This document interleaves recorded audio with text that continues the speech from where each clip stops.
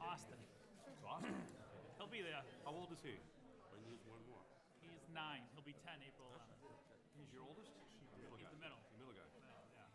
He should be there. His game's not till like 2:30, so he's plenty of time. Continuation of public hearings of the Salem City Council was held in the council chamber on Wednesday, March 30th, 2016 at 6:00 p.m. for the purpose of discussing conveying a portion of 297 Bridge Street for the sum of $10,001 and land disposition agreement and conveyance of land to Sun King LLC for the sum of $990,000. Notice of this hearing was posted on March 10th, 2016 at 10:03 a.m. Absent at the moment is Councilor Gerard. All of the councilors are in attendance. Councilor Josh Turiel presiding. In attendance, we have a number of members of the public, as well as the administration and representatives from FW Web. Councilor McCarthy. Thank you, Mr. President.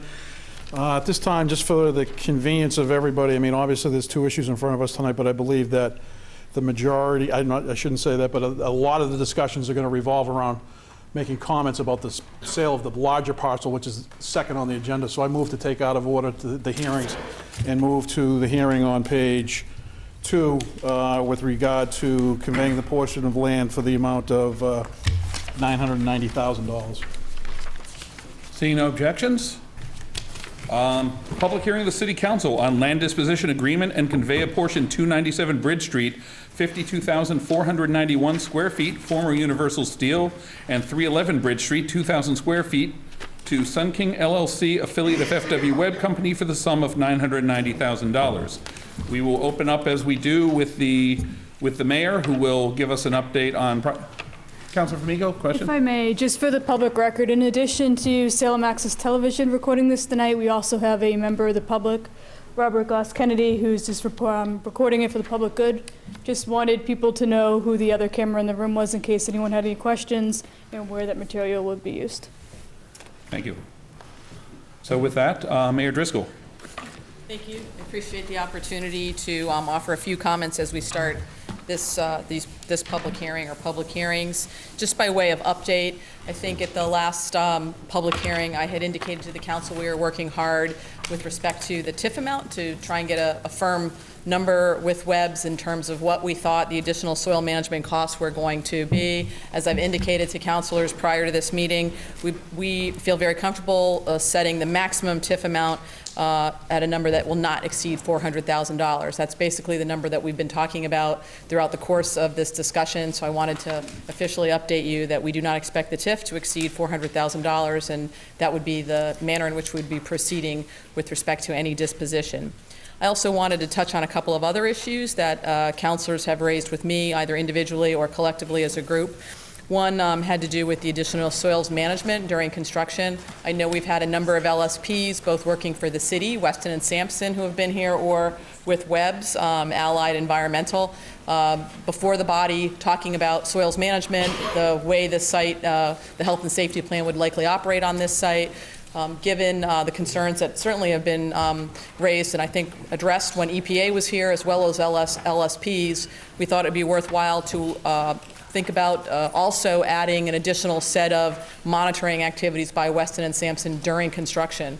That way, some of the concerns that folks have expressed about construction activities taking place, while everything leads us to believe that Webb's has a quality construction company that they'll be working with, we want to make sure we do have some extra eyes monitoring that construction activity while it's taking place. So that is certainly a suggestion that we would like to put forward to the council in terms of moving forward, making sure we keep our own LSP on site, making sure the health and safety plan is being adhered to. We've also talked about design standards. I think it's fair to assume we'd all agree that the rendering, and I'm using that term loosely, that was submitted by Webb's with their proposal almost a year ago now, is not a likely scenario with what we'd actually like to see on that site, and certainly doesn't comport with the design standards that we typically follow within our community based on prior planning board decisions, efforts of our design review board and others. We've shared some of those decisions with both some of the abutters as well as councilors so they could see some of the before and after. It's not unusual at all for projects to come into any of our permitting agencies looking one way and come out looking a different way. One that I would offer is usually improved. We've certainly suggested that the petitioner could benefit from a work session with the Design Review Board. We have used that process on other sites where the DRB is not a requirement within the zoning. It's not a set up in the B4 zone. It is only in the NRCC and our B5. Those are the only two zones that currently require a DRB approval. But we have used that DRB as a work session in other areas, and we think that would be very beneficial. Allows architects to get together, really discuss the functionality that they need on the site, and have an opportunity to vet and tease out ideas that ultimately the planning board approves. I think the other thing we wanted to make sure councilors saw was what the planning board's jurisdiction really is. Under site plan review, it's quite extensive, not just lighting and landscaping and noise, areas that we've talked about, areas that are important certainly for abutters and for our community, but design elevations, design details. And I think that's something that that board takes seriously. As you know, they were at the first public hearing. They recognize quite fully the concerns that neighbors have expressed, and I think are excited about the opportunity to make this project one that's much better on the outside than it was initially presented. The last thing I would just mention is the hazardous material sort of long-term liability. I know that councilors have, several councilors, or at least one, have said, what are we doing about that, and what's our plan moving forward? We have retained environmental counsel to help the city solicitor review those issues to make sure that we're adequately looking at that. We do feel pretty comfortable, given the manner of this site was acquired through tax title. The fact that we're a non-contributing party, always helpful that we were not an entity that was contributing in any way to the contamination, and the extent of remediation undertaken not just by a private contractor, but by the EPA. They actually were the contract manager on that site, that we've taken reasonable steps to avoid future risks. The solicitor is working on a memorandum based on the review and analysis with the environmental lawyer, and we'll certainly be providing that to the council, or able to address some of that now if folks are interested. But I wanted to make sure I updated you on those items, and certainly welcome working with the council to identify other issues. I've had a chance to speak with some of you individually, and would look forward to continuing to do that either collectively as a body or individually, to try and make sure we're addressing concerns as they've come about. We've also followed up with abutters. We did have a meeting with direct abutters. I think we've had 2 meetings with direct abutters, those who are willing to attend, to identify particular concerns, and have tried to provide some additional information to that group as well. We recognize this is a sensitive issue, and we're trying to work hard to put in place a project that I think will be not only good for our community, but good for abutters as well. Any questions by members of the council at this time? Anybody else need? Oh, Councilor Dibble. Yes, thank you, Mr. President. Through you, I guess, possibly through the mayor or maybe the city solicitor, Mayor or Beth, how can we make this, your comments, part of, if this thing were to pass, how can we make it part of the entire package, with, in particular, the TIF, the 400,000? We have a selling price, but then we have the TIF. And right now it's verbal, but how do we make it part of the package? Also, number 2, there's 3 items. The DRB, I think, is a great idea. The Historic Commission has commented as well, so I'm sure that they'll comment to the DRB or Planning Board or both. Yep. But how do we make the DRB actually part of the process, so it's not, it's in concrete? Sure. And the last one on the long-term liability on the environmental, the soils contamination liability going back to the city of Salem. How you're working with a council now, an environmental council, but again, how do we make that part of the package now? So I'll talk a little bit just about the LDA. Anytime the city typically sells a parcel of land, we have a land disposition agreement that will spell out all the constraints that we're putting on. It's like certainly an amped up purchase and sale agreement that would also be incorporated into a recorded document that gets recorded with the deed, to make sure that these items that we talked about not only are part of your approval process, so the conditions of the body's approval, but are wrapped into a land disposition agreement that are recorded at the registry of deed and run with the land. It's typically how they do that. With respect to the Environmental Council, much of what he's provided us is information that already exists within the law, some of the protections under CERCLA and other laws that are designed to ensure that brownfields can be redeveloped and limit risk and liability, particularly of innocent parties, what they call bona fide purchasers, if I'm using the correct terminology, which we would be, particularly the manner we obtained this parcel through tax title. we can certainly elaborate on that further, either now or later. I know we have a lot of folks who want to talk, and we do have council subcommittees that will be deliberating on this directly and can provide additional information at that time as well. Any other questions or comments by members of the council before we open up the public hearing? Seeing none, at this point we'll open up our public hearing. And just to review the process with everybody, first we will ask anybody, we will sweep the room looking for people who are in favor of this purchase or of this sale agreement to speak. After that, we'll go through the room again, asking for people who are opposed to it to speak. What we hope you would do is we'll try and hear, the plan is to hear everybody who wants to say anything. The caveats being that we ask that you remain very specifically on the topic of this sale itself and not on the other questions that have been raised and discussed, like the zoning or the discontinuation or anything of that sort. Those are separate issues that we've heard at other public hearings, including surplus and the like. And the other thing we ask is that you confine your remarks to 5 minutes or fewer so that everybody has a chance to speak. Once we have completed this process, we will close the public hearing.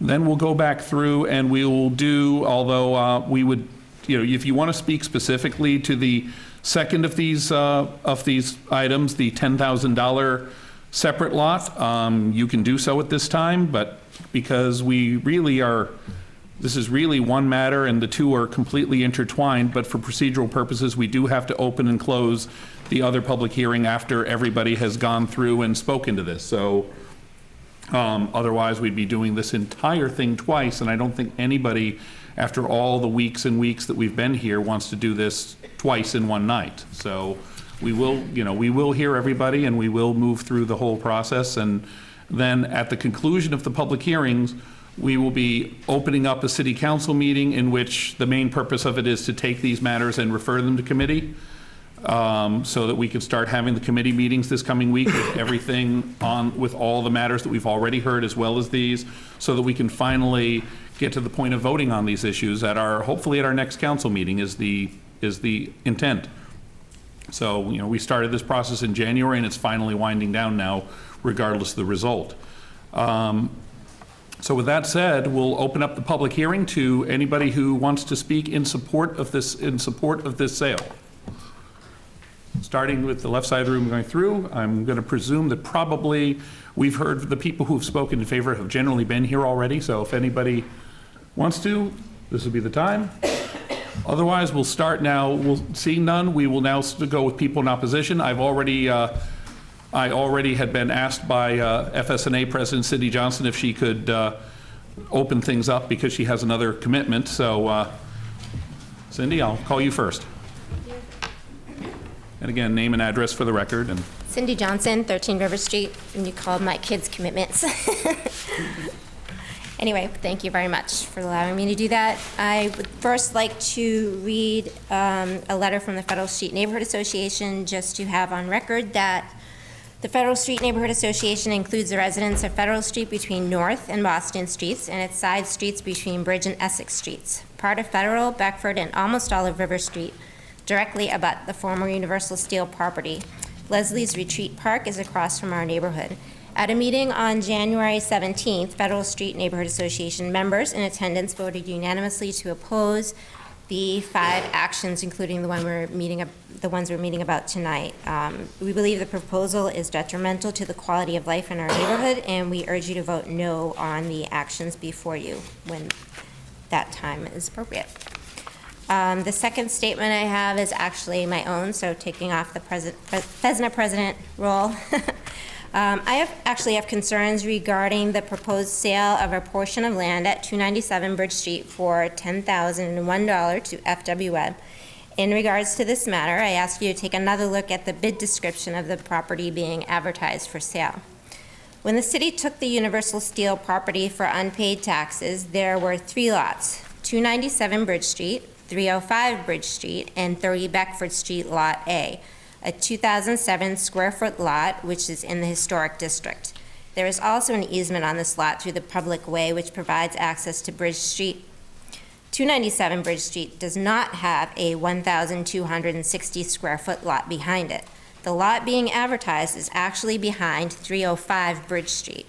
747 square feet was added to the Universal Steel lot and put out to bid for $990,000, and a bid was put out for $10,001 for what is actually 1,260 square feet of Lot A. As a result, I have concerns about the legality of both the $990,000 and $10,001 bid.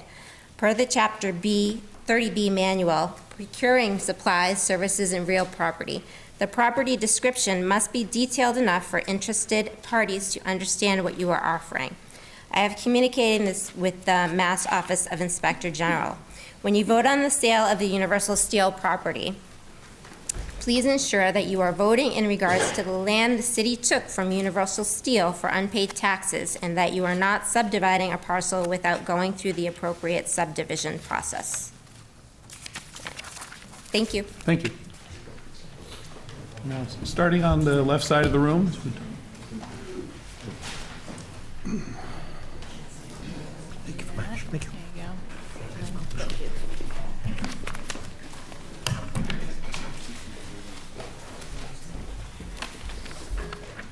Hi, my name is Lisa Spence, and I'm a resident. I live at 17.5 River Street.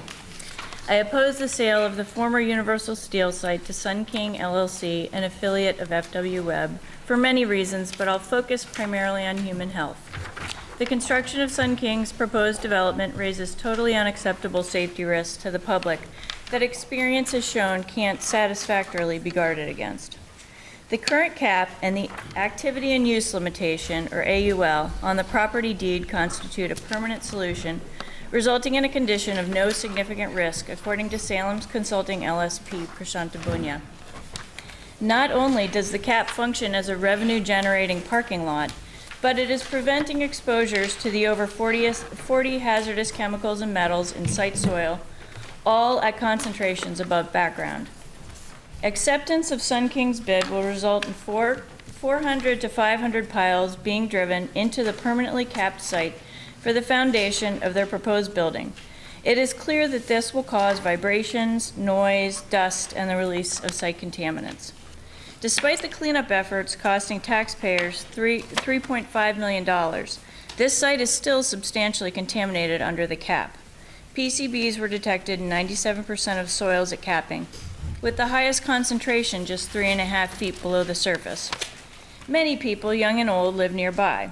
If you accept this bid, they will be exposed to hazardous pollutants during construction, pollutants that have known serious health effects.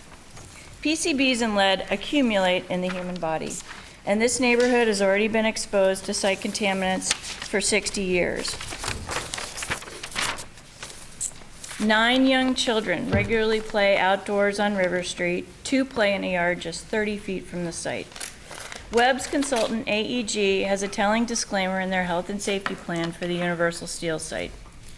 And I quote, "Any general construction work in the AUL areas containing PCB-impacted soils will require the proper personal protective equipment. Since PCBs bioaccumulate, it is imperative that workers avoid all exposure to skin and eyes and avoid any potential for accidental ingestion by wearing at a minimum the following: gloves, goggles, and a Tyvek suit. Strict adherence to this plan will reduce to a minimal level, but not eliminate, the potential for harm from impacted media at the site. Therefore, AEG cannot and does not guarantee the health and safety of on-site personnel or individuals who may come into contact with site soil or groundwater. The amount of disturbed soil depends in part on the type of foundation deemed workable for this site, but the ultimate approach to construction remains in question. The amount of contaminated soil disturbed could easily be larger than what's currently estimated from driving the 400 to 500 piles. Even shallow soils, often described as relatively clean with less than 10 parts per million PCBs, were evaluated as too dangerous for a potential site visitor. These are the soils that will be stockpiled at the site for 2 or more months. Contaminant release during construction seems likely. This will primarily be a construction site. Handling of contaminated soils and groundwater will be secondary. Dust monitors will not stop the dust. and the dust monitoring plan is destined to underestimate the amount of contaminated dust and particulates to which neighbors will be exposed. This site experiences regular tidal flooding when the tide is 10.8 feet or higher. This flooding has the potential to distribute site contaminants out onto Bridge Street and directly into the North River via the storm drains. There has been a troubling desire on the part of the administration to forge ahead with the acceptance of this bid, despite the important unknowns, the increased risk to residents, and little or no financial gain. I'm concerned that Salem's own LSP has erroneously downplayed site risks, and that Weston and Sampson's Phase 3 Remedial Action Plan, the RAP from January 2015, is no longer available at salem.com. It is impossible to evaluate the merits of any plan without the substantial data in the RAP.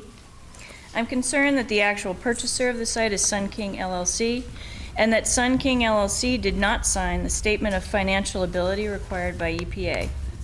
This calls into question their financial ability to deal with an unacceptable release, resulting in large additional costs. I'm concerned that we still don't have a TIF amount, that Sun King/Webb has not withdrawn its TIF stipulation, and that the TIF is still dependent on cleanup estimates. At its best, a public hearing is an opportunity for decision makers to hear new information from residents and local knowledge to consider. I am optimistic that these have been the best variety of public hearing. Thank you. Thank you. Who'd like to speak next from this? Okay. Jeremiah Jennings, 18 River Street. I'd like to pass out a few pictures for the councilors.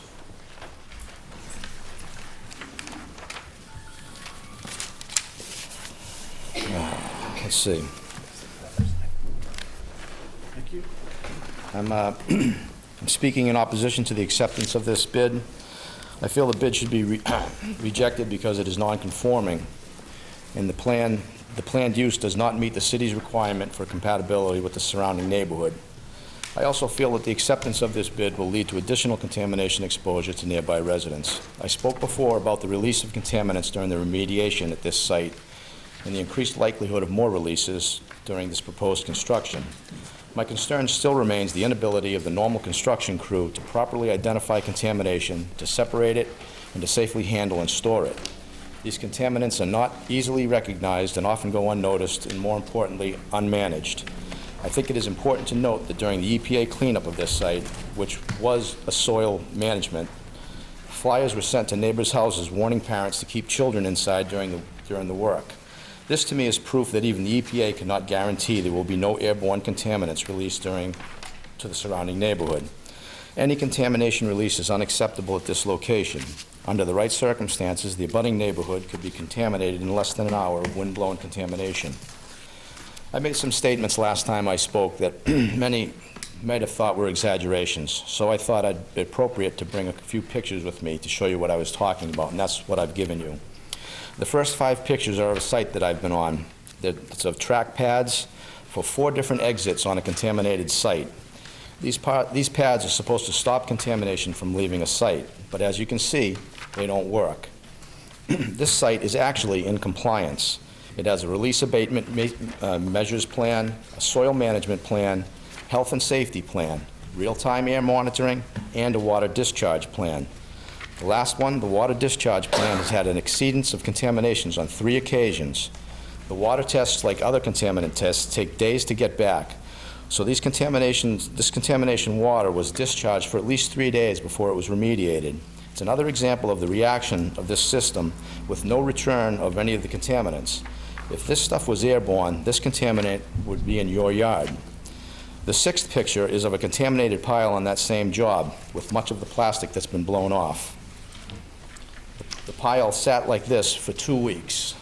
I saw it every day. The one picture I don't have is of the street sweeper. I saw it twice in the 2 weeks I was on this job. I couldn't get my camera out quick enough the 2 times I saw it. One quick story. Just the other day on a contaminated site, we encountered an obstruction while we were driving steel sheeting. We had the excavation crew dig out the obstruction. The hole ended up being 15 feet deep and 25 feet in diameter. But because they were looking for obstructions in the dirt, every bucket that came out of the ground was spread out on the ground and combed through looking for that obstruction. When they reached the bottom of that hole, the inspector, who's a 22-year-old who just graduated from Wentworth in May, showed me a plan that showed the outline of a box right where they had dug. Next to the box were the letters RTN. He thought that that box showed the obstruction that we had hit. He didn't know that RTN actually means Release Tracking Number. That's a DEP designation for contamination locations. They had just unknowingly dug up a hot spot of contamination. Now that dirt now was scattered over a 200-square-foot area. What did they do? They pulled the obstruction out of the ground, filled the hole, back to work, business as usual. The residual dirt was left for us to walk and work in and then blow away. This is the type of contaminated dust that will be generated at this Universal site, the worst kind, the kind that no one knows about and the kind that is not managed. This is why I wear long pants and a long-sleeve shirt with tight cuffs and a high collar every day of the year that I work, even when it's over 100 degrees. I even tape the bottom of my boots to my pants, the bottom of my pants to my boots to prevent dirt from getting in, because I don't know when an accident like this will happen again. But why should I worry when there is a real-time air monitor on this job? Simple answer, they don't work, period. The 7th picture is of that monitor on the last page. It's a little like playing Where's Waldo.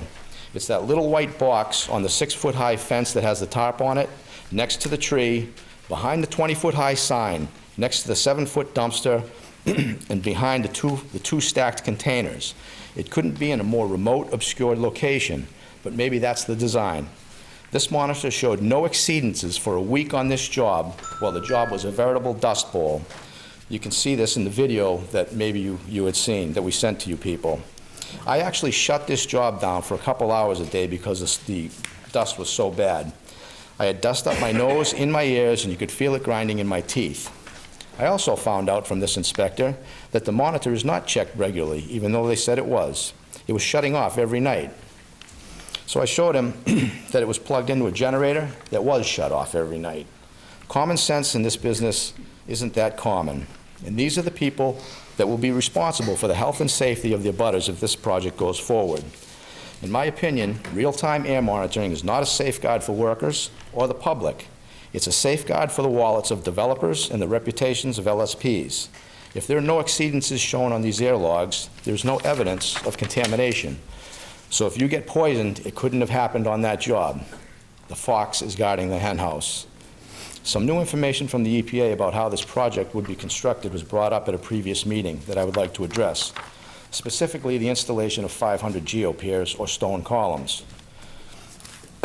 For those of you who don't know what they are, let me explain. They're foundation supports that are cylindrical columns of crushed stone ranging in diameter from 1 foot to 2.5 feet and can be up to 40 feet long. The process involves vibrating a pipe vertically into the ground and then dropping stone into this hollow pipe.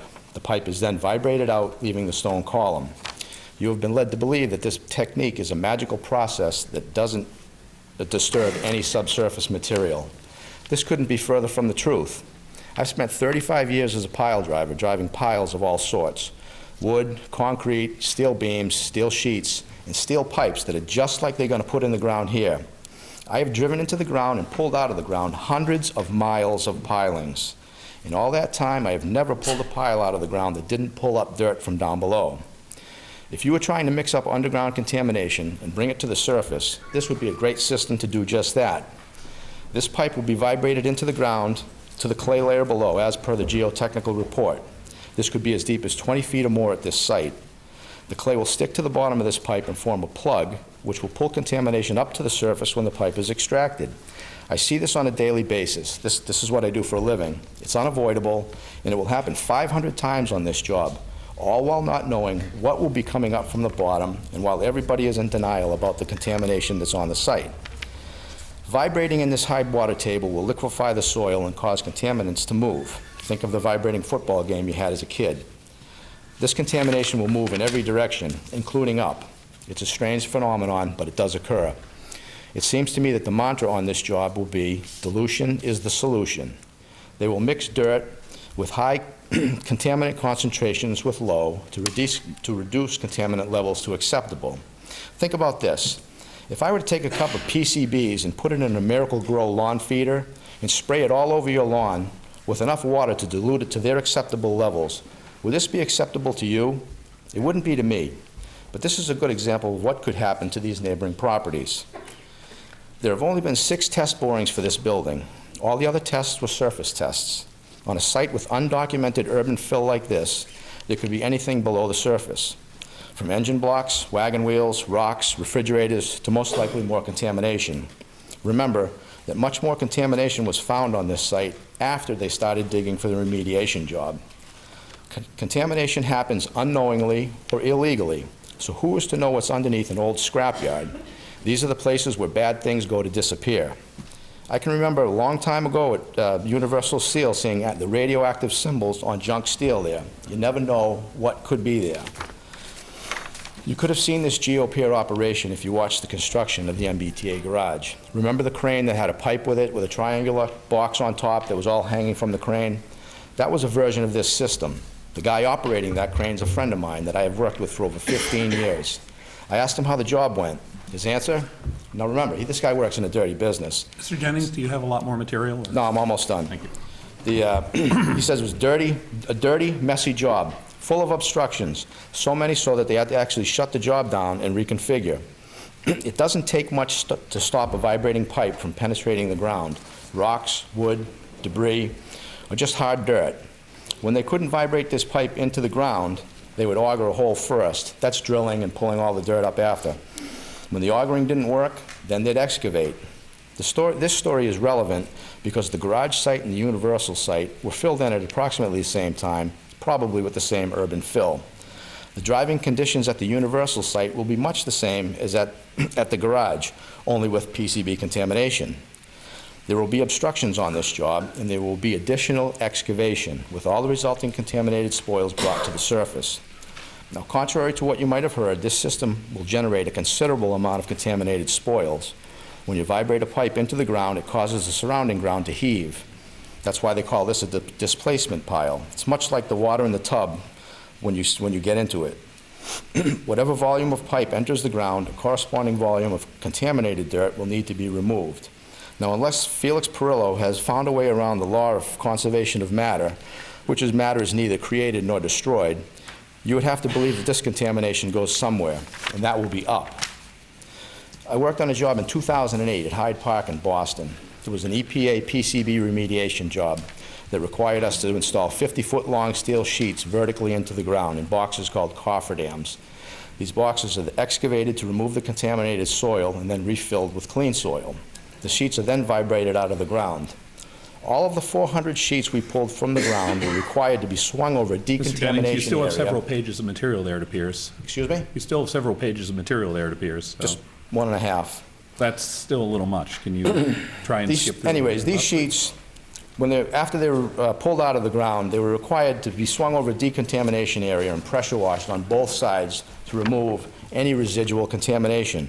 I don't understand why the 500 pipe penetrations on this Universal site would be any different. Last summer, I worked at the Salem State garage job installing an earth support wall. While there, I watched as hundreds of geopiers were installed. This is a very messy business. There was a pond of liquid mud that covered a quarter of the site with piles of dirt everywhere. Each machine had a steel cage grating in front of the operator's window to stop flying debris. Most of the time, the operators looked out the side door because the windshield was so covered in mud. You could hear the sound of compressed air running through the pipe all day long, which is to stop the pipe from being clogged, but also causes eruptions of dirt to spew from every hole. The question was asked at a previous meeting if anyone had seen a Greenleaf job. I should have raised my hand, because after hearing that Andy Macbeth of Greenleaf had worked for J.M. Cool, I remembered the name.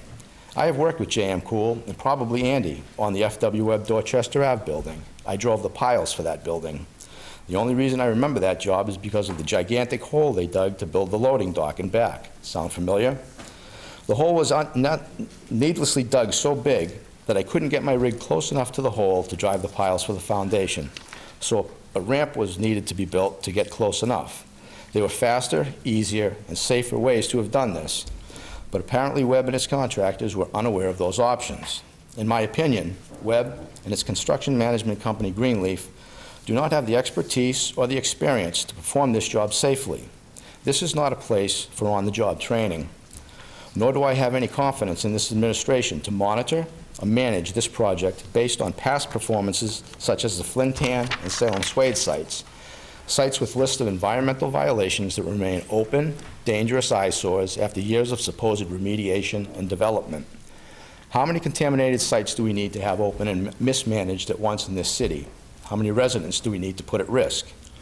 This is a dangerous plan that will cause lasting negative health effects on the neighbors of this site. Please vote like you live there too. Thank you. Thank you. From this side of the room, again,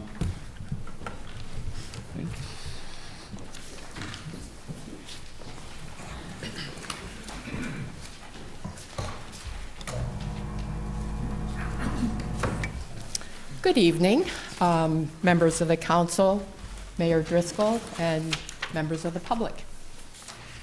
I return to the podium tonight not because I want to, but because I have to.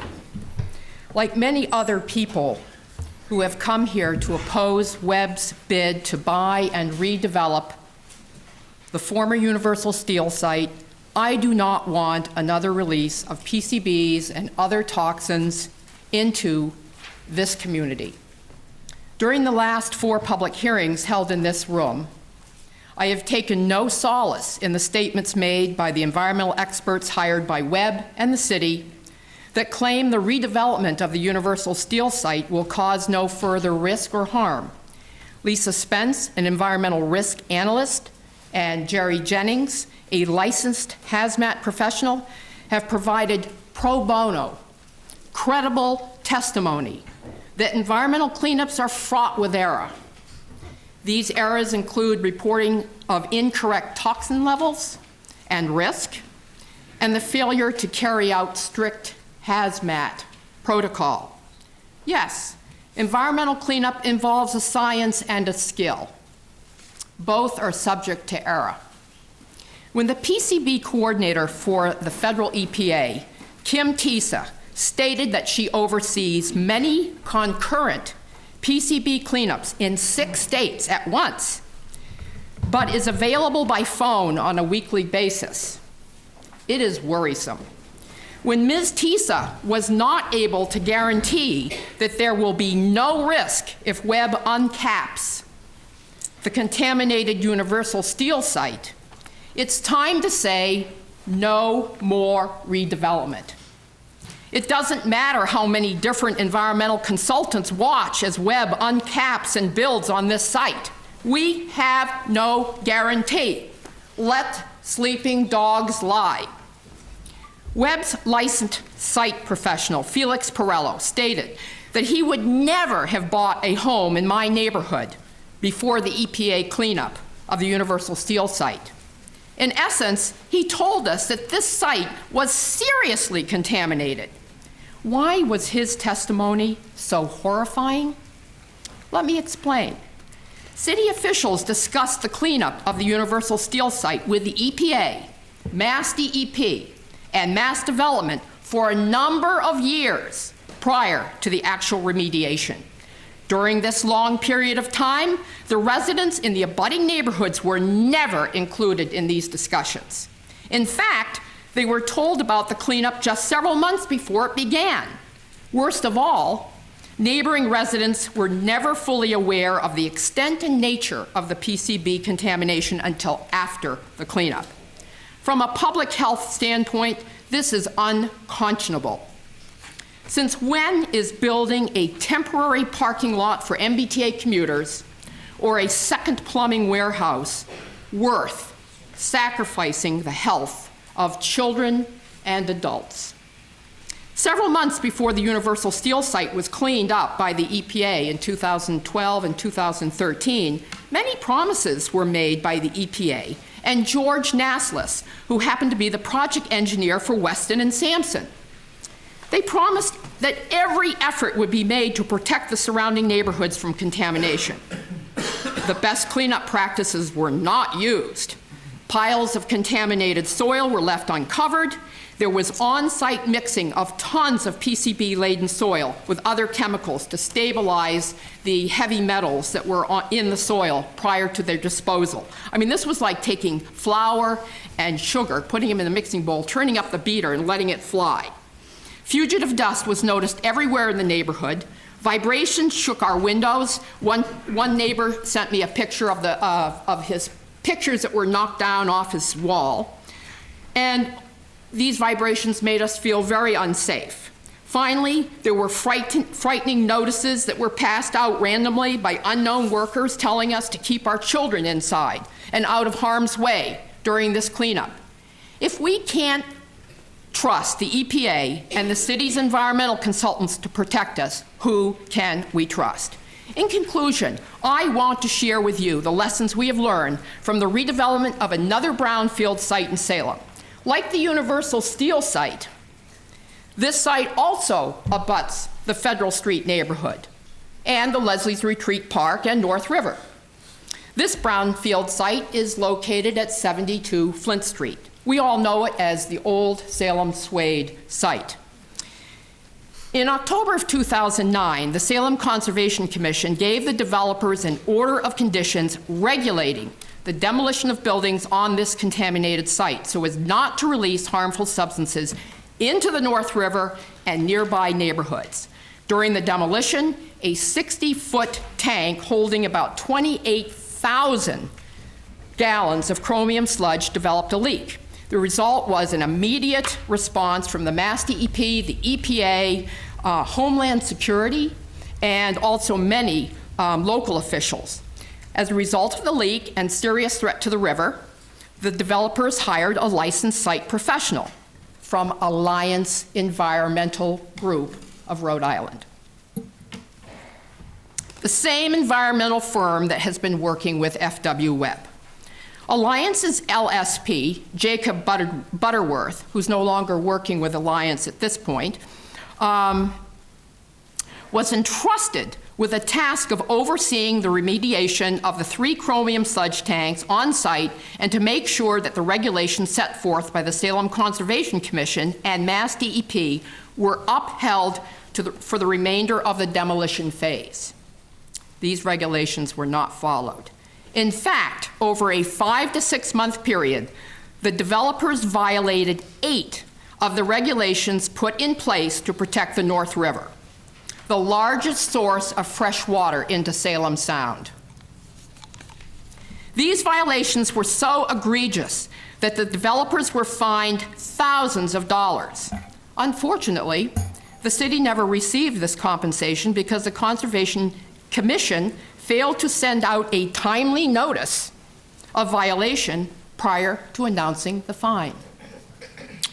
What are the important lessons learned from 72 Flint Street? First, licensed site professionals make mistakes. Whether they're intentional or not, these mistakes can cause harm to the public and the environment. Second, the oversight of environmental cleanups by local, state, and federal agencies is often too late to be proactive and protective. These agencies are very busy and place too much trust in their environmental subcontractors and licensed site professionals. Finally, if Webb's environmental experts fail to uphold the environmental regulations at the Salem Suede site, a brownfield site with no PCBs, how can we trust them to protect our community during an uncapping and redevelopment of the contaminated Universal Steel site? The idea that this city would hire Weston and Sampson to oversee Webb's environmental consultants would be like hiring a fox to watch the fox guard the hen house.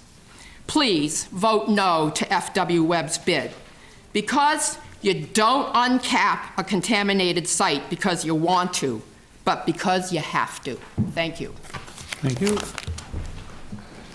ahead.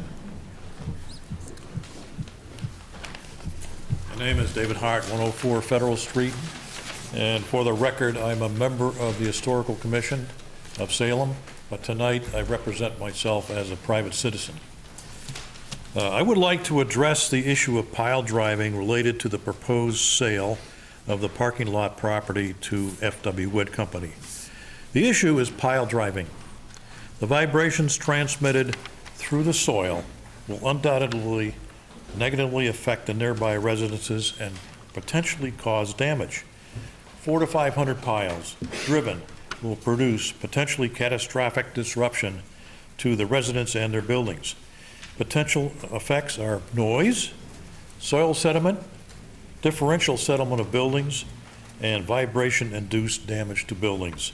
For these reasons alone, I urge you to reject the proposals before you. Thank you. Thank you.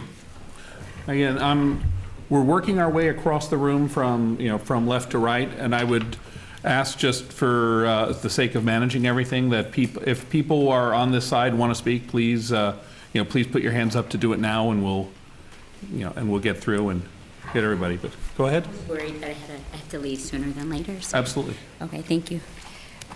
Just quickly, Elizabeth Nugent, 12 River Street.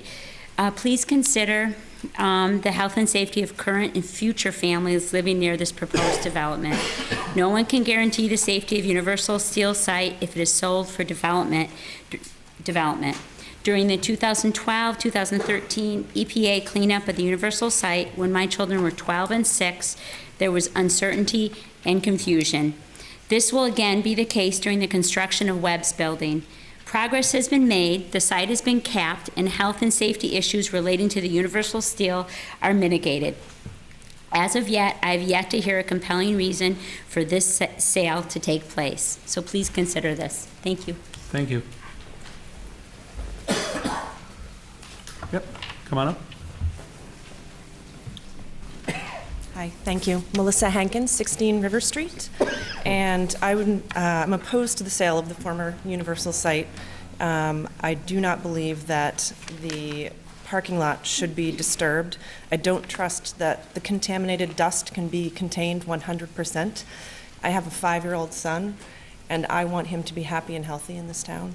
And so I urge you, for the safety of the children in the neighborhood, to please vote no. Thank you.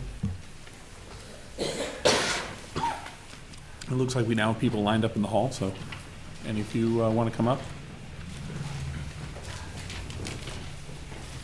Thank you. Peter Nugent, 12 River Street. I'm opposed to this selling of the Universal property and its development.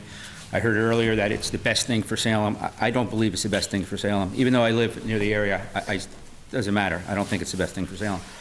All the things that we have been hearing and all these other factors on finance, economics, the RFP process, spot zoning, to me, it just doesn't add up. But most concerning is health, as we've been hearing. Why dig up the site? We've been hearing this. I heard again, there is no digging, but again, I don't understand the physics either.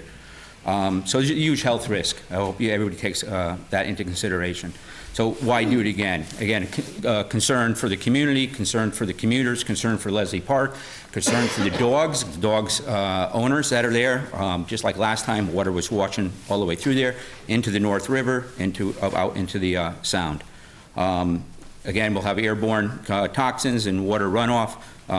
That, I think, is a fact. There's a lot of things we've been hearing that, it's, again, a little bit soft on facts, but I think that's a fact. We'll have airborne toxins and water runoff. But we keep on hearing we'll mitigate it. Last time I brought this up, the mitigation for my family, and as we've heard, was a handwritten flyer that was passed out by the guys who worked there. Someone asked me a little bit about that, and let me say a few things around it that, at least my experience or exposure to that, was I used to take the train every day to down the Beckford Way to the train, and I used to pass the site while those guys were working there. Ended up starting to chat with them, and actually a lot of these guys were from out of town. They didn't know the area. They didn't even know there was a neighborhood behind. They didn't know it was a historic neighborhood. I actually lent them the book on Salem, then and now, or now and then. The guys gave it a read. I had conversations every time I was coming through. I actually lent them Salem Fire book. We had some discussions about that. They said that they were walking around the neighborhood during the lunchtime. They had no idea that there was a historic neighborhood there. I don't know. Maybe that had something to do with these guys doing handwritten flyers and putting them out in our neighborhood because no one else was doing anything. Well, I should have started with this. Actually, I wanted to say thanks. Thanks to the council. Thanks for putting up with this. Thanks for letting everybody come and speak. I'm impressed and grateful for what the council's doing. From my understanding, this is all a new process to me, but this is not your day job, right? You guys have other jobs. You're here. You're trying to make Salem better. You're not a paid administrator that does this all day, and if it continues and whatever happens with it and is you know, their day-to-day process. So thank you for doing that. But I think you probably took this job to make Salem better and to do things for yourself and to make the council better and to help Salem legacy move forward. So I hope you just kind of think about why you took the job and that why you wanted to be a council person and to help make Salem better. Don't do what the administration tells you. Don't just follow the lead of other people. Do what you think is right, because that's why you took the job. And I hope you make your decisions based on some fact. And when you vote for vision. Don't vote for some tactical. Vote because what you do is going to be legacy. What the administration does, they do. But I think, if I understand it, the council actually determines what the history is and what the legacy is for Salem, because you are executing visions and strategies. But you have risk. So, please be aware of that risk. And as far as from risk, this whole proposal to me, the process, the health, all risky. But we're going to mitigate it. I keep on hearing that. But there's a big difference, I think, that's here.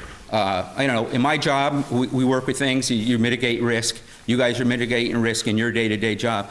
But typically, you have a value proposition, right? You understand what the value is, what you're taking this risk for, and what you're going to mitigate. I haven't heard one at all. I don't know anybody in corporate America or anywhere, business, what will do something without a value proposition. Then when you have a value proposition, you have a business case. Usually it's kind of solid. Okay, you manage it, you're going to massage it as you go forward. I don't know. I haven't seen any facts that even build into a business case. So as you're going forward as council's members and as you're going to vote and you're going to make your decision, I hope you have a business case. I hope you have a value proposition. I hope you feel this is the legacy that you want to do for Salem. And you're doing it for what you think is right and what you think is for Salem. And I thank you for everything you guys are doing. Because I'm tired of coming here once a month. You guys are taking all sorts of stuff on your plate and doing it every day. Every day in the paper, I can't believe the stuff you guys got on your plate. So thank you. And I think everybody thanks you. So again, think about the future of Salem. My last point is I have a handout, I have a little house on River Street. It's probably the smallest one on there, little yellow one. If you go by it, don't throw garbage around it, because I do back up on the Bridge Street, and that's what I do most of the days, pick up garbage off of Bridge Street.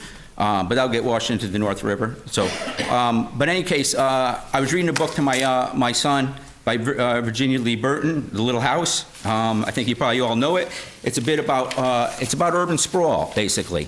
And so I got done reading the book. I shut off the lights for my son. I know it's to pat these up, and I'm goofing up here. And I turned off the light, and my son said to me, he goes, Dad, I'm going to quote here, that little house in the book is just like our house on River Street. Thank you. Thank you. All right, again, there's people lined up in the hallway, so if you guys can come in, next person in. Oh, wait, we have one person on the side here. Come on over. Hello, my name is Pat Rainin, and I live at 190 Bridge Street, and I oppose the web expansion. Can you speak a little louder, please, possibly? Okay, sorry. Until a few years ago, I lived on 82 Federal Street, directly behind Webb. I lived there for 36 years, and I raised my children there. And we didn't have air conditioning, and the windows were often open. And my children also played in the backyard, where they would watch the Webb trucks and everything. But anyways, when my oldest son was 14 years old, he was diagnosed with a pituitary brain tumor. It was very aggressive, and he had to endure 2 brain surgeries, one through his skull and one through his nose, and followed by 6 weeks of radiation. And at that time, the chief of pediatric neurosurgery at Boston Children's Hospital asked me to fill out this survey and to enter my son in a research study. And the title of the study was environmental causes of brain tumors. He felt that my son's tumor was very rare to be diagnosed in a child. And unfortunately, when I was filling out this form, I had no clue that I was living adjacent to property that was contaminated. And even then, after I lived there for 36 years, no one ever informed me. And I feel that it would be very bad and very unfortunate for the neighborhood surrounding Webb and the city of Salem to allow this proposal that would put innocent children and vulnerable adults at risk. Thank you. Again, there. Okay, now we have more people on the side.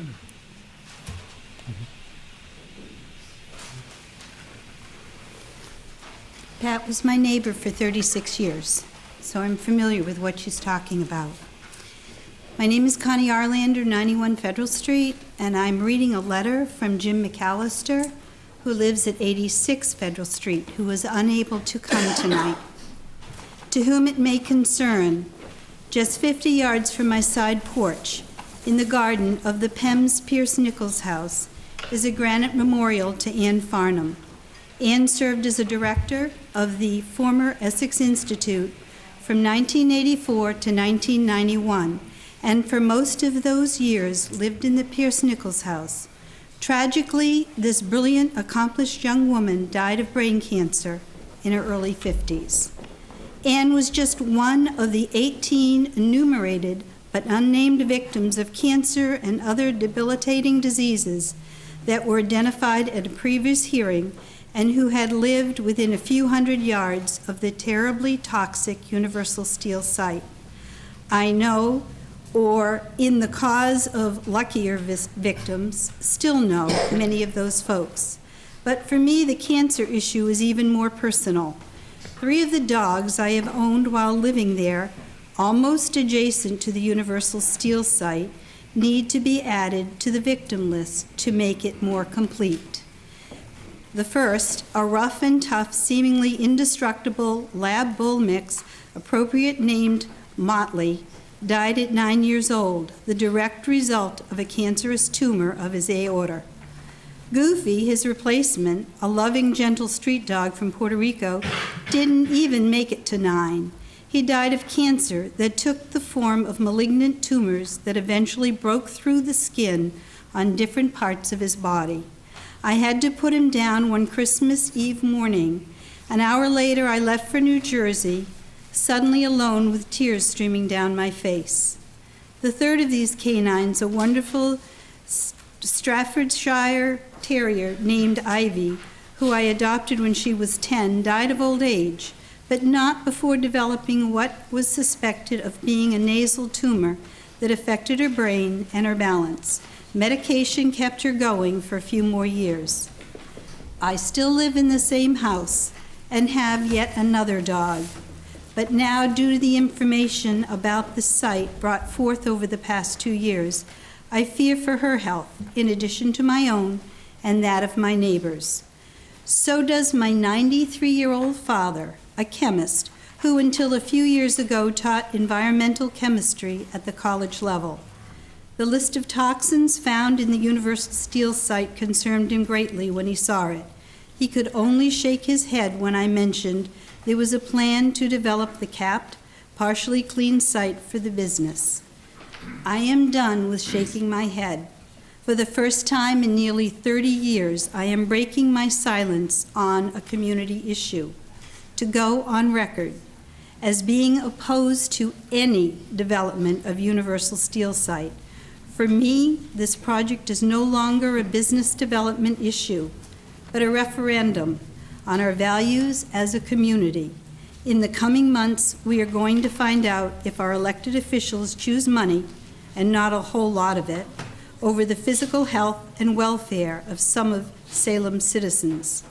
I personally will be paying very close attention and will take whatever action I can do to stop FW Webb project from moving forward. Because for me, my current pet, and my neighbors, it may be well a matter of life or death. Jim McAllister, 86 Federal. Thank you. Anybody else on this side of the room like to speak before we go back to the outside? Go ahead.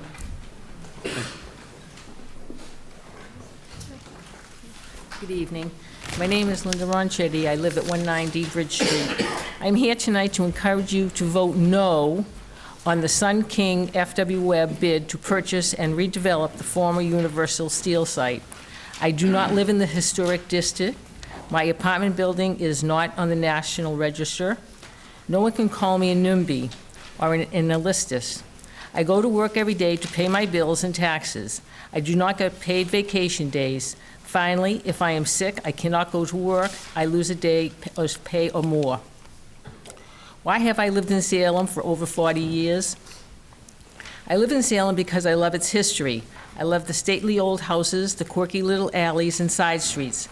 For me, it is impossible not to be enchanted by the hundreds of historic resources that the city has to offer. Many of these are accessible to the general public without admission fee. One of the most enjoyable things about living in Salem is meeting all the tourists that come here from all over the world. We can't help but share our enthusiasm and passion for Salem history. In closing, it is important to emphasize that many people earn their living from tourism in Salem.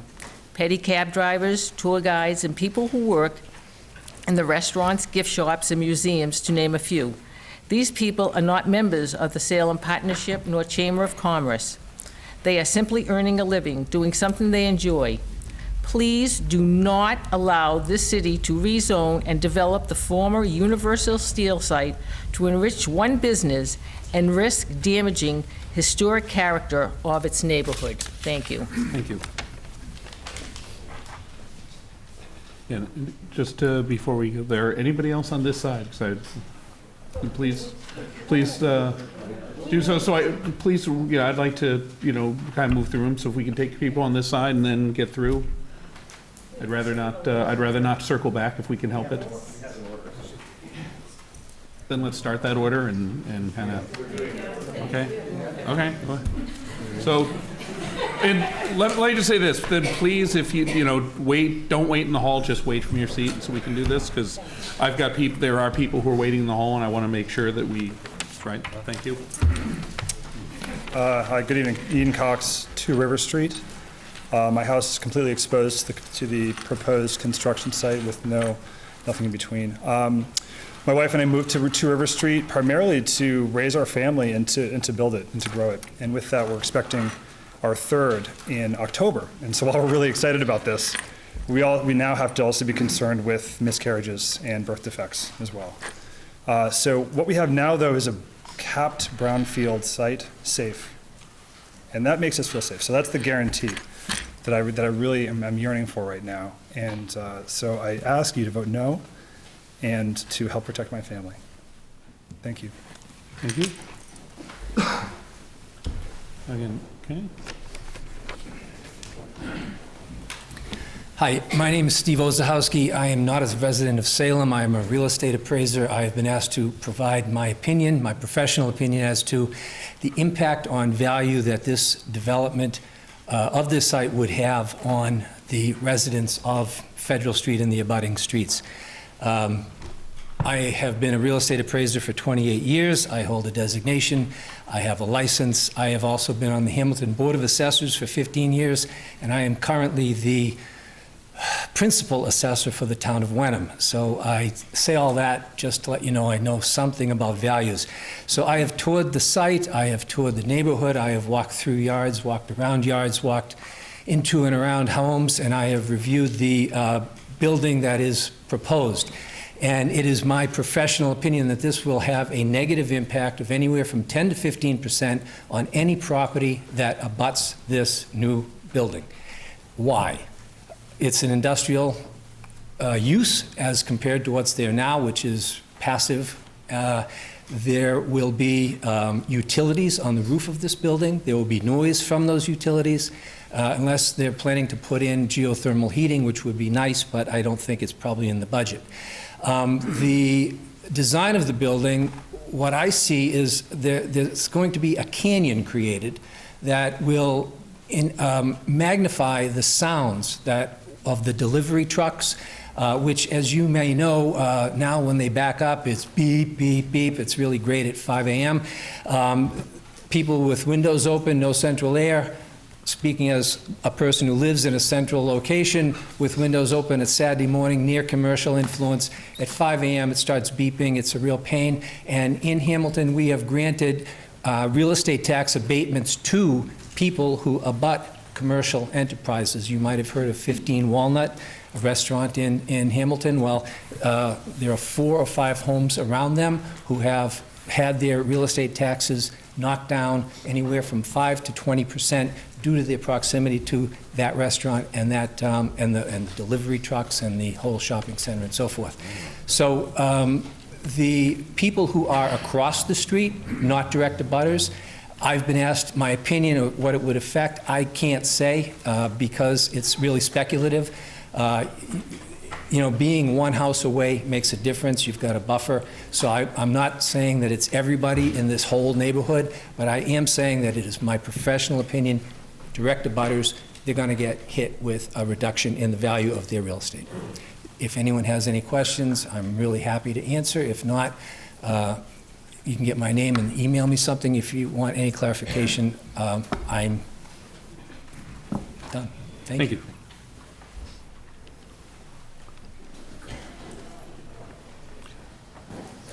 Evening.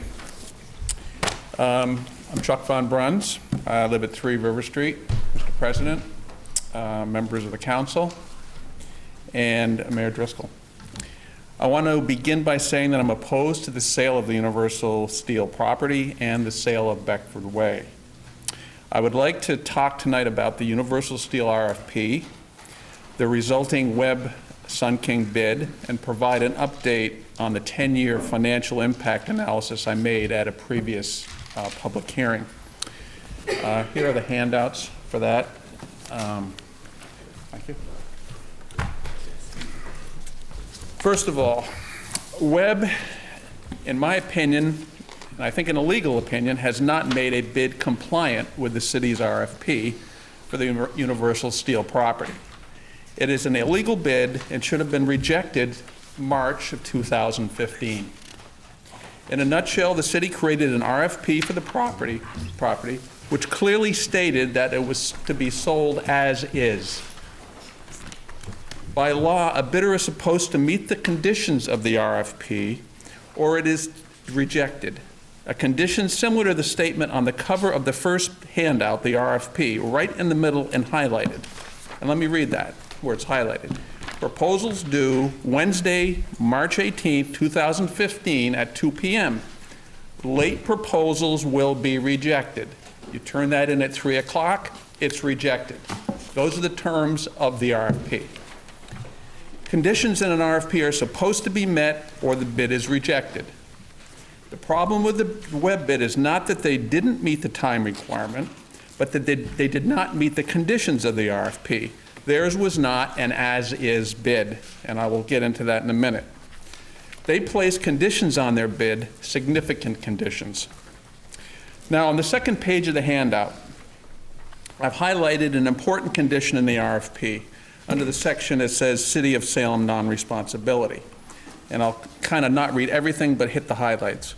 The City of Salem will bear no responsibility for any costs, including, and note it says, site preparation work. The next page, RFP under property description states, and I've highlighted that. The parcels are being sold as is. Let's go to the next handout, which is the Webb bid. So we have the RFP, now is the bid. Turning to page 2 of that, the bid proposal form addendum states at the top, the offer of $990,000 is subject to the following contingencies. And number 3 is the most important one. Paragraph 2.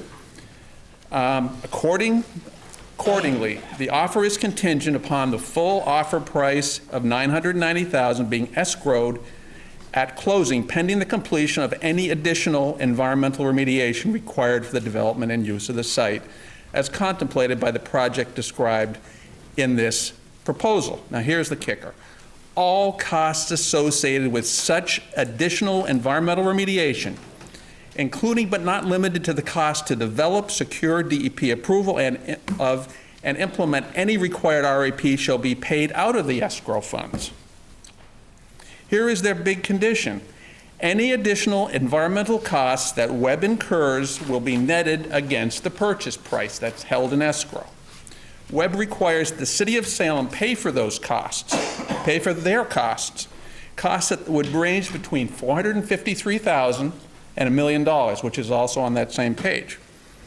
On the last page of this handout, 9 months later, on December 28th, Webb, in a letter from their attorneys, rescinds the escrow reimbursement condition and instead wants a condition of favorable tax increment financing, or a TIF, vote of the City Council awarding tax exemption and/or tax credits to the proposer, Webb, in an aggregate amount equal to the environmental remediation costs required to construct the project. No limitations, no 400,000, no specific number, whatever it takes. In essence, they have changed their reimbursement vehicle for the environmental costs from an escrow agreement, which has been deemed an illegal approach to this kind of bid, to a TIF agreement. That's why they did it. They are still asking for a reimbursement of all their costs. Despite what the mayor says, we're limited to 400, Webb has not agreed to that. Their bid, as we see it, says whatever it takes. The conclusion I draw from all this is that the RFP clearly states the property is being sold as is, and that the city will assume no responsibility for costs relating to the condition of the property. The Webb bid does not comply with the RFP for the property to be sold as is. Webb requires reimbursement by the city for total environmental remediation costs that they incur in an amount between $453,000 and $1 million. This is a non-compliant bid, and that should have been rejected March of 2015. Beyond the fact that the bid did not meet the RFP requirements, the whole bidding process and its aftermath has given very preferential treatment to Webb.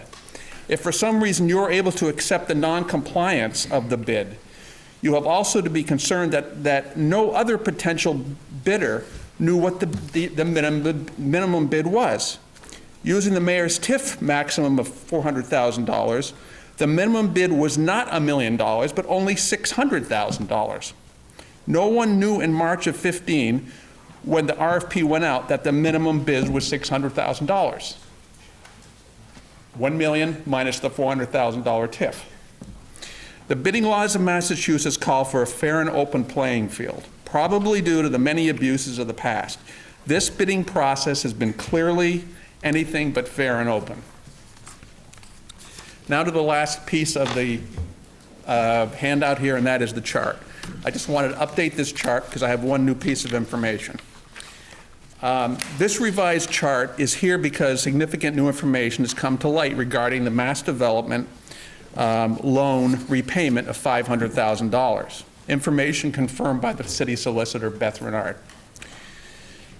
It turns out that the $500,000 or $384,000, as the mayor feels the city is required to pay, has to be paid only if the property is sold, and does not have to be repaid if it remains a capped parking lot. In other words, if it's sold, we have to pay the $384,000 or $500,000. If we do nothing, we have to pay nothing to mass development. So what does the chart now show? If you take a look at the chart, I've added two items to the chart, the original one. I've added a fourth scenario to satisfy Councilor Epley's curiosity about what would happen if Webb moved out of Salem. And second, I've added a line for mass development repayment, mayor's amount, using the negative $384,000 under the Webb proposal column. This is the impact of the new information. It reduces this scenario to $1,007,000. If we scan from right to left, the Webb proposal gives the city and its residents $1,007,000 over a 10-year period. The status quo actually gives the city more, $1,001,000. Webb moves out of Salem, a little over $2 million. Webb moves within Salem, which is my preference, almost $3 million. The chart now shows that Webb moves within Salem is now 3 times better, if you look at the numbers, than the Webb proposal. The original chart was only, two times better. It is by far the best scenario for Salem. It is the best business decision and the best public health decision. In my opinion, the city should be proactive in the right way and incentivize Webb to do this. The chart shows that Webb moves out of Salem is 2 times better than the Webb proposal. My conclusion from this is that while no one wants Webb to move out of Salem, it would not hurt Salem financially. Oddly enough, the simple, non-invasive status quo is even better than the Webb proposal. Simply put a parking kiosk there and be done with it. Let me leave with this. Why is the administration bending over backwards to advocate for a bid that is both non-compliant with the laws of Massachusetts and not in the city's best financial interests or its public health interests? And on top of that, why is the city willing to offer a $1 billion plus company a tax credit of $400,000?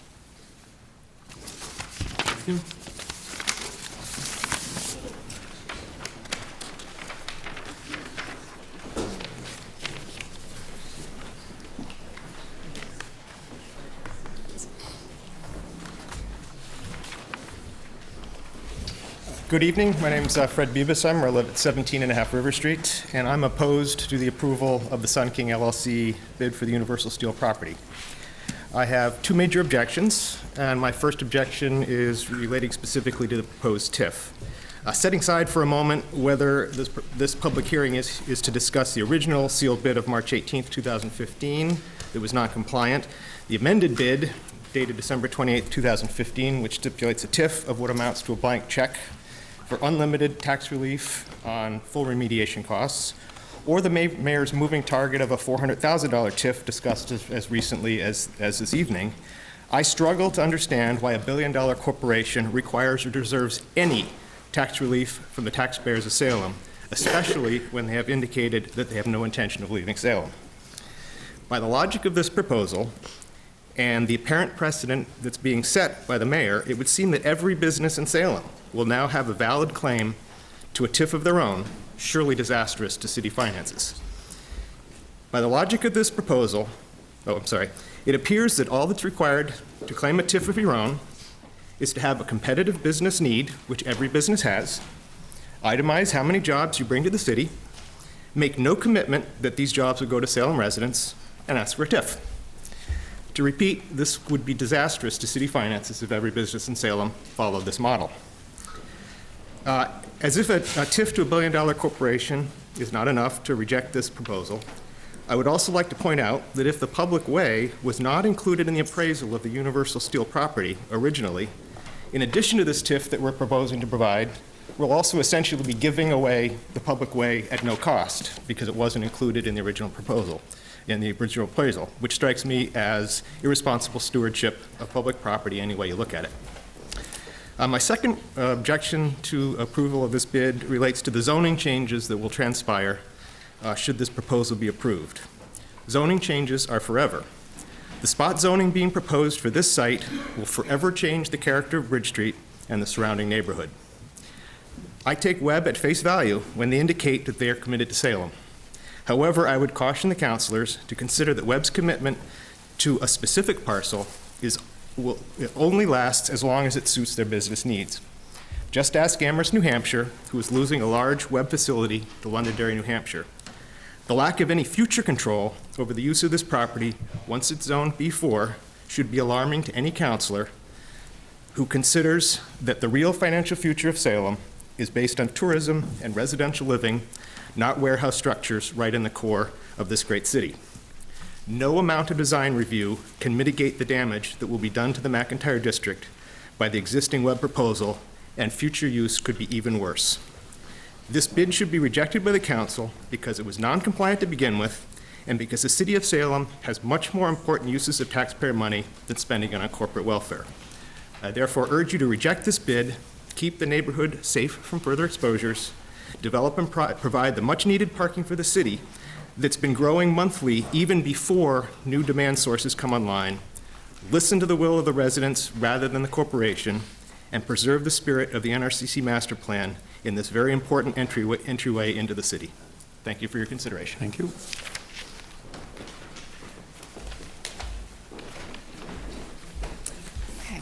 Ephraim Asbury III, Schwartz Lobhen, Ms. Schwartz will do, of 92 Federal Street. First, I'll be speaking on behalf of the owner of my house, who was unable to be here this evening, but has composed a letter which I shall read. Secondly, I will be speaking on my behalf, as well as the 9 other lovely tenants in my house. As you can imagine, as being direct abutters, we are very opposed to this particular development. I'll begin with the letter.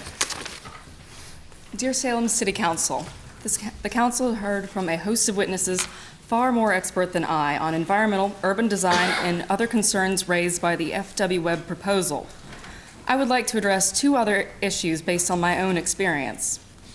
My wife and I purchased 92 Federal Street a little over a year ago and have since invested a significant sum improving the property. Much of what we have done, replacing the roof, painting the exterior, adding gutters, repaving the driveway and the parking lot, and restoring the entranceway to the original Federalist design, which is all done under the supervision of the Salem Historic Commission. Rather than view the supervision as a nuisance, we see it as an asset, as evidence that the city is committed in preserving Federal Street and the larger McIntyre neighborhood as one of America's unique historic treasures. There is no way to view the FW Webb proposal other than a fundamental test to that commitment. We have no objection to the commercial development of Bridge Street and applaud the administration's interest in strengthening the city's tax base. But the cost of the Webb proposal to future development and preservation of the historic treasure, even in crass dollars and cent terms, is simply too high. When a representative of the administration defending the proposed structure by claiming it was not a big box store indicates, I fear, that this cost is not understood. Our building, like many on Federal and River Street, is very old. Elements of its construction, such as the joining of the joists and beams, are now quite fragile. I have been informed that the proposed FW Webb structure will require the driving of some 500 piles into the ground. This strikes me as presenting a clear risk to the structural integrity of my building as well as others in the neighborhood, risk of damage well beyond cracks in the plaster, damage such as weakened joists that might not become apparent for many years. To preserve the historical houses on Federal and River Street, as well as a matter of simple equity, I urge the council to require that FW Webb pay the cost of an independent selected structural engineer, expert in historic buildings, to conduct a survey of all the buildings potentially affected, providing a conservative estimate of potential damage, and requiring FW Webb to place that amount in a trust, earmarked to repair any such damage that would materialize over the next 15 years, with any amounts remaining at the end of that period reverted to FW Webb. As an economist and an investor in historic Salem properties, I urge the council to reject the Webb proposal. This project is likely to diminish tax revenues in the long run, as well as present environmental hazards, consist of poor urban design, poses structural damage, and lastly, diminishes confidence in the city's commitment of preservation by leveraging its great historic assets. Sincerely, Stephen Sass and Ellen Globe. Now I'll be reading on my behalf. I've lived at 92 Federal Street for the past 6 years. I came with the house when Mr. Sass bought it, and since then I've served as super. What Mr. Sass did not mention in his letter is the significant amount of work he's done in the interior of the house as well as the exterior. He's very well known throughout Salem as taking meticulous care of his historic properties as well as his tenants. And it would just break my heart to think that all of the work put into his properties would financially be at a loss because of diminished property values, which I've heard would be a minimum of 10 to 15%. Now, although I do not own the house, as super I take care of it as if it were my own, and I also look after my tenants in a similar manner. My current tenants in the house are particularly concerned with the environmental risk that this project would unleash. Being that our balconies face the contested lot, the wind can be very strong in that direction. Therefore, increased exposure of the contaminants.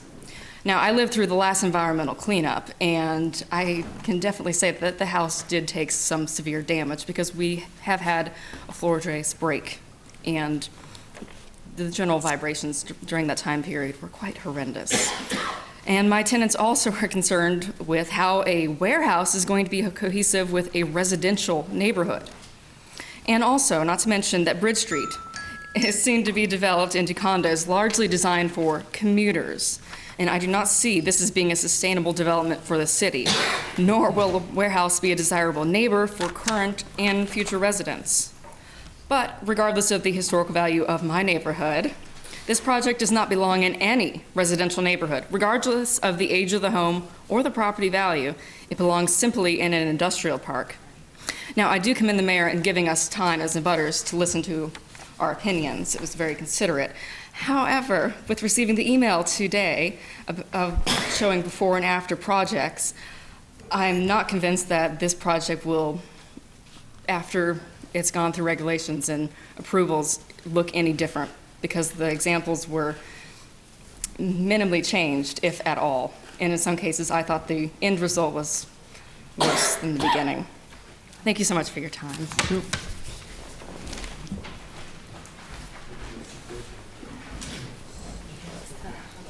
Thank you.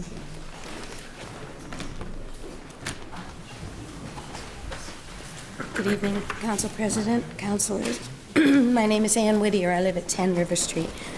And I've spoken a few times before. So tonight I would like to speak against accepting Webb's bid. And I'd like to read a letter from my neighbor who wasn't able to make the meeting tonight. Carol Carr, 7 River Street, is away.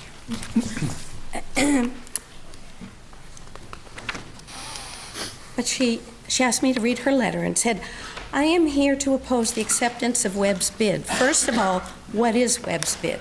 We don't know.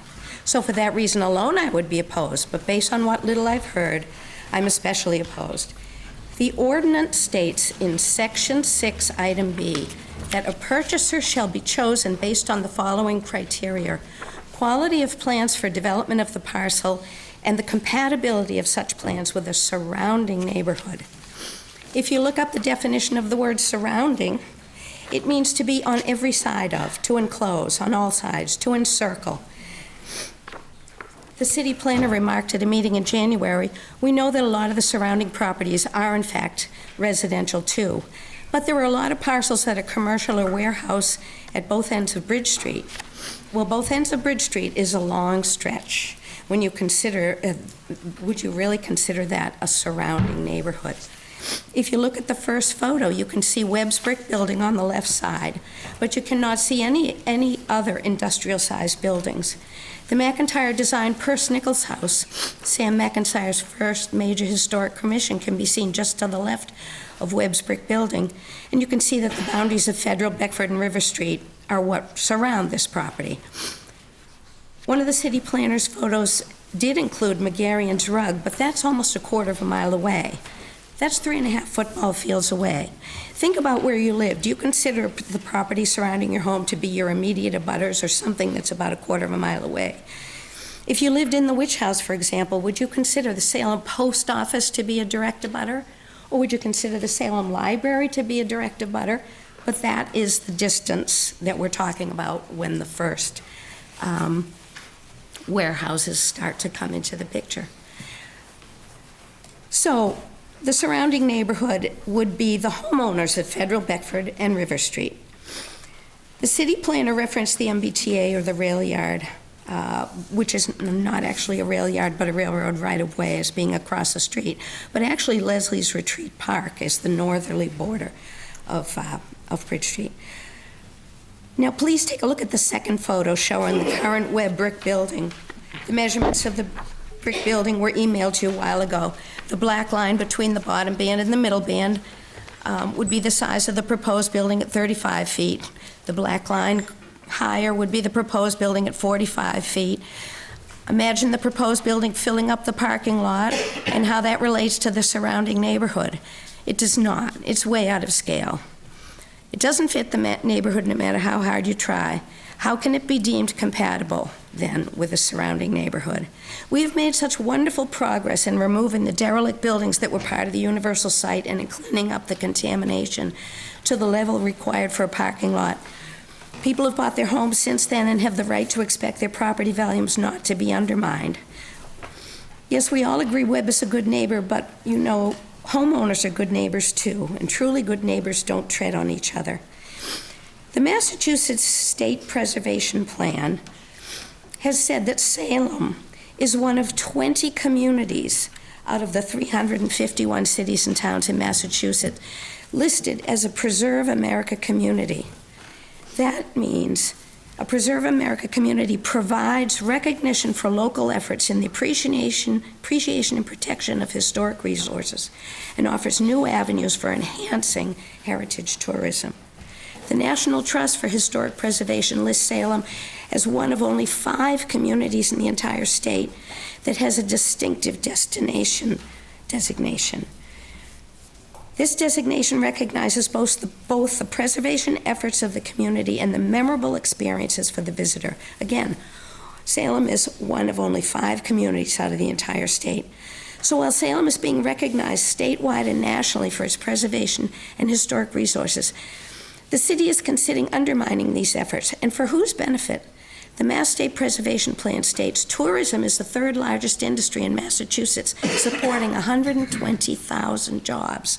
That's a lot more than the 8 to 10 jobs that we're talking about here. Findings by the Mass Cultural Council conclude that tax dollars in Massachusetts, when invested in historic cultural travel, have a more than 5-to-1 return on investment. Cultural tourism includes arts, heritage, recreational, and national resources, and is the fastest growing sector of the travel industry. Cultural tourists spend considerably more per day than other tourists and stay at least a day longer at each destination. On the city's website, there is a graphic showing the stylized sail under which are the words Salem, still making history. Well, if that's true, we should be enriching the McIntyre district instead of undermining it. Thank you for your time.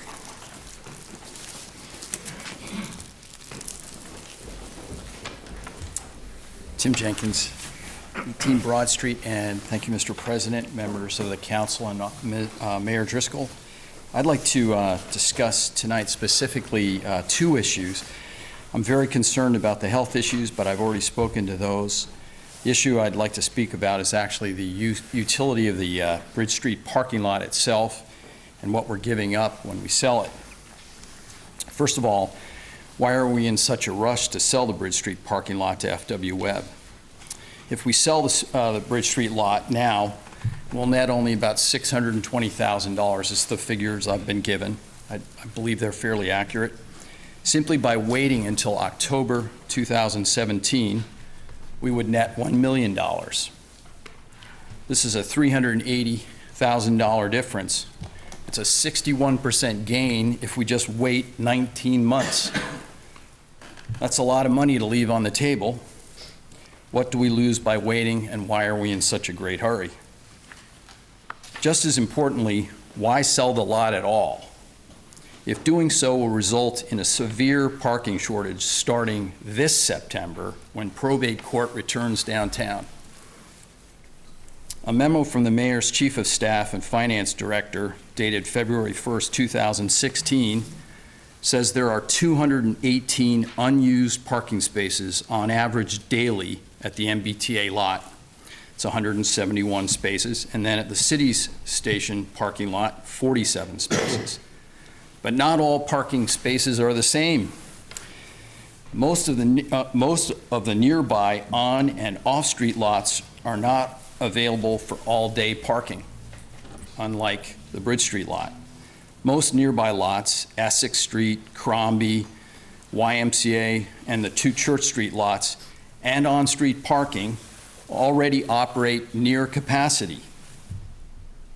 Halloween, summer tourist season, and snow emergencies make matters worse downtown at certain times of the year. When parking operates near capacity, Drivers spend a lot of time searching for spaces and congesting the downtown streets more than they already are, and this will get worse if we close this lot. This September, the projected surplus parking spaces will drop to 0 when parking lots operate at 100% of capacity. Here's the simple math. The probate court lot users return. There are 135 plus cars down there every day, and I've confirmed it every time I've gone there. If the Bridge Street lot closes, there are an average now over the last month of 80 cars parking there, actually 81. It's been as high as 105. If you add 135 to 80, you get 215. But we're told there are only 208. There are already 218 surplus parking spaces. 218 minus 215 is 3. So we have no excess parking. This is before anything is built downtown. What's happening right now? What's in the works? It's going to get worse. The demand is growing rapidly, and here's why. Proposed Salem residential/business developments within 500 yards of the Bridge Street parking lot. The former district court redevelopment. There are 60 residential units proposed there. There are right now every day 25 cars parking there. They will have to move somewhere, and we'll have to find a home for 60 new cars, assuming just 1 car per unit. They'll either build it on site or they'll have to use some of the existing parking. The Superior Court and County Commissioners buildings, the 2 buildings that start just off the traffic circle in front of traffic lights right in front of the train station, need to be reused. So far, there's no plan, but they'll need parking if they are reused. The Essex Street Hotel we've heard about, that has 44 rooms and no parking. The Red Lion building is talked about being redeveloped. If there are more people there, that lot at the Essex Street and YMCA lots will be filled. There won't be any all-day parking nearby. The Salem Jail apartments are expanding. They're adding 14 units to an existing 23 units, and the parking lot there will be lost. There are more than 400 housing units currently proposed for the NRCC residential development. Gateway Center, 117. Salem Swade, River Place, 130. Salem Oil and Grease, Grove Street Legacy Park Apartments, 140. Flintan, 40. What percentage of these people will drive to the station each day? Is it 5, 10, 20? I can't tell you. But if it's 5%, we'll need 22 spaces. If it's 10, we'll need 44. If it's 20, we're going to need 88. Regional development, they also park at the MBTA and our lots. Regional development, especially in Peabody and Danvers, uses our station and courts. In fact, the entire county uses our courts. We'll have no surplus parking to handle growth if the Bridge Street lot closes. Finally, how much will it cost Salem taxpayers to build a new parking spaces in the area downtown if we lose the ones we currently have? Undeveloped large parcels of land don't exist in Salem's downtown. This means that a garage is likely the only option. The average cost of a garage space in the United States is $18,038 in 2014, and in Boston it's $21,212, not including land costs. And you can see carlparker.com for those figures. The cost of 117 parking spaces, which is what we have at the Bridge Street lot, using this figure, would be $2.5 million, and we're talking about getting $620,000 possibly net. It cost the MBTA $42 million to build the 714 spaces at the Salem parking garage. This was a net increase of only 375 parking spaces, as there were 339 spaces pre-construction. The city had a lot there, and we lost 19 parking spaces in our lot. We only have 74 there now. We had 93. So, any way you slice it, the spaces down at the MBTA lot were very expensive, somewhere between $40,000 and $80,000 per space each. One of the comps in the appraisals that the city obtained to value this property, done by David Hark, was of a .76 acre lot in Topsfield near their train station and a commercial office building. It was sold for $845,000. 74 parking spaces were built, and they cost that land cost $11,419 per space, plus $3,000 development costs. That's a total cost of $14,000 per space. So in summary, if the city waits until October 2017, there is no obligation to repay Mass Development $500,000 or any part thereof. A parking kiosk costs less than $10,000. The total cost to the city for each of these spaces will be $83. The city retains its $620,000 lien. It doesn't give up this right to claim that money if we ever do sell it, and we will collect the entire amount. In any case, taking no action avoids a self-inflicted wound and the creation of critical parking shortage. What's the best option for Salem's future parking needs? I hope you agree with me that is to hold on to the Bridge Street parking lot. Thank you.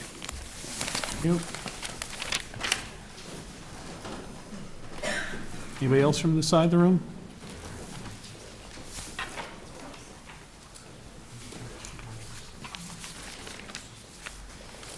Wait, you already spoke once. I read Jim's letter, Yeah? Jim McAllister's letter from 86 Federal. Do you have a statement of your own now, briefly? Or? Yes. All right. Constance R. Lander, 91 Federal Street. I am opposed to the selling of Universal Steel parking lot to F.W. Webb for 3 reasons: parking, parking, and parking. Our city is experiencing unprecedented time of growth and redevelopment that will significantly stress our ability to adequate and convenient parking for all those who visit, live, work, and shop in the downtown area. Once proposed to be large enough for 1,000 cars to meet Salem's long-term commuter parking needs, the MBTA garage was scaled back due to the budget woes. There was no doubt this garage will outgrow its current 714-car capacity, as was just stated, once the probate court returns from downtown and multiple developments along the North River and downtown area come online. And I've handed you the article from the Salem News, June 23rd, 2008, which was the Salem garage proposal that said originally it was going to be for 1,000 cars. It may appear that we have plenty of parking now. We can't be content. There are so many developments in the works that any current parking excess will quickly disappear. And what are those developments? As stated before, the probate and family court. It is the 3rd busiest probate court in the state, and it will be moving back to Federal Street later this year with 60 employees and dozens of cases on a daily basis. Its current 140 parking lot at the Shetland Park is filled every day, and it has no parking lot on Federal Street. The Superior Courthouse and County Commissioners building, again, and I quote, that it is physically and financially impractical to provide parking within the structures. So when they redevelop the brick courthouse for institutional purposes and the Commissioners building for residential apartments, parking will be needed. 94 Washington Street, the Red Lion Smoke Shop building, is across from City Hall and was sold last fall for redevelopment. Only the first floor of this 3-floor building was utilized in the past 20 years. This building has no parking of its own attached to it in the back.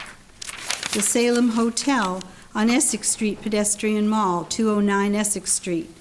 The old Newmark building on Essex Street Pedestrian Mall is soon to be repurposed as a 44-room boutique hotel with a cafe, a bar, a bowling alley, and a rooftop restaurant.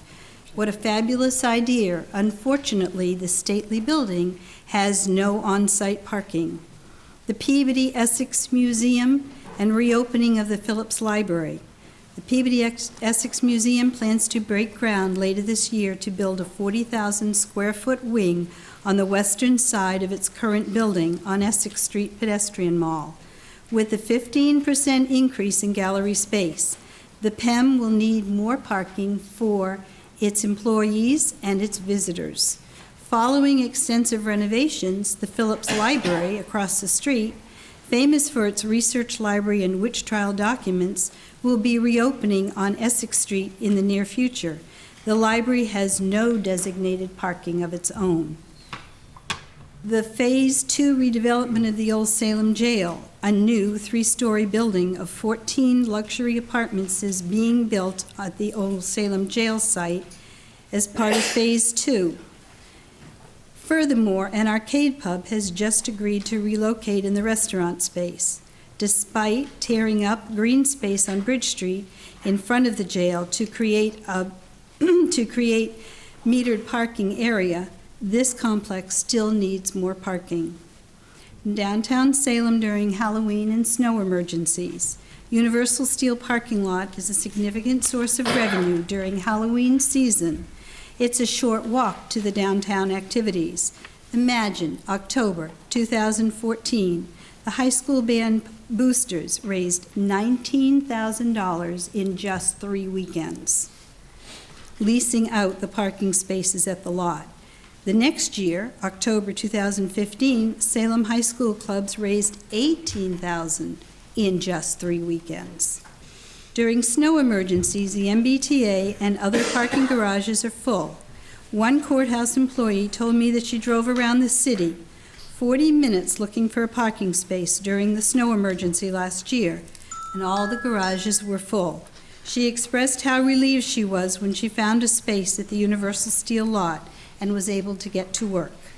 In conclusion, selling Universal Steel parking site to Webb is short-sighted, premature, and fails to consider the amazing developments that are occurring within 1/2 mile of the site.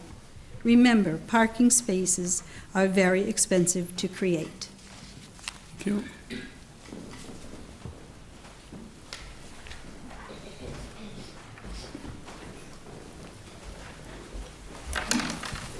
Good evening. I'm Jim Carney, 1.5 Cambridge Street. There are 2 packets there, one single sheet and a group of 3.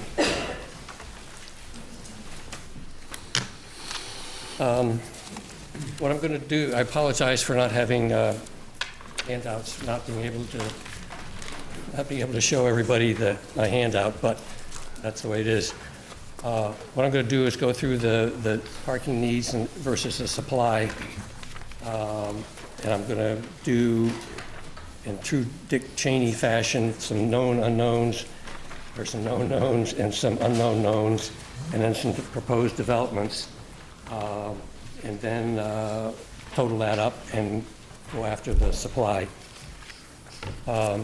The graph that you have shows that there were an average of 73 spaces filled per day for the last 3 months. And then that peaks out at an 81 average for March, and the real peak there is 105 on March 9th. So that is the 73 that I show on the handout. The known knowns, there's the probate and family court that's coming back in September. That's 140 spots. The Webb 5-story brick conversion that people have been alluding to, there are currently a maximum of 30 spots on the property. If they develop that, the 5 floors there, 6 units per floor, times 2 cars, which is the required NRCC requirement, that will show a need for 60 cars.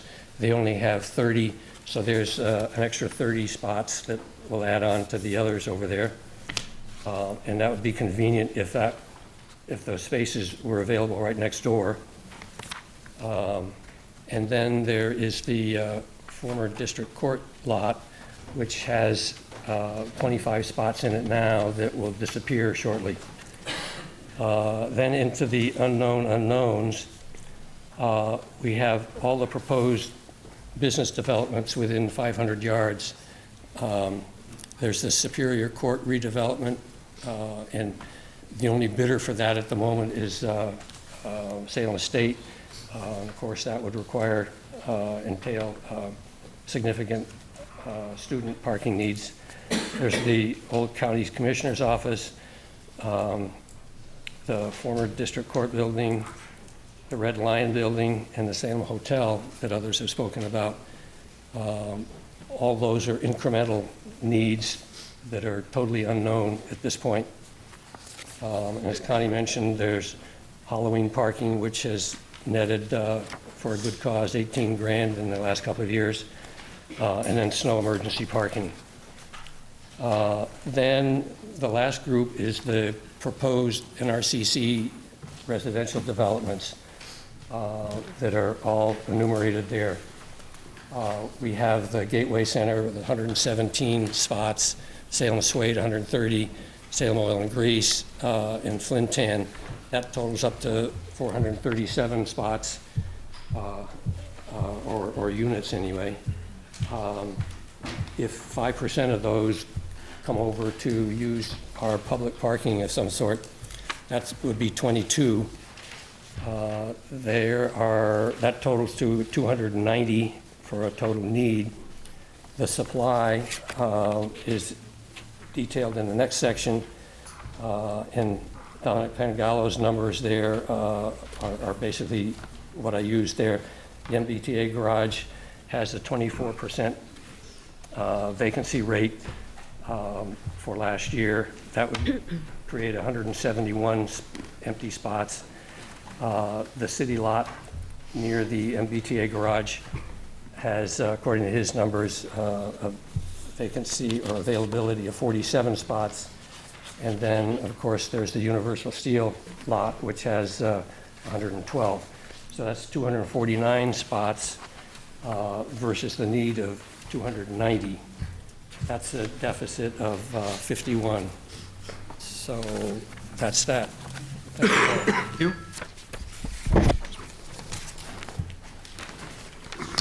Lou Sirianni, Botts Court, Salem. President Terrell, councilors, Mayor Driscoll. There are two principal reasons that this RFP response should not be accepted. First, the RFP states and requires that any response must be compatible with the adjacent neighborhood. This use and building are not at all compatible with the 1780 era homes it directly abuts. It is simply the wrong use in this place. This use and building is compatible with uses and buildings just like it: Market Basket, Tri-City Sales, Salem Glass, Home Depot, etc. Councilors, ask yourselves, is there not a single other property in all of Salem that a wealthy company like Webb can buy? Of course there are. The second reason that this RFP response should not be accepted, the RFP requires that a response be as is. This means, as you know, no qualifications in the proposal. This is not the case. There are two dramatic qualifications: the TIF and the hazardous waste cost. If the requirements of the RFP were followed, this proposal would be Webb buys the land as is without a TIF, and they take on full responsibility for and all liability with the hazardous waste. In addition, if the council decides to leave well enough alone and keep this city-owned parking lot, Webb is still free to develop their existing building for loft condos or any other use. The existing city parking lot right there will be a great benefit, not only to their redevelopment of the red brick building, but also for the probate court. Conversely, having a 35-foot high plumbing supply warehouse 40 feet from your window And not having enough room to park your car will be a major detriment to the success of redeveloping the existing building. I encourage the city to work hard and engage professional help to find an appropriate location for a very wealthy company like Webb, and not abutting our oldest historic street. Thank you.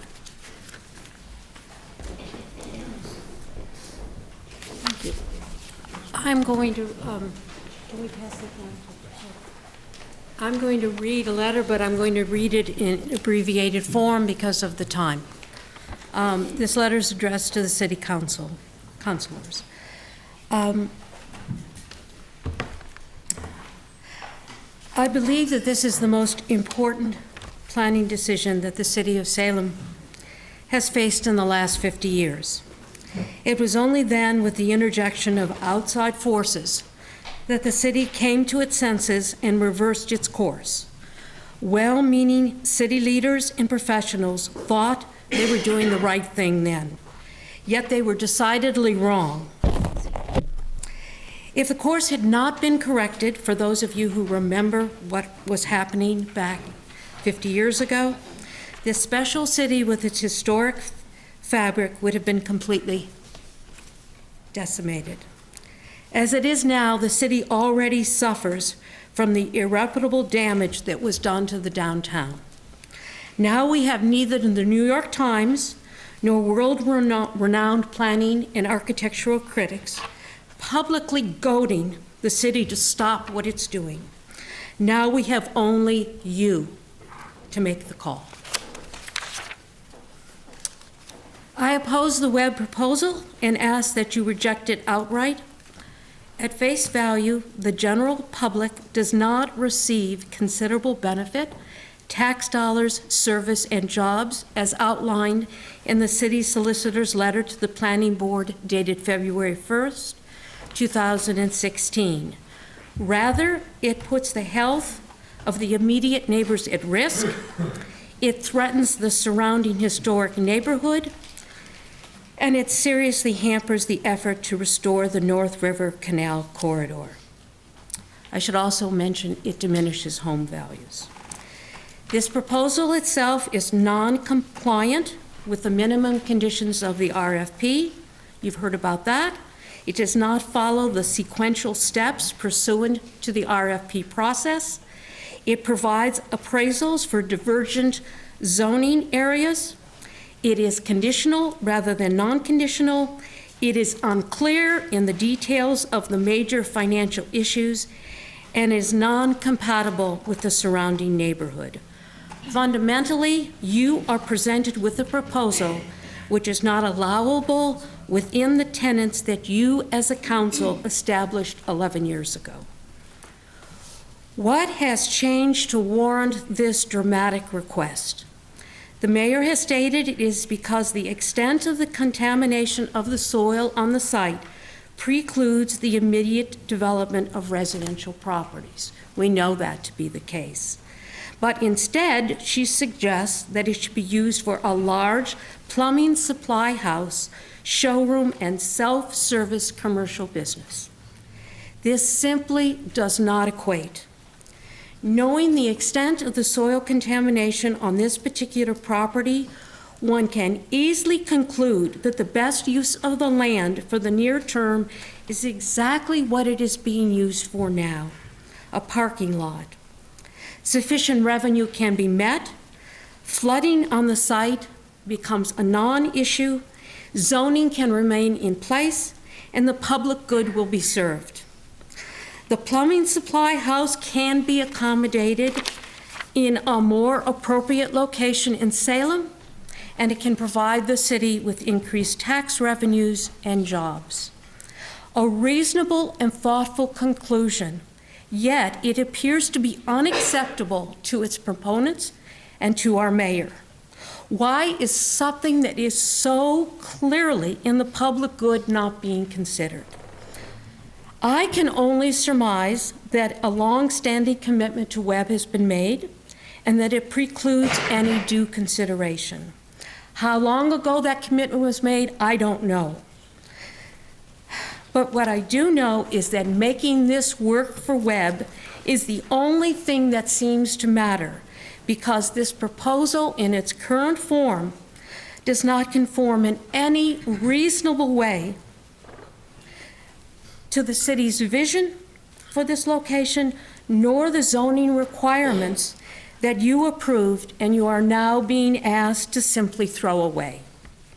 Make no mistake, you have been asked to dismiss an extremely thoughtful urban design plan that cost over $100,000 and years of worth of time to produce, and that was specifically designed to address a significant urban problem.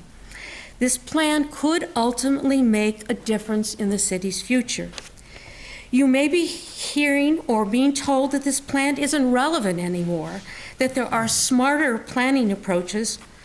Well, what I can tell you is that placing a large plumbing supply house on a site across from away where a courthouse campus that will be in that location for at least the next 100 years, maybe 200, maybe even 300, for a project that would be adjacent to a museum house that is featured on Salem's newest tourist magazine, and that immediately abuts one of the most historic housing districts in the country, is certainly far from smart, and in fact is just about as dangerous a planning move that one could be asked to make. As citizens, we place our trust in city government to do the right thing. The concept of the public trust dates back to the origins of democracy itself. Its seminal idea is that true power lies with the public and the future of a society. Therefore, whatever trust the public places in its officials must be respected. As citizens, we judge this proposal as a betrayal of that trust. We have produced irrefutable evidence that this proposal is deeply flawed and potentially dangerous, yet its proponents continue to push forward with what appears as a blind eye and deaf ears to the evidence. We continue to be told that it is in the public's welfare. It is not, certainly not for the neighborhood, nor for the city. This dogged commitment to accommodate a business which could be accommodated elsewhere in the city has created polarity within the community and a great deal of trust. I personally am angered by it and deeply regret it. I realize I'm over my time. I have another minute or not? Prefer, if you have something brief to say. Yes, I do. Please try and. Okay. I regret that the neighbors and a great number of citizens throughout the city are now universally rejecting FW Webb, with whom they peacefully coexisted for 60 years, and that Webb invested substantial resources in additional property prior to the RFP being let in 2015. I regret being at odds with the city planner and the city solicitor, with whom I have always enjoyed a good working relationship. I regret how this city council chamber has been used over the last few months. This is not a court of law. As a municipal body, you have legislative and administrative powers. You should not have to wade through evidence to discern the truth and to adjudicate civic discord. But mostly, I regret that a proposal so fundamentally wrong was fostered and most certainly encouraged by the city's administration. It is unconscionable knowing how many resources have been extended, how much time has been spent, and how this has divided the community. As citizens, we honor democratic principles and expect the same from our city government. We expect our city leaders to serve at our will, be responsible to the city's constituents, all of them, and to be able stewards of the city's resources. The parties affected by this proposal all deserve this. So far, they have not gotten it. Please don't let them down now. Thank you for listening.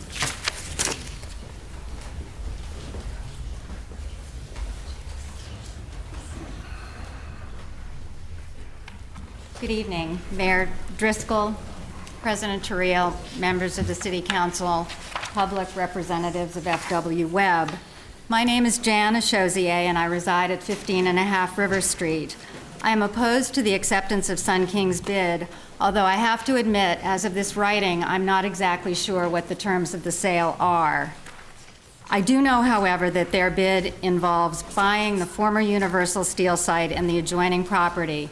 I'm opposed to it for all of the reasons stated tonight, but I would like to confine my remarks to the long-term negative implications of allowing this project, a retail wholesale distribution center, to be constructed on this particular site. The challenge of addressing land use and development lies in finding a balance between new growth and redevelopment, and with finding compatibility between that growth and preservation while respecting a community's heritage as it evidenced by its historic structures and existing community character. The North River Canal Corridor presents an amazing opportunity for redevelopment. Think about it. Most of it lies within 10 or 15 minutes walking distance to public transportation. Some of it borders on the water or abuts the canal or Leslie's Retreat Park, 3 natural amenities which should be capitalized on. It includes vacant lots or lots which will be able to be redeveloped, providing a range of housing types, sizes, and prices in close proximity to parks, recreation, and services, encouraging pedestrian-centered walkability, creating a friendlier, healthier, and more convenient place to live. Just as the other areas within the city have their own unique neighborhood character, I believe the North River will someday have its own strong identity and sense of place. It will, however, be an evolutionary process by which this transformation takes place. Great neighborhoods are not built overnight, and they do not happen by accident. They are guided and nurtured by good city planning, community participation, and appropriate land use practices and zoning that reflects those uses. Allowing a business, wholesale, automotive, industrial land use in the middle of this very strategic location is not only incompatible with the existing neighborhood, the NRCC master plan, which expressly prohibits this land use, it is antithetical, in my opinion, to the vision of the future redevelopment of that entire corridor. A warehouse distribution center is not pedestrian-centered. It does not create less traffic. It offers no green space. It does not promote small business incubation. It does not offer human-scale architecture with an emphasis on beauty and aesthetics. It does not connect neighborhoods. In fact, it reroutes one of those connections, Beckford Way, through tractor-trailer lanes.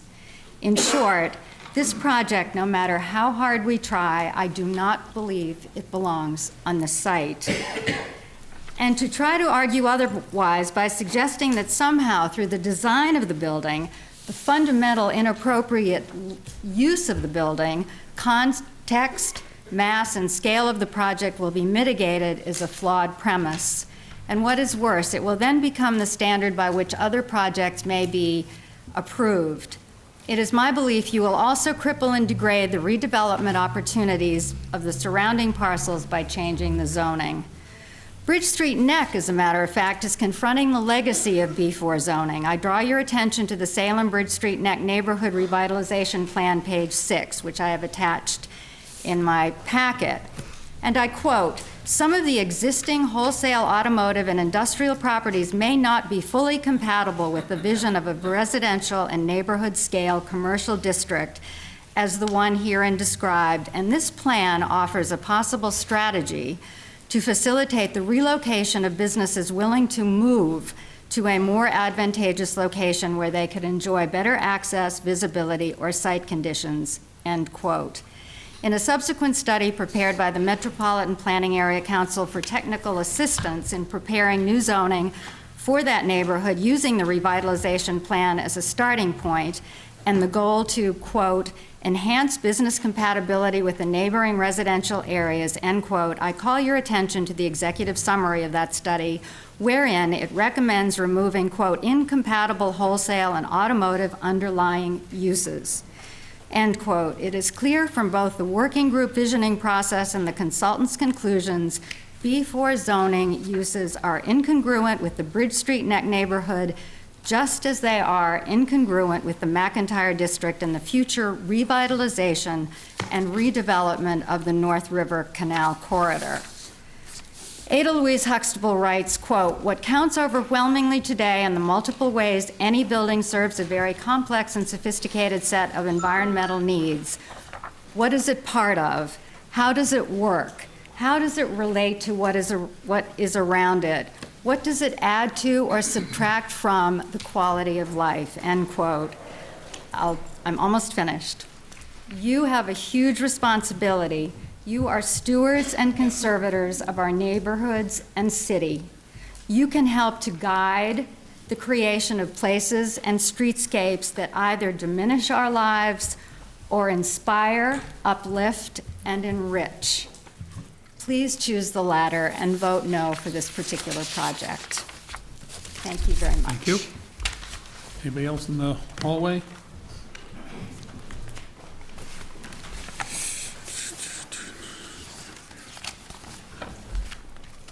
Thank you. Yeah. Justin Whittier, 10 River Street. Good evening. I'm here to oppose Webb's proposal, and I want to address it with respect to the North River Canal Corridor Master Plan and the Flood Hazard Overlay District. The NRCC Master Plan was the fruit of a collaborative effort of planners, residents, businesses, and political leaders. The whole point was to reclaim this area from the ravages of past industrial use and to guide the development in such a way as to maintain and enhance the corridor aesthetically and historically, not to trade one detrimental use for another. The zoning districts within the corridor were carefully structured to properly locate and accommodate various uses. If you have any doubt as to whether the universal and alpha sites were included in this vision, refer to page 3.5 of the master plan, to page 15 of the project overview, and to the image on the printout I've just given you. It was included. Now, it is true that if the authors of the master plan had known the extent of contamination on the universal site, they would have altered the zoning. But it would have been changed to NRCC, the obvious and best choice. There is no B4 in the corridor, and purposefully so. B4 is doubly spot zoning. Not only is it an island, but an island in contravention of the master plan. Zoning section 8.4.3. The NRCC plan establishes a comprehensive plan for development in the North River Canal Corridor. And 8.4.2, number 1. All development shall be in compliance with the NRCC plan. These and the other entries under NRCC are duly enacted ordinances intended to direct development in the corridor in accordance with the NRCC plan. If the city decides it wants to reject the plan, that must be done through an appropriate process, not merely at the whim of any administration, nor to suit the convenience of any particular company. Webb's proposal does not conform. The city planner herself has expressed that view in her January 29th memorandum. It is violative of both the spirit and the letter of the ordinance. It is not the best use. It does not preserve our unique neighborhood character. It does not complement and harmonize with the adjacent land uses with respect to architecture, scale, landscaping, and screening. It is not designed to generate pedestrian traffic. Its use is strictly prohibited under Section 7.1. Moreover, it lies within the more restricted transitional overlay district, whose requirements for buffering and setbacks make this proposal impossible. If all this weren't enough, however, both the Universal Steel and Alpha Auto sites lie within the FEMA-mapped Zone A of the Flood Hazard Overlay District. Webb's proposed use is therefore not allowed by right, and any use which would be allowed by special permit must conform to these limitations. Zoning section 8.1.4. No structure or building shall be erected, constructed, no earth or other materials shall be stored, dumped, used as fill, excavated, or transferred unless the proposed use will comply in all respects to the uses and provisions of the underlying district in which the land is located. As we know, the proposed use is entirely at odds with both the surrounding R2 and NRCC districts. Number 2, there are adequate convenience and safety of vehicular and pedestrian movement within the site and in relation to adjacent streets and property, particularly in the event of flooding. There is not adequate convenience and safety now for vehicles and pedestrians. Flooding from the North River is a regular occurrence. Webb's proposal will do nothing to ameliorate this condition, and it will only worsen with sea level rise. In the end, this is a value judgment. What do we value? Many bridle at comparisons of Salem to Marblehead. So how about to Lynn? What separates Salem from Lynn? We both had a large industrial presence, and we have both seen that largely disappear. What altered Salem's trajectory was its pivot to its history. It is our history which brings people here year-round from around the country and around the world. It is the witch trials, the maritime history, and the architecture of historic neighborhoods. That is the real reason why the NRCC Master Plan matters. Thank you. Thank you.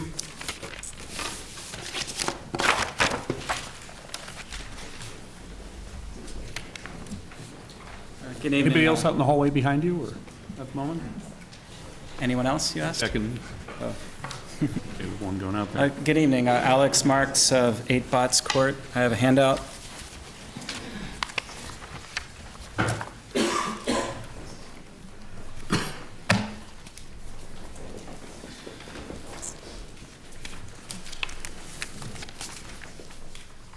I have 2 comments regarding Sun King's proposal. The first being that Sun King's bid is likely below the land's fair market value because the city of Salem appraised the land based on B1 zoning.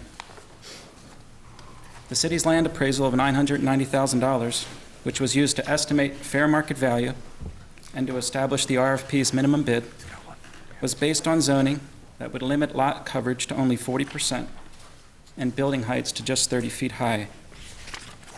Sun King met this minimum bid, but also asked for B4 zoning, which allows up to 80% lot coverage and 45-foot building height.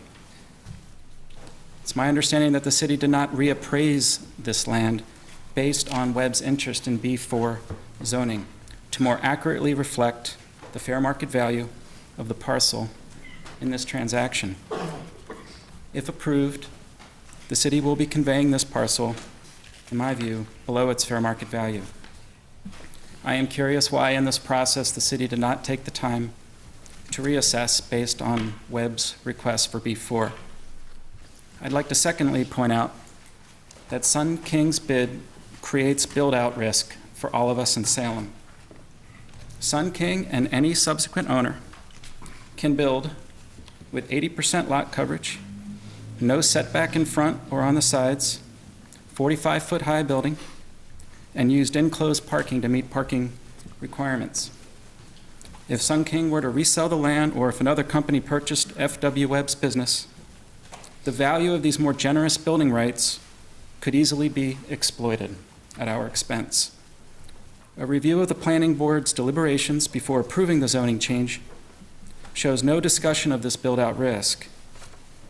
While it is quite clear that F.W. Webb's plans do not build out to a B4 maximum, I think it is important for the city to consider today the potential unintended consequences of B4 zoning before ceding ownership.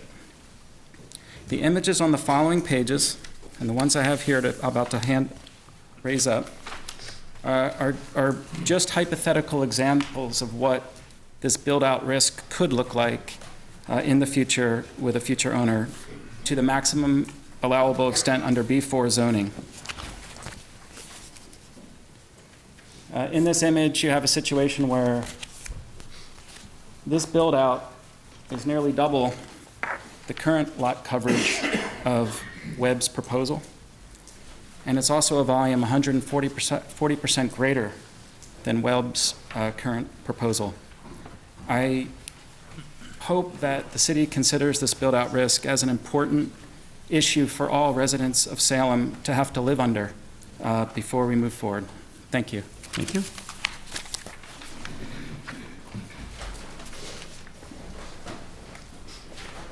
Hi, first of all, Barbara Clary, 104 Federal Street. First of all, I want to say thank you for sitting through all this. It's greatly appreciated. I am opposed to the sale of the Universal Steel site to FW Webb and to the vote to allow the mayor to enter into a land disposition agreement. I would like to focus on 3 items. First, whether you or the public has sufficient information to understand the terms of the sale to Webb. 2, a brief thoughts about planning and zoning issues, and even smaller thing about economics. I understand time is moving on. To the first issue, the terms of the sale, I have worked for over 30 years advising nonprofit organizations on real estate transactions, including educational and health institutions. Typically, a board of directors taking a vote on a project of this size and complexity would have a detailed written description in front of you that you could describing the key features of the transaction that you could understand and ask questions about. That document in this situation would be the land disposition agreement. In my opinion, you should have seen at a minimum a summary of that terms of that agreement before this hearing was held, and the public also should have seen a summary of that agreement. As to the planning and zoning issues, as Justin has pointed out, the city undertook, with expert technical advice and the full participation of the affected neighborhoods and businesses, the multi-year process which resulted in the North River Canal Corridor Master Plan and the North River Canal Corridor Zoning Ordinance. I was many who participated in the meetings for both the plan and the zoning, and I spoke at the City Council hearings in support of changing the zoning. The Universal Steel parcel was clearly part of that planning process, as Justin has also pointed out. The site was discussed at length and at many public meetings. The only options ever considered for that site were leaving it as R2 or changing it to NRCC. The only reason it wasn't rezoned at the time was that the neighborhood preferred the R2 option, not knowing the extent of the contamination. Any statement or suggestion which we have heard in the past couple of months that the Universal Steel parcel was forgotten or orphaned or not carefully considered is not true. B4 was never considered for this site, and to rezone it now will allow for types of uses, excessive lot coverage, as Alex has pointed out, lack of setbacks, which will have a devastating effect in the adjacent neighborhood. Voluntary design review cannot mitigate these effects, nor can it protect the neighborhood in the case of different owners. Further, I believe this rezoning would send 3 very negative messages. First, to our neighborhood, it tells us that our elected officials do not care about our quality of life and property rights. I don't think these are messages that you want to send, but I think these are the messages people will hear. Second, it says to current residents and businesses throughout the city that you might participate in meetings after meetings where your input is asked for, then encoded in law. But if the result doesn't fit the agenda of the next administration, it was meaningless. Third, for current and prospective property owners, again, of whatever type, residential, business, institutional, the city risks losing the trust that those owners may rely upon the integrity of the planning and zoning process in Salem, and that is a very bad message. I'm sure you're all well-intentioned and you don't want to send those messages, but I think those are the messages people will hear. I'd like to briefly talk about the financial benefits. I believe that upon careful and unbiased review of the facts, those benefits are illusory and in the long run negative. There is no possible way that the taxes paid by Webb can offset the loss of the value to the residential property and the permanent and irrevocable damage to the McIntyre district. Thank you. Thank you.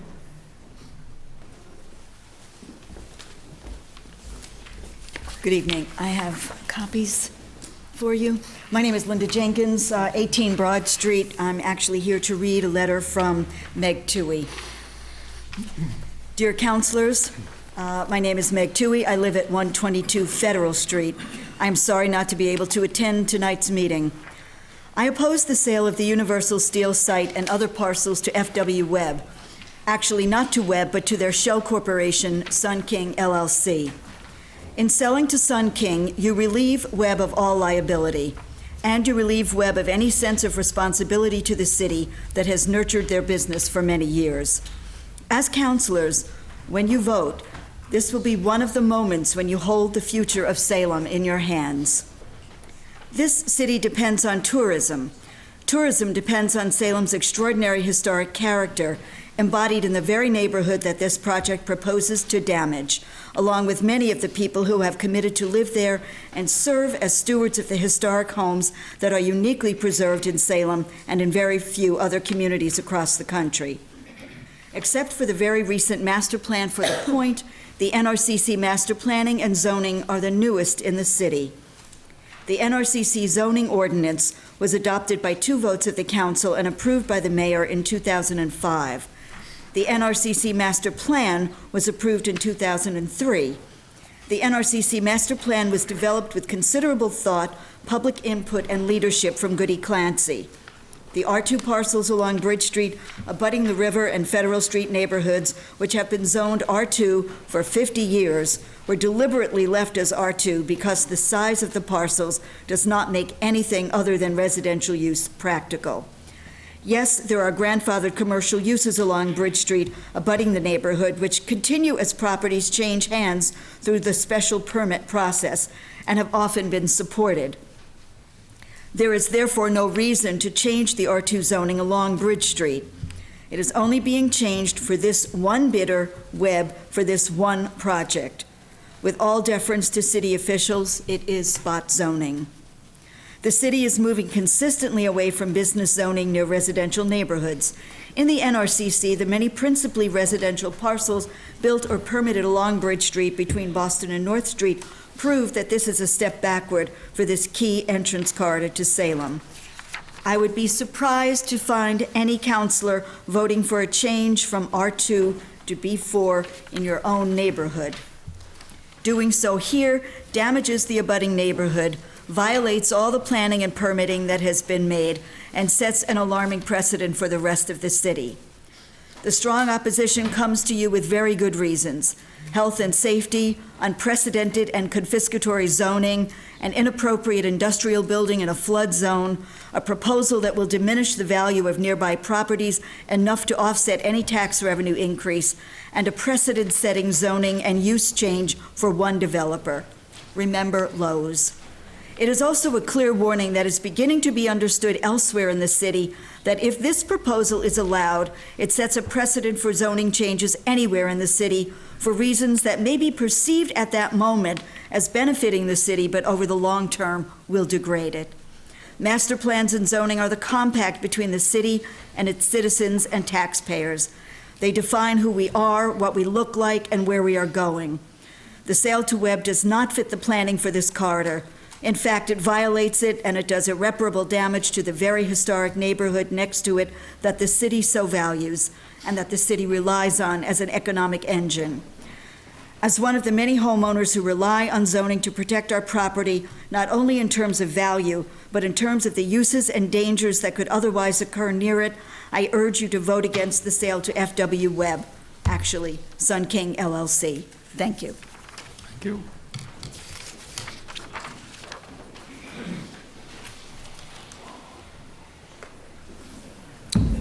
Tim Doggett, 9 Lynn Street. I'd like to be recorded as opposed to this. I'd like to tell you that we just heard one of the previous speakers say that the urban renewal of the 1970s, and she said it was 50 years ago. I was vice president of Historic Salem 50 years ago, and that's kind of frightening. I have chosen over the years at different times to speak out and raise my opinions for and against things that have gone on in the city. And as I say, I'm opposed to this, and I kind of enumerate the reasons why, but I don't think we have enough time tonight to go through what everybody else has already said, so I think just in the interest of time, we'll cut this back. I was with a small group that helped to develop historic districts here in the city. I wrote a piece that ultimately led to the NRCC. I named Leslie's Retreat Park and got it approved by the council. And I think there's a councilor here who I think was on the council at that time. I have a passion for Salem and its history. I own an 18th century house on Main Street. It is something that is so important and has been that we need to think seriously about changing a zoning to accommodate this. Zoning is a vision and a promise. It's a vision looking ahead, and it's a promise to people that they can rely on for the zoning that surrounds or includes their property. And it has just been said, if we change arbitrarily to further a development of a single entity, then everybody's zoning is at risk. We need to think this through. We need to think of all of the issues. There are, as has been said, environmental issues. There is also safety issues in addition to the contamination that beneath the ground is a gas main, a water main, and a sewer that have for 75 years or 100 years had nothing but foot traffic over them, that we're now considering giving them permission to pave over and have trucks in the 10 tons and 20 tons on it. And we need to understand exactly who is going to be responsible for maintaining that, and the loss of any one of those three would be devastating in the neighborhood. The loss of the two of them would be chaotic. If you can picture a gas main and the sewer being broken open and the gas getting in the sewer and then getting into everybody's house. We need to think very carefully about what we're doing here. I request that you guys turn this down and have a new thought, a new direction that covers all of the issues that have been uncovered. Thank you very much. Thank you.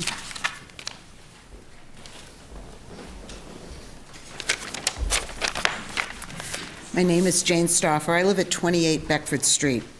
I urge you to vote no in selling the Universal site and Beckford Way. I spoke the last time about the history of Beckford Way and how useful and safe the walkway is to residents and visitors alike. I just want to add that if the former Universal Steel property stays as a much-needed parking lot, there are three important benefits. The Beckford Street underground utilities, which Tim just mentioned, the sewer pipes, the gas lines, they will not be affected by people walking on the way, but they will certainly be affected by the construction and by the tractor trailers. This will continue to be a safe way for pedestrians to get to Bridge Street, the train station, and the dog park. And the last remaining historic walkway to the North River will continue to be there, and it can continue to serve all of us, just like it has for the last 350 years. Thank you. Thank you.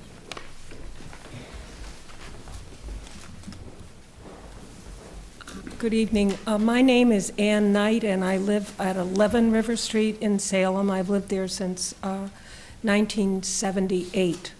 I oppose the the sale to Webb, and I particularly oppose the sale of Beckford Way. You know, we think of historic things that ought to be saved in Salem as the things that hang in the museum and beautiful mansions on Chestnut Street and high-end furniture. But you know, you also, and the way history is going and the way we care for things, is we want to preserve ordinary things. And nothing could be more ordinary than a path that goes down a hill and goes to the water originally and now down to Bridge Street. And it's proposed that this is going to be changed. To me, the change is as bad as if you went to the museum and you repainted one of the paintings. I mean, this is a historic thing, and the point of it is that it's a common thing. It's for ordinary people who walk down to the river to go to the wharf, to work, and they're still doing it. I walked down that path when I worked in Boston, and I went to the train station, and everybody did. And it's ironic that it's kind of taken this procedure and this controversy to make me realize how important this 1600s path is. And those are the things we need to preserve, not just magnificent paintings or beautiful buildings. We need to preserve things that ordinary people did every day since 1600s, walking down that path to do work, and they're still doing it. Thank you. Thank you.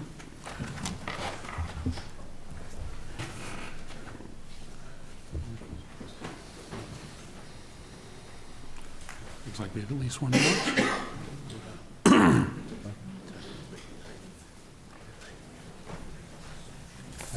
My name's Stephen Whittier. I'm from 10 River Street, and I'm opposed to this project for all the reasons my neighbors have given, but I want to raise some objections based on the area that I know best. As a carpenter, I made a career working on homes in the McIntyre Historic District, repairing and preserving the work of Salem's past. These homes were well constructed, but 2 centuries and more weaken the finest work. Foundations fracture and settle, joists bend and crack, rafters and roofs sag, chimneys lean precipitously over streets below. These are not exaggerations, they are facts. Moreover, these homes were never intended to suffer the shaking caused by car, truck, and train traffic as it exists now on Bridge Street, which, let me assure you, is substantial.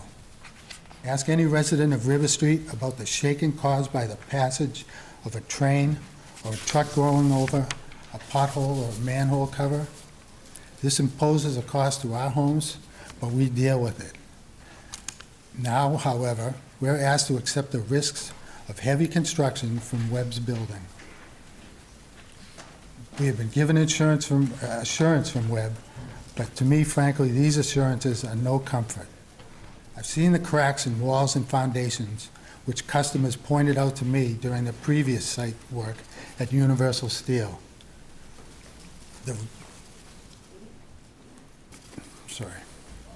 Site work which involved no piles of any kind. This time it will. The rammed aggregate pier which Webb proposes to use is said to produce moderate vibrations.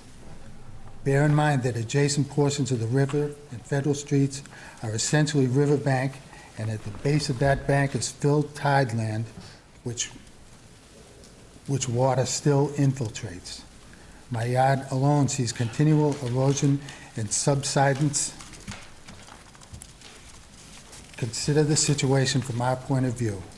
We've become, by our own choice, conservators of Salem's architectural heritage. The McIntyre neighborhood brings people from around the country and around the world. The people who come and spend their money in Salem. This is a huge financial benefit to the city, and one which costs the city no money. We, the homeowners, pay.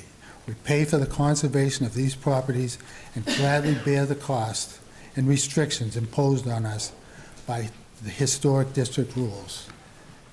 How the city proposes to give a billion-dollar company a huge tax break at taxpayers' expense while reducing the value of our homes and imposing risk of costly structural damage.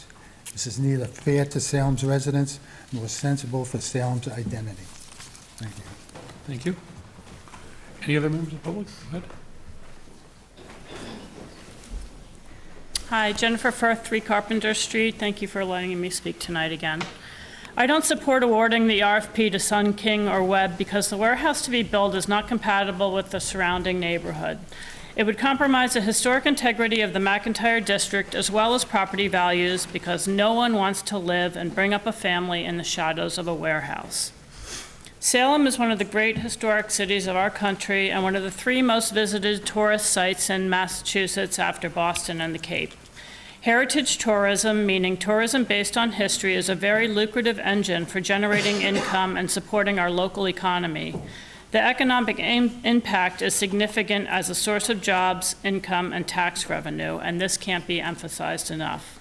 But the key to success is showcasing our historic assets and attracting interest, not compromising them with inappropriate development. Heritage tourism is complementary to our downtown. It supports small businesses, shops, and restaurants. A web warehouse isn't complementary to our heritage tourism or downtown businesses at all. Customers aren't going to buy a faucet and then go tour the witch house and eat a meal downtown. But careful preservation of our historic neighborhoods is complementary to both.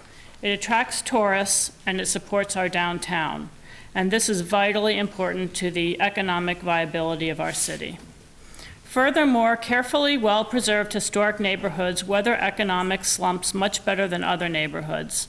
Historic neighborhoods are proven to produce strong and stable property values. Neighborhoods like the McIntyre District are a significant strength to the tax base, which brings in about 75% of the city's tax revenue. Salem's historic neighborhoods create a sense of civic pride, a joint appreciation of history, and the connectivity of the quality of life. They detract crime and they attract families. They spur small businesses, encourage local development, invite pedestrian use, and create a thriving city. Historic neighborhoods are our bread and butter. They're the heart and soul of our city. Plumbing warehouses are not. Salem's identity is best defined through our unique historic narrative, our wonderful neighborhoods, and our vibrant downtown. Warehouses should not define us and therefore should not be located in our entrance corridor to our historic downtown. And warehouses should never be allowed to compromise a historic neighborhood. Warehouses can be relocated, but historic neighborhoods cannot. Thank you. Thank you.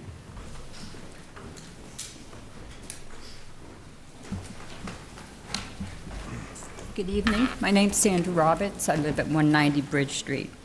I'm here tonight to encourage you to vote no to the F.W. Webb's bid to purchase the former Universal site property.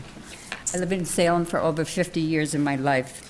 I love its history, I love its architecture, and I love all elements of Salem. I've been in the travel and tourism business for 20 years of my life. I also work for a nonprofit organization that depends highly on the influence of tourism, as well as many of the organizations downtown Salem. Essex County, as you're aware, and Salem as a part of it, is a location of more than 450 properties and districts listed on the National Registry, including 25 National Historic Landmarks. Salem itself is a location of 46 of these properties and districts, including 8 National Historic Landmarks. I personally speak to hundreds of people and visitors from all over the world who come to visit Salem and its historic sites. I recommend and direct them to places that are historic. I recommend them to go to McIntyre District, what we are discussing tonight, the House of the Seven Gables, the Pierce Nichols House, Hamilton Hall, and among others, Chestnut Street. These visitors often express their dismay that they cannot find parking in Salem at the height of tourism. Some refuse to even stay and leave Salem, leaving with their money and their money for our businesses. I today would like to ask that you vote no on this proposal. It would be a good source of revenue to leave this parking facility as it is and to return the pay stations. To build a large building that looks like it belongs in an industrial park would not enhance an entrance corridor to our historic downtown and neighbors. I also appreciate that you're listening over the many days to all our talking.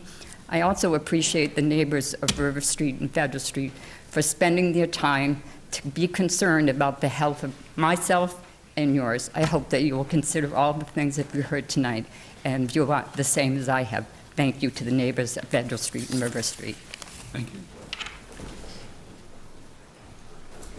Thank you for giving me an opportunity to speak tonight. My name is Danielle Capalbo. I live in Watertown, Massachusetts. I want to speak in opposition to the Webb proposal, and I'll be brief. I cannot speak as a citizen of Salem, but I can speak and do speak as a Massachusetts resident, as a citizen of the United States, a country that adopted me years ago, and I wish to speak as a global citizen. My family comes from Guangzhou in southern China. My parents lived there, their parents lived there, and back through generations. In English, we know Guangzhou by a different name, Canton. The trade that flourished between Salem and Canton led to a new cultural exchange and a new way of doing business. It was through trade that it was through trade with Canton that Salem first made its entry onto the world stage. When family and friends from different parts of the world come to visit Boston, a place I am proud to take them to is Salem. I choose Salem for many restaurants, for nice harbor views. But most of all, it's because of the history that is so unique that cannot be replicated anywhere else. How do we feel the presence of history and our connection to it? One way is to look at objects housed in a museum and ponder the significance of the history they represent. Another way is to go to a place where we can perhaps experience it. When I walk around the McIntyre district, I feel the presence of the people who were among the pioneers of this country, who bore witness to the many events that happened right in Salem. And thanks to the unswerving commitment of the people in that district to preservation, we today are able to feel the past, the present, and the future. We Americans tend to ooh and ah over the rich history of other countries much older than we are. And here we are. Here's Salem, the historic district, and we have heard from other members in the community how unique it is at the state level, at the national level, and even, I would say, at the international level. In closing, as members of the City Council, you are entrusted with the sacred responsibility of safeguarding the integrity of this very special history. I respectfully ask that you consider this also when you make your decision. How do we want our children, our grandchildren, to remember our actions? How do we want them to think about the choices we made as stewards of this city's unique history? It is your history. It is our history. Thank you. Thank you.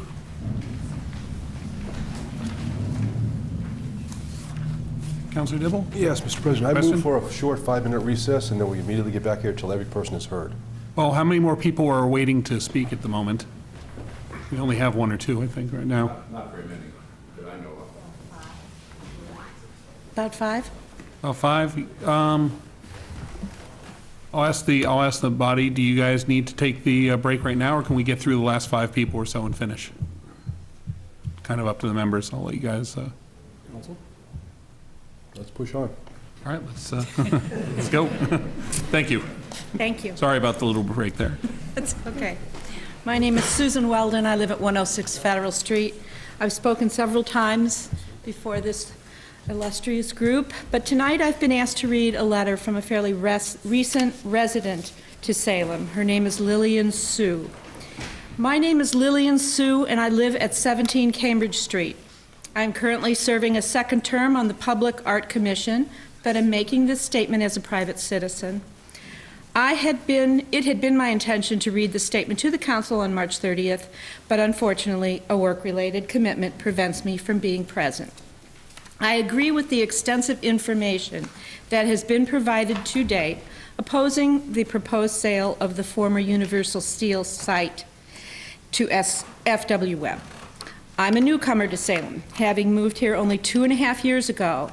From the first days of considering where to move, I was attracted to the fact that Salem offers quiet neighborhoods as well as an urban center.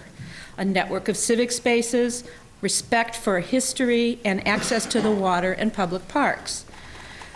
My day job as Director of Public Art for the City of Cambridge means that I walk to the train station often. I walk the route that takes me across the intersection at Federal and the 114 ramp with no crosswalk down the grassy hill on the scoured gravelly path that leads to Bridge Street and under the leaky overpass. I stand on the train platform with scores of others and wonder about my fellow citizens of Salem. How long have they lived here? Where do they work or study? Why did they move here? Or why did they stay?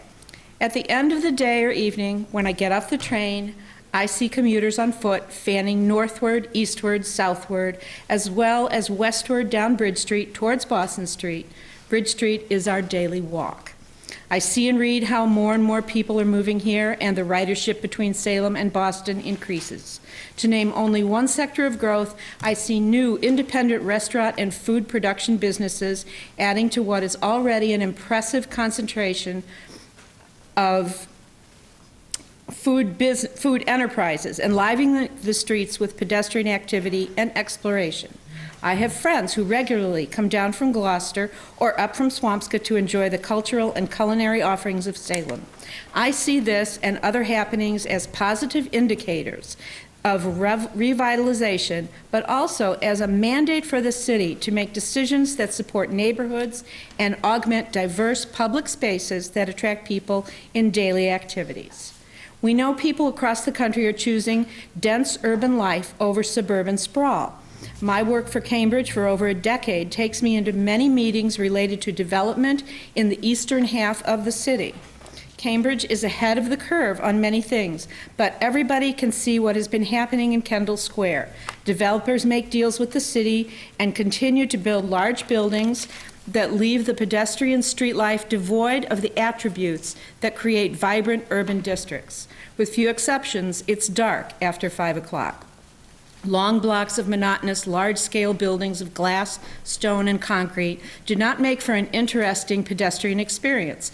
Cambridge is trying to fix the situation, but it's too late once the buildings go up. Studies show that where once the American ideal was a house with a 2-car garage and large yard, now people, from young professionals to retirees, are expressing a preference for living near public transportation in dense, mixed-use neighborhoods with opportunities for daily encounters with people they don't know, and easy access to food, arts, and culture. In other words, walkable civic environments designed to privilege pedestrians and bicyclists over automobiles. Which means a city leadership must have the vision to make the accumulated decisions that nurture and build such environments. I'm not a big fan of parking lots as an urban feature. Yet, in the case of the former Universal Steel site, even a parking lot is more consistent with the city's stated longer-range vision for the Bridge Street corridor, an area that will increasingly become a route for pedestrians and bicyclists and the first corner of downtown for those approaching the city from Boston Street. It seems to me that instead of grabbing an opportunity that offers short money for the short term and that comes with serious long-range negative consequences, the city could take this opportunity to pause. To pause would allow for a thoughtful, considerate discussion with the public to answer some questions. Why the hurry? The city is in control of its own properties and has invested in at least one broader vision. One more paragraph. The NRCC master plan. Yes, this area once was industrial, but as it happens all over the country, once industrial zones are becoming vibrant neighborhood and civic spaces with residential and commercial use and smart transportation solutions. Corridors along rivers, canals, and railroad tracks are often prime areas for this rethinking of urban space.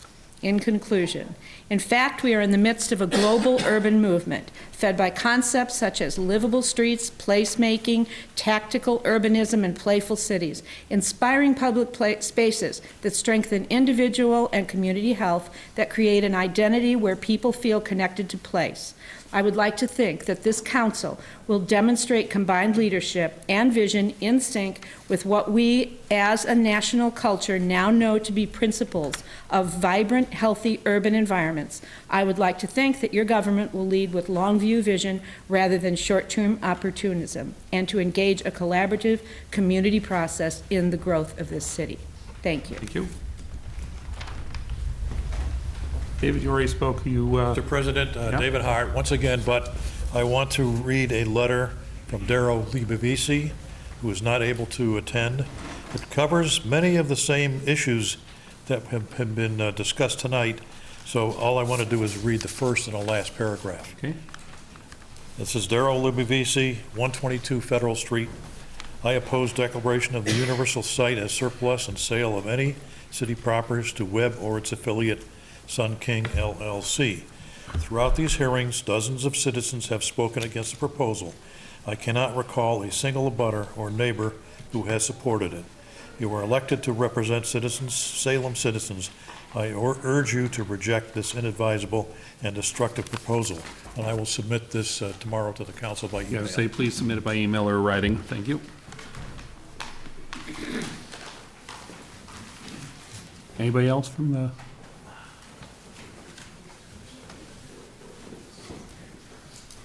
I would like to read this letter also, which is from John Carr, who's not able to be here. Also, he wasn't able to send it in time for me to print it, so here we are. John writes, over the last 3 months and 5 public hearings, including tonight's, you have been presented with solid, comprehensive, and compelling evidence at each stage detailing why this project is so procedurally, substantively, and irredeemably flawed, and that it should be a non-starter. I'm not going to repeat those arguments here. As I see it, the question now is not whether you lack the wisdom or understanding to know what the right decision is or should be. The real question is whether you're going to have the political courage to make the right decision, i.e., whether you're going to bow to power and wealth, political pressure, and an ad hoc system of urban planning that looks to the discredited past, or whether you're going to put people and principles first, people who are, after all, fighting hard to protect their families and neighborhood for the good of all Salem, both now and in the future, as well as for the rule of law, just as you would be if you were in their position. If you are true to any kind of rational principles, there can be only one result. Webb has choices. The neighborhood does not. So I urge you in the strongest possible terms to have the courage to do the right thing. That was from John Carr. Now I would like to make a few remarks of my own. If you can fit in the same time frame, please. I'm Josiah Fisk. I live at 358 Essex Street. My business is located at number 8 Front Street. I'm not going to repeat anything that has been said so far. Plenty has been said. I have heard most of it. I know you have heard all of it. And yet I think what is remarkable to me, as I think back to everything that has been said on both sides here, is how much I still feel I do not know about this. Very important things. I think it's unclear to me, for instance, how it can be possible to discuss a zoning change that is as momentous as the one that is being discussed without there having been a discussion, at least before tonight, that I'm aware of what the build-out would look like and what the future repercussions of this might be. That seems to me, since the zoning is such a long-term decision, that this is obviously something that should be discussed. It has not entered into the discussion to my knowledge. I don't understand why that would be the case. I don't understand why this proposal is here at all. If it is in the condition of unreadiness that it is in, it seems improper, in my view, that it even be voted on at all. I don't understand, with respect to the administration, why they are so surprised that we are up here talking about this project and why we are here opposing it. I think that it's pretty obvious why we're up here. I think anyone in our position would be up here. I don't think it's that difficult to see. This is something that no one who lives nearby is going to see as consonant, and this is something that no one who, frankly, understands where Salem's history, where its future lies, where the future of that economy lies, is necessarily going to say, oh, sure, that fits right in. I don't understand the view that is uncritical in that regard. I don't understand, and this is something that I think should be very material to this, we have not heard from the folks at Webb what their rationale is, what their logic is. We understand that they want this location. We understand this is important to them. What is important about it? Why? How important is it? And then, for example, if it is important, if it is as important to them as I believe they have represented, I do not understand why this city is proposing to offer them a break. A break is what you offer somebody when you have to sweeten the deal. I don't understand any of that. It does not make sense to me. So I do want to thank all of you for listening, and I know there has been a lot to listen to. I also want to say, as John has said, as many others have said, it's in your hands, and we have faith that you will make the right decision. Thank you. Thank you. Anybody else out there?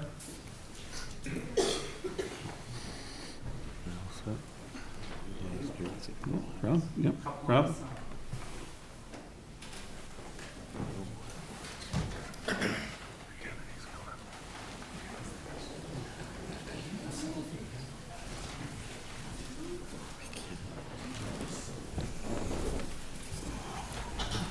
Robert Kennedy, 17 Carlton. As this discussion on this matter has progressed over quite a long time, I've kind of been struck by a couple things that should really worry every resident of Salem. First off is the issue of the TIF. I still haven't heard anything that seems to indicate that we are set on that $400,000 number. And quite honestly, to not have that number and then to even start moving down this road just seems to be negligent. Because from their perspective, and no offense, but they wanted the best deal. And the farther in the process we are, without that TIF being settled, the more we are on the hook. You know, they can turn around and say, but we need more. And then people will feel obligated. Well, we're already at this point. We've already put up for surplus. Now we got to give them more money. Besides the fact that this $400,000, it's ridiculous. It's just a handout. It's nothing more than pure corporate welfare. This company has $1.4 billion in sales a year. A year. They do not need this. That $400,000 would be a lot better spent if you gave it, say, to some nonprofit that, helped people with addiction issues or something else. That helps Salem. That $400,000, that's what the owners probably find in their couch. And we don't even know the actual value because it's a privately held corporation, so we don't know what the actual value is. We can only guess. But with $1.4 billion in sales a year, it's going to be a lot.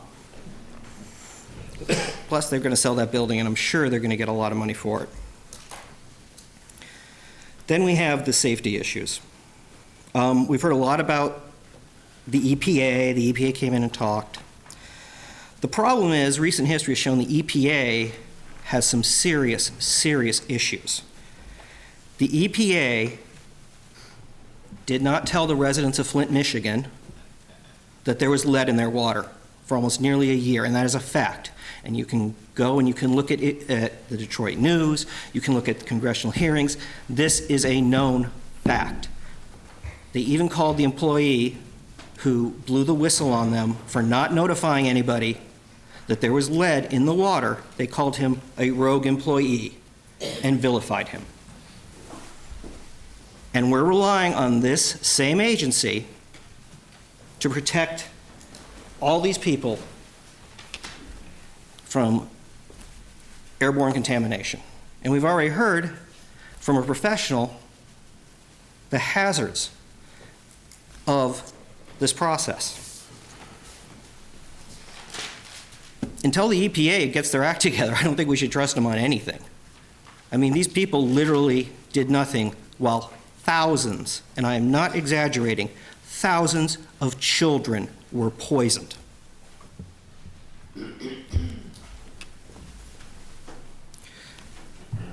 We also have the issue of what happens in the city itself. I live right by the power plant. And there doesn't seem to be much concern for us there regarding noise and enforcing the codes. Rob, stick to topic. I am, sir. No. I'm making my point.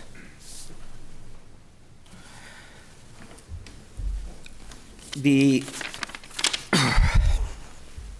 attitude that we have encountered there, and we're very similar to your area, small group of citizens facing kind of this big monolith. We've been called crazy NIMBYs. I know you guys have too. I've seen it. You know, and what you guys should be worried about is how these things progress, because tonight, after this, they're having a special meeting that we are not allowed to talk at. Rob. Nope, I am Rob. going to talk. No, I'm going to talk No. because this is to the point. Rob, you're Yes, it going is. farther and farther away from the No, point. I am not, We're because indulging you this at the is- moment, but No, I am you're not. going to be dismissed from this in a moment. So stick to the topic. I am sticking to the directly topic. at hand. I am saying, Rob, stick to the topic I am directly sticking at to hand, the and we will topic. eject you from the room.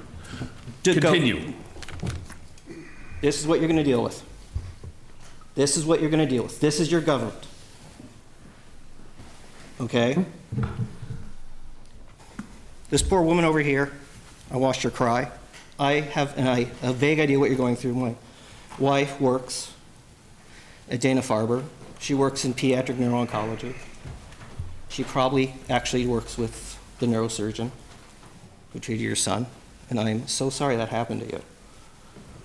And I'm so sorry you've had to go through this. And you have a government that really doesn't seem to care much about that. Because if we did, we wouldn't be doing this. We're told to trust the city. But as you've seen, we get anger from them. We get secrets. We get obfuscation, vagaries. You know, you want us to trust you, but we can't. We really can't. We're not seeing much trust on, because you're supposed to protect us from this. Instead, you're saying, hey, let's give these guys a big break, get some rich guy richer. You know, not going to really do anything for our economy. The numbers don't work out at all. And then when it comes down to it, you're more concerned with covering your own butts on stuff. Like I said, there's something coming up we're not allowed to talk about now. It involves construction in my neighborhood and noise. What's going to happen to you guys? Probably the same thing.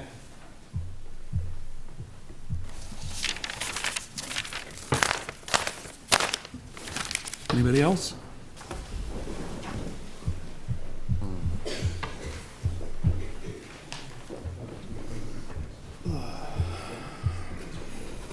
My name is Michael Cusick. I live at 19 Putnam Street, which is a few blocks away from the Port Industry. Actually, I live right across the street from Councilman Epley, right here.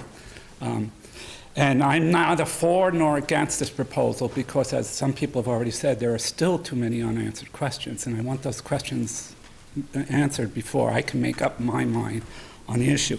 So here are the questions. Question one, is there any provision in the agreement to improve the sorry state of Bridge Street? Bridge Street has no sidewalks. It's dangerous to walk on. It has no shoulder, so if there's a breakdown, there's more danger. In places, it's questionable whether it even has pavement. And so I would think it'd be in the best interest of Webb and other developers to try to improve Webb Street. And I understand that's a state road, but I think something can be built into the proposal to improve it. Related to that is the sorry state of the properties on both sides of Bridge Street. Dumping is a constant. The people go in there every week, the volunteers go in once a year and clean out tons of debris in a heroic effort, and 2 weeks after they do that, it's a sorry state again. And not only construction dumping, industrial dumping, I saw what was either a large scooter or a large lawnmower stripped and leaking oil. I've seen what looked like a complete dining room set stripped and laid on the ground there. This is all within feet of the website. So is there some provision to clean that up? And then third is the One issue that hasn't been brought up yet is the area is infested with rats. It's a sorry thing, but any commuter who's gone to that light late at night, which I have done, has had close encounters with rats. Not a good thing to say. The whole corridor is infested. When the property was capped on the site on the corner of Bridge in Boston, the rats were brought out. They came up onto my property. I fortunately have 2 rat terriers and 3 cats, so they did not get into my house, but I did get tired of finding rat carcasses on my deck in the morning, which was a frequent occurrence. And to talk to any resident in McIntyre District, they have a rat problem. So is there any provision in the cleaning up of the site besides the toxic waste to try to improve the rat problem? Question 2, we've heard a lot about the toxic waste. We've heard very heart-wrenching stories about cancer incidents. I am a cancer researcher, and we have a question when we hear stories like that. What is the denominator, which means specifically, what is the expected cancer incidence? And we have not heard those numbers. And so I can't tell whether those heart-wrenching stories are expected or unexpected until we have what the baseline numbers are. I would expect the baseline numbers to be somewhat high since the demographics of that area skews to elderly, but we'll see when those numbers become available what to make of it. The toxic waste has been brought up many a time.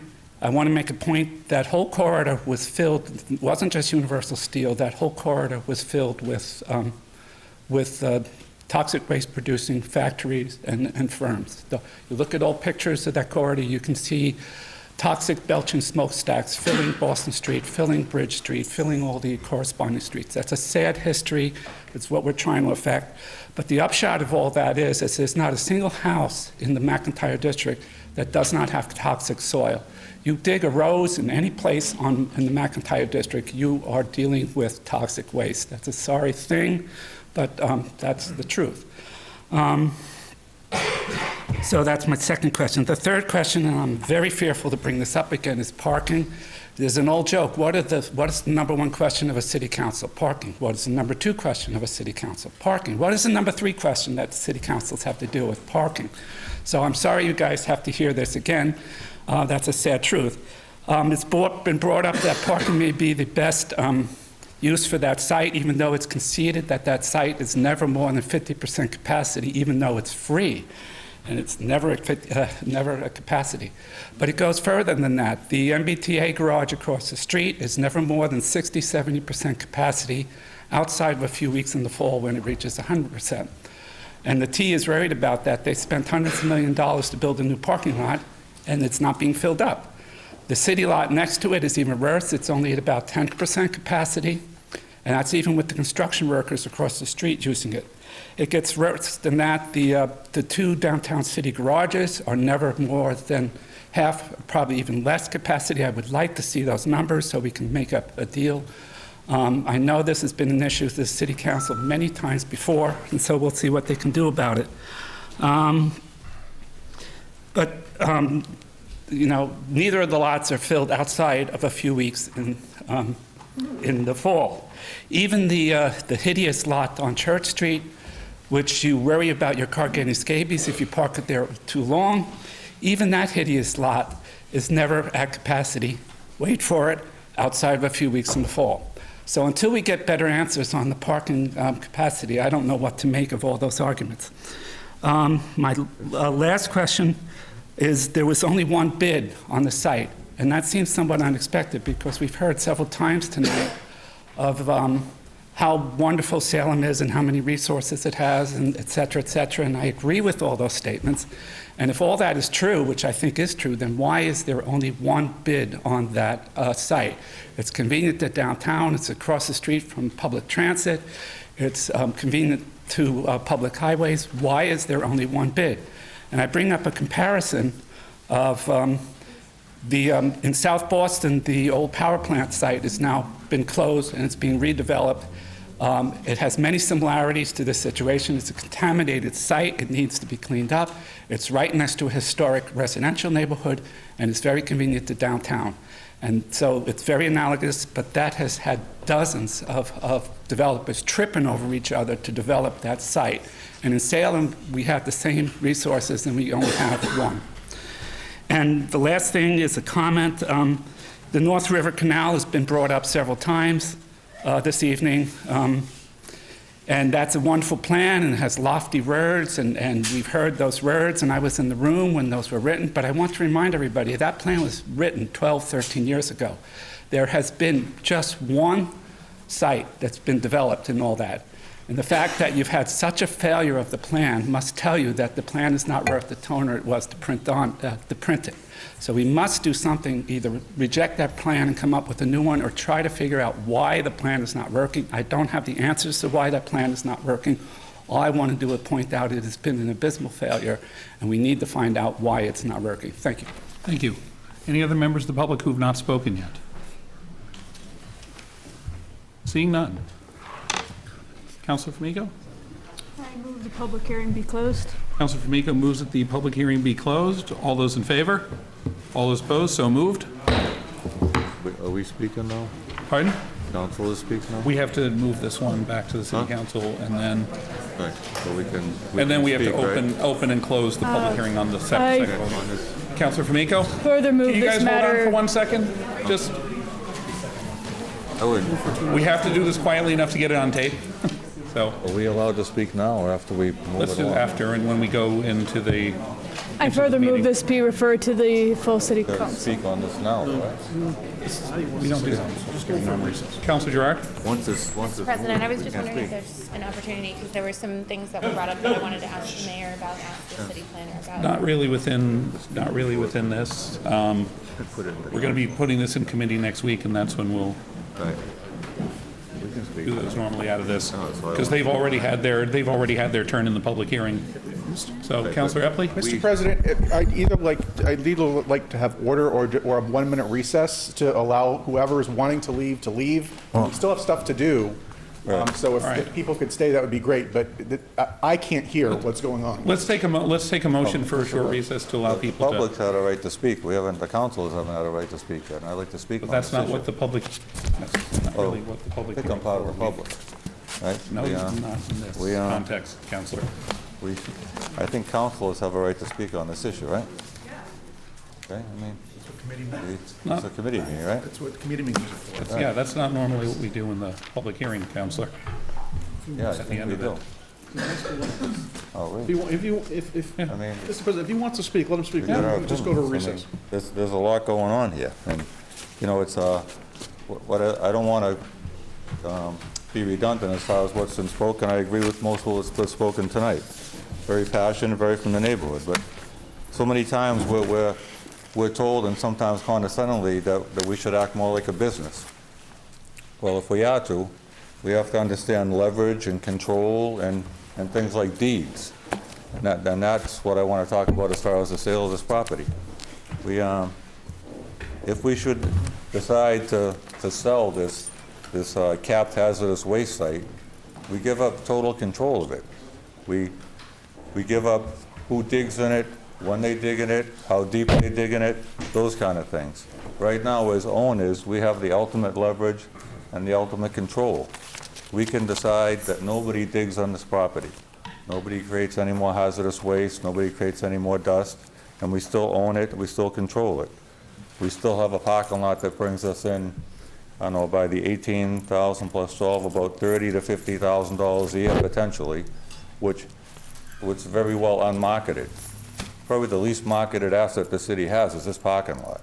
We're trying to bring in as much revenue as we can, yet we're not even charging for this parking lot. I've had people who park there say to me, why am I paying $2 a day to park here at least, right? We should be charging right now. So it's underutilized because we undercharge for it, right? If you take the $40,000 difference, say, between $50,000 a year and $90,000, it's about 0.00025 cents, or like 10,000ths of a cent difference on a $140 million budget. That's not a whole lot of reason to sell a piece of property you have to make that much profit when we could make it equal the taxes that I think would come in. Okay? And for this little small difference in revenue, We're not going to be taking in $4 million a year as if we're building a power plant here. We're going to change a historic neighborhood, take the neighborhood zoning away, and I mean take it away because they don't want to give it up. We have to take it away from them. They clearly don't want to give it up. Discontinue a historic public way and disturb a capped hazardous waste site, which I think is a foolish thing to do when it's already accepted by the state and doesn't bother us and can't cost us any more money except for a little bit of upkeep, right? Instead of, you know, it can never cost us another dime unless we sell it. Now, Webb could have bought this property from Universal Steel, and knowing leverage and knowing business, I'm guessing they waited so the city could take it over and the taxpayers could pay $3.5 million to clean it up. You can't fault them for that. That's a great business decision. We should understand leverage that well as a city, right? Now, who would buy a capped hazardous waste site? Who'd be foolish enough to disturb one? Open themselves up for a lot of liability. Well, I can tell you, most compelling is that F.W. Webb would not. And that's another good business decision on their part. It would open them up for too much liability. It's not a smart move. Instead, they form a LLC, a limited liability corporation. So Sun King would buy it. That gives them the important leverage they need, the leverage to have all the gain and none of the loss, the leverage to walk away and leave this property if they dig up a can of worms and run into something unforeseen, something that could cost them a lot of money to clean up. That's the leverage they want, and we should keep, right? Because if it goes bad, we're going to get it back, and we're going to have to pay for a cleanup. And think of the transfer station, Furlong Park, Witchcraft Heights, McGrath Park, all about $2 million for a cleanup. But this site's only been cleaned to like 5 feet down. There's a lot more down there, I think. All we have to do to make sure this site never bothers us again, not for 10 years from now, 20 years from now, is to maintain leverage and maintain ownership. So it doesn't cost the taxpayers of Salem another dime or another $1 million to clean up. This site makes us some revenue, and we should maximize that. Maintain control, maintain leverage, keep the deeds in our hands.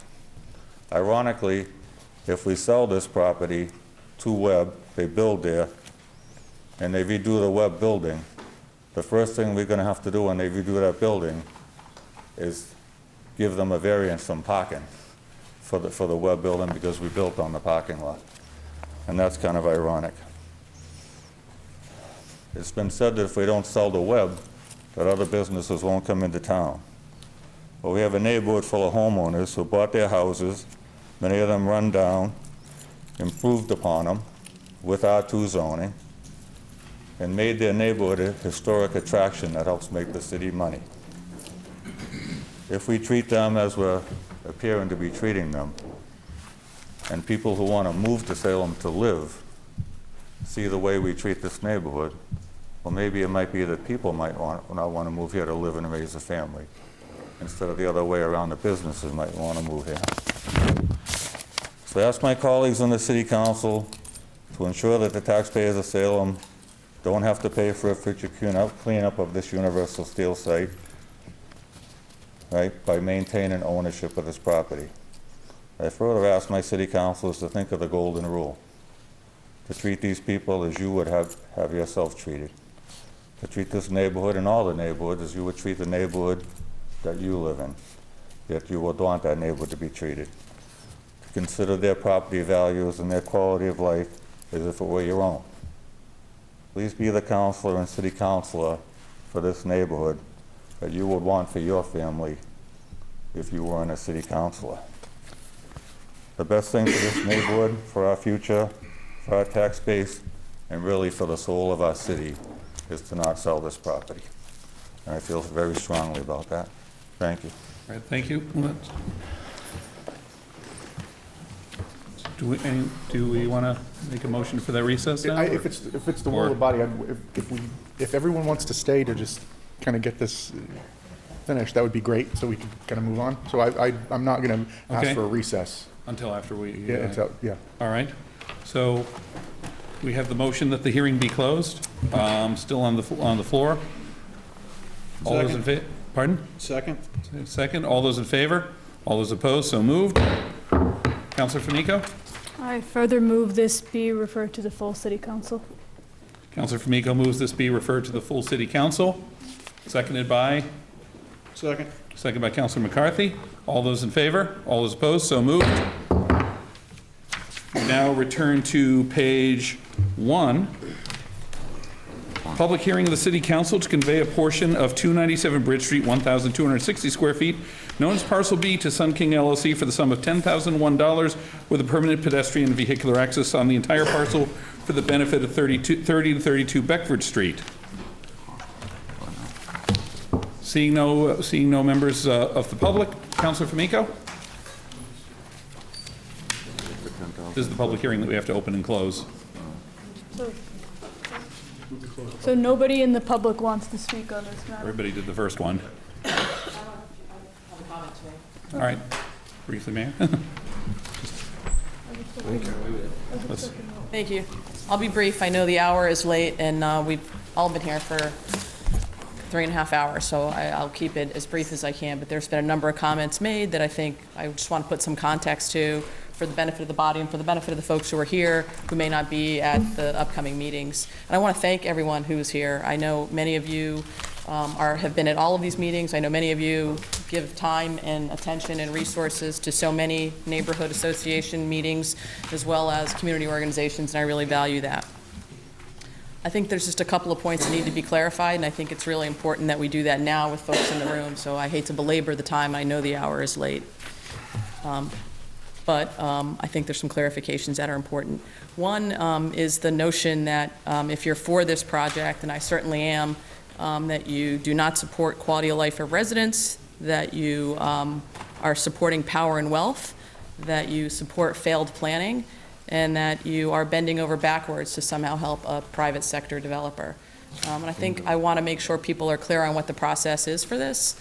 This land was cleaned up with the express purpose of trying to provide commuter parking during the short term. We worked, I thought, very closely with the neighborhood at that time, many of whom did not support parking on this site, made that really clear that we wanted that to be temporary.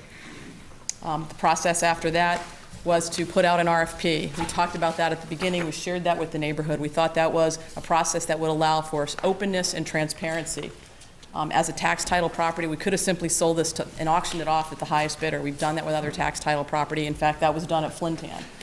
We didn't think that was in our best interest. We wanted to try and encourage redevelopment and reuse. Webb's, as a neighbor, had expressed interest. Very true. But we didn't know if that was going to be fulfilled in the terms of a proposal, and frankly, we'd like to have competing proposals. That was not the case. Webb's was the only proposal that was submitted. Because they were the only proposal submitted, that gave us the opportunity to negotiate with them.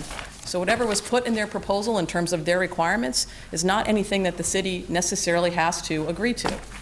All the requirements that they've put forward about wanting us to pick up additional risk and additional liability, we are not planning to do that. We have stated that earlier. I don't know if everyone's been at every single meeting, but I want to be clear.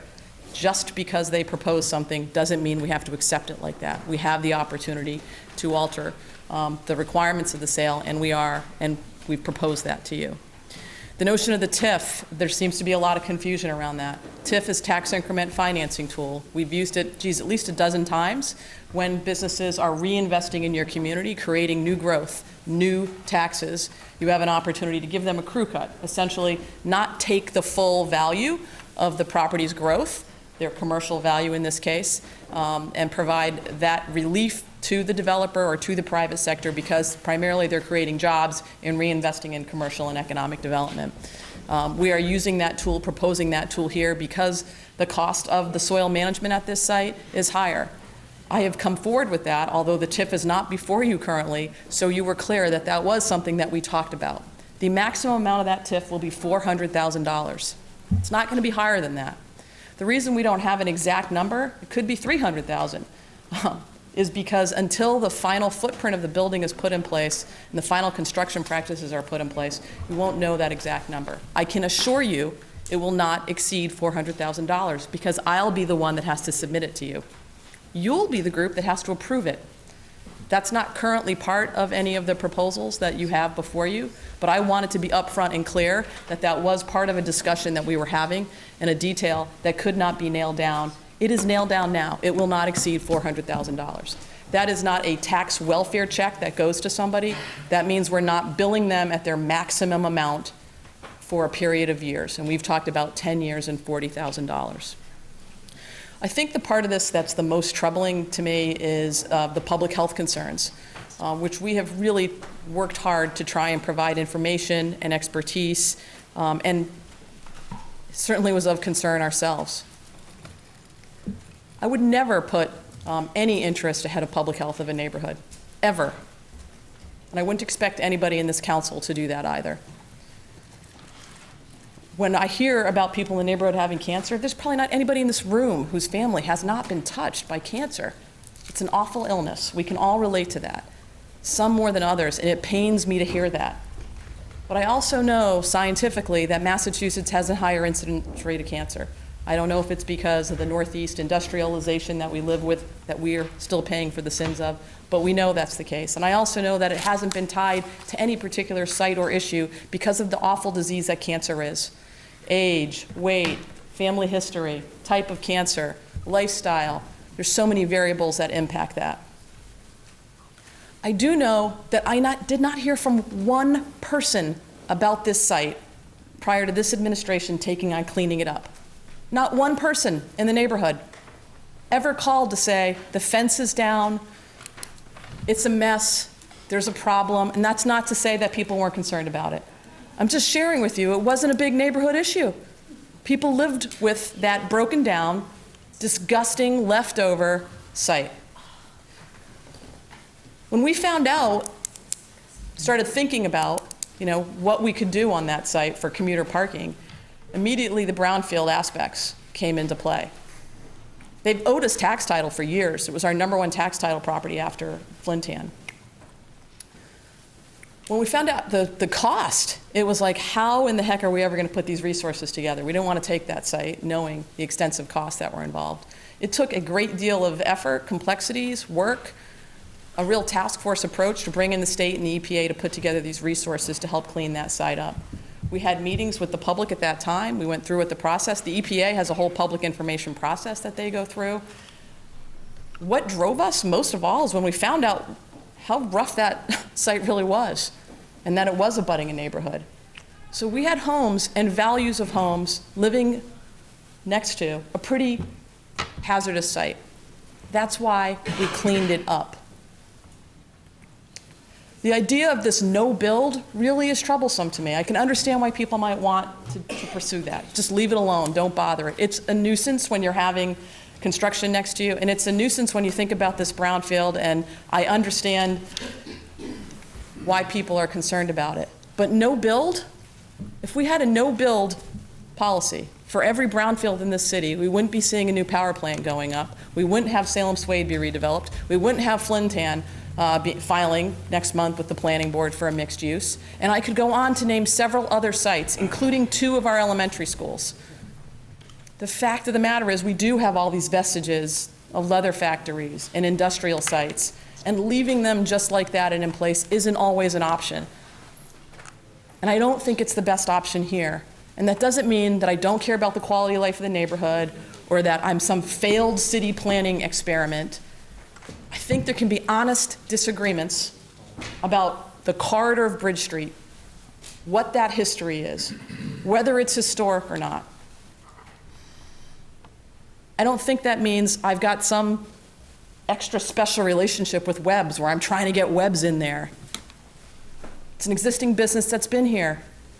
It's a good proposal in my mind that will only be made better by the planning board's actions. I actually trust that group of people with a lot of development activity. I think they've done great work. It's super talented individuals who give of themselves as volunteers and make our projects better. And some of the growth in that corridor has been directly resulted by the board's actions. And I think they can do that here. So I don't like being in the middle of, hostile meetings with neighbors about projects. I hate having to have everybody come out for 3-hour meetings to talk about a project. The 40 people who spoke tonight, I wrote them down, I pay attention, I listen, I care. I spend a lot of time trying to think about how we can make this better.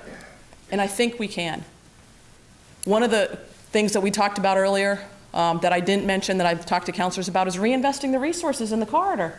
You're right, Bridge Street's a mess. I don't like the way that last stretch looks. It's owed to us by the federal government. We're going to try and really work with them to finish out the Beverly-Salem Transportation Project.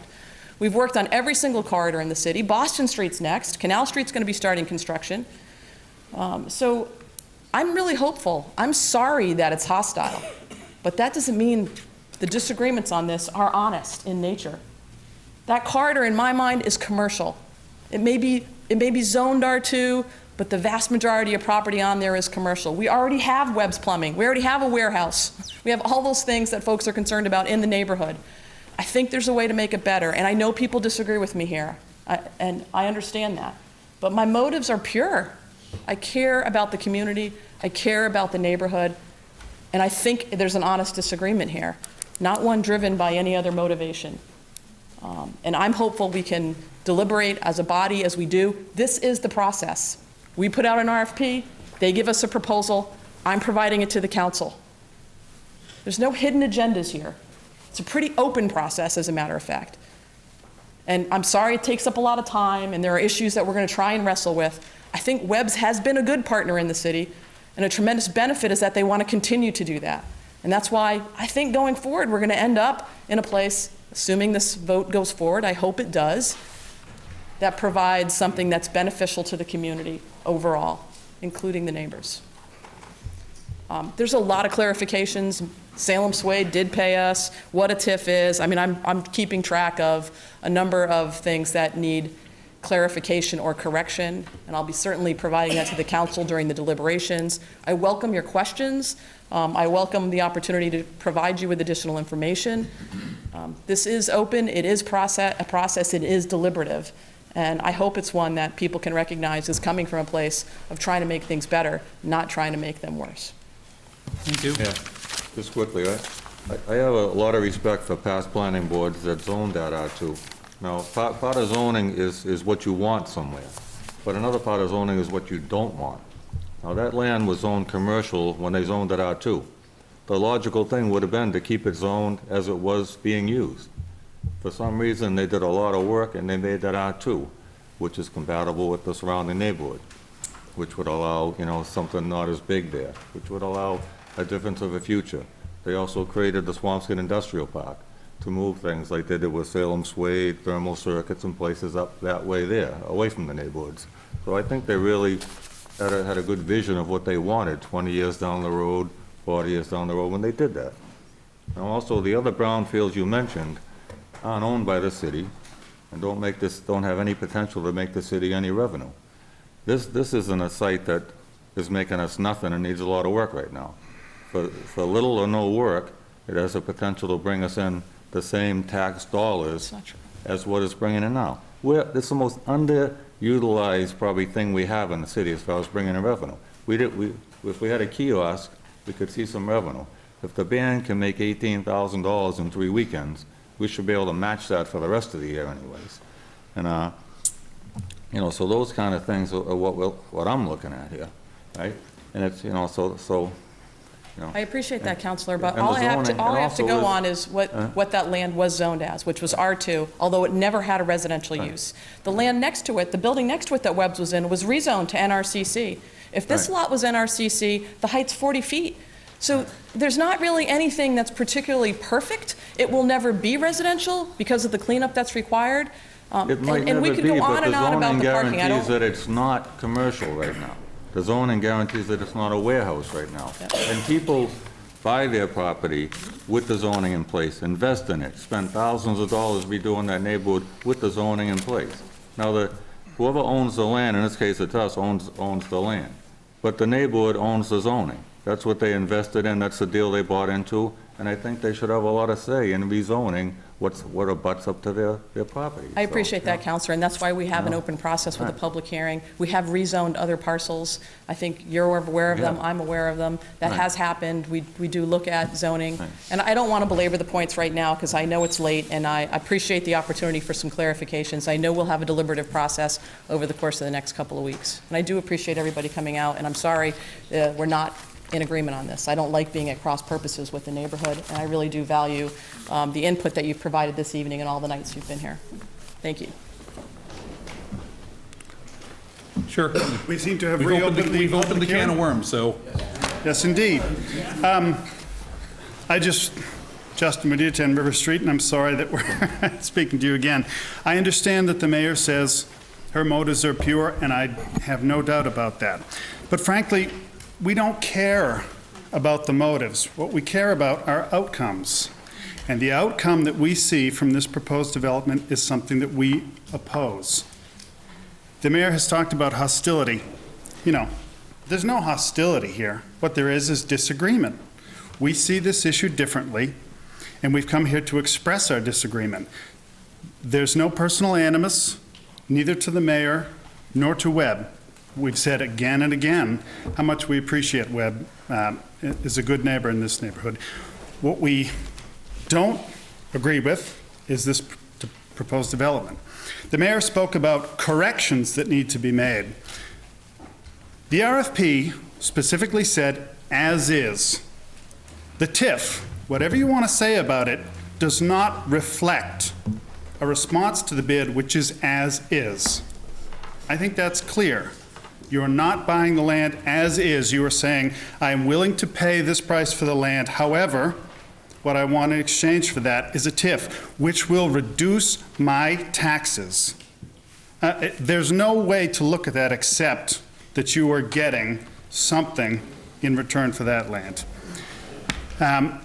I understand that the mayor has worked hard on this process. I think that's clear. I have no doubt about that. We as a neighborhood have also worked hard, and we have a right to express our opinion, and that should not be viewed as obstructionism or hostility or anything else. Finally, when it comes to the NRCC, the mayor mentioned that if anything, it would be zoned NRCC. As I spoke to not very long ago, the NRCC zoning does permit greater height, but it also has setbacks and buffer zoning, not to mention restrictions on uses, which would make Webb's proposal impossible. Thank you very much. Thank you. Go ahead, Tim. Thanks. Tim Jenkins again, 18 Bridge Street. I just heard one thing about the city could have done this a different way, which is to put it up for tax title auction. Had it done that, it would have been an R2 zoning. The only thing that could have been built on there, theoretically, without a variance, would have been R2. But we know we have a contaminated site, and we know that's not permitted to be built on that site under the current AUL. So we couldn't have done that. We had to go through some kind of a process in order to sell the property. I think there were a couple of other things said, but I'll leave it at that.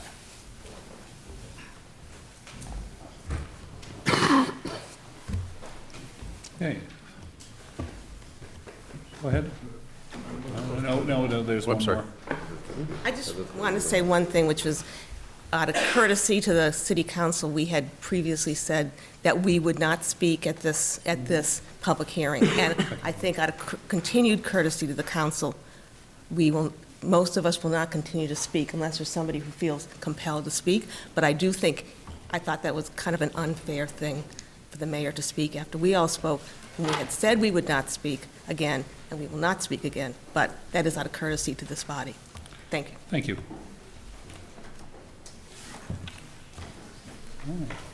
Councilor Miko. Thank you. Councilor Fumiko. I move the public hearing be closed. Councilor Fumiko moves the public hearing be closed, seconded by Councilor Epley. All those in favor? Opposed? So moved. Councilor Fumiko. Further move this be, make a motion that this be moved to the full city council. But just to let everyone know, we still have our committee meeting probably within the next 2 weeks. So although a lot of the council, we took a lot in today, I know myself took a lot of notes.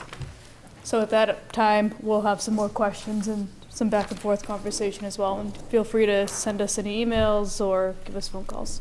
Did I move this go to the full city council? Councilor Mika moves this be moved to the full city council, seconded by Councilor Epley. Mr. President. Pardon? Pardon? To the special meeting, the full city council, yes. To the special meeting. Yeah. All those in favor? Opposed? So moved. Councilor Fury? The special. Motion to adjourn? Councilor Fury moves. Well, What are we going to do? no, we do have to adjourn this, the public Oh, I hearing. apologize. Councilor Fury moves that we adjourn the public hearing. Adjourn the public hearing. Yes. Second. All those in favor? All in favor? Opposed? So moved. Now if we want to take, if anybody does want to go, now's the time. Take a couple of minutes and then we'll start the special meeting if any of you want to stick around to hear it.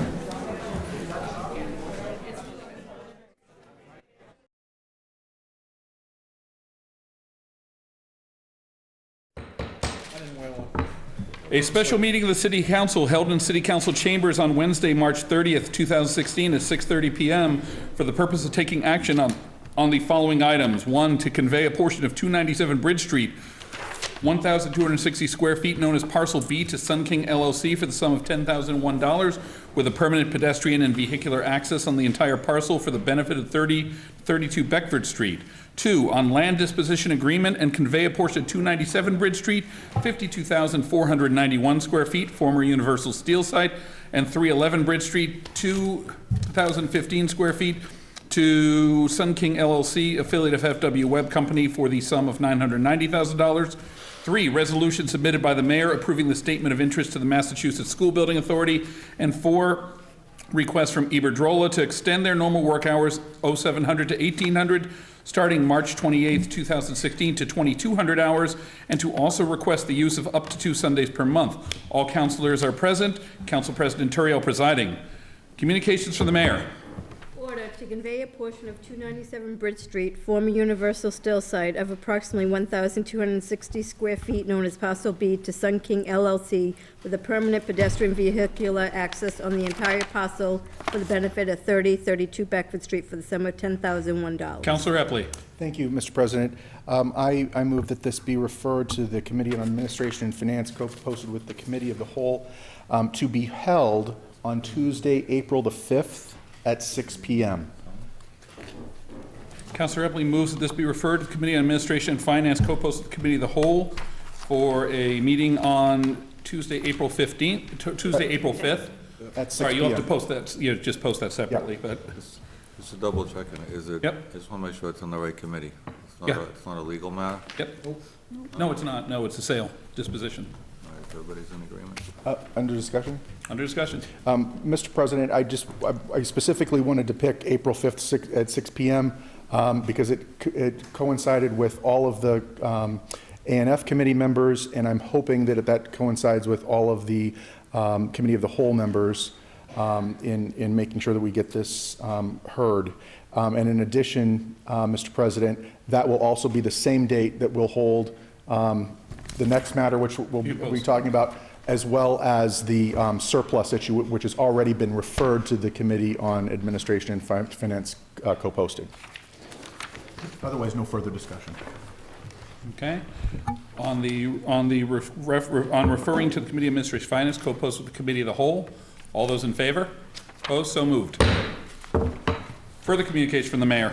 In order to authorize the mayor to enter into a land disposition agreement and convey a portion of 297 Bridge Street, 52,491 square feet, formerly Universal Steel site, and 311 Bridge Street, 2,015 square feet, to Sun King LLC, affiliate of FW Web, which includes a permanent utility easement for the sum of $90,000. Councilor Epley. Thank you, Mr. President. I move that this matter be referred to the Committee on Administration and Finance, co-posted with the Committee of the Whole, to be held on Tuesday, April 5th at 6 p.m. Councilor Epley moves this be referred to Committee on Administration and Finance, co-posted with the Committee of the Whole, to be held on Tuesday, April 5th. All those in favor? Opposed? So moved.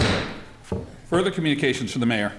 We have a resolution submitted by the mayor that the Salem City Council votes to authorize the superintendent of schools to submit to the Massachusetts School Building Authority the statement of interest form for the Salem High School located at 77 Wilson Street. Councilor Epley. Thank you, Mr. President. I move for adoption by roll call vote. Councilor Epley moves for adoption by roll call vote. Under discussion. Mr. President, I would refer this to the mayor and to any of her designees.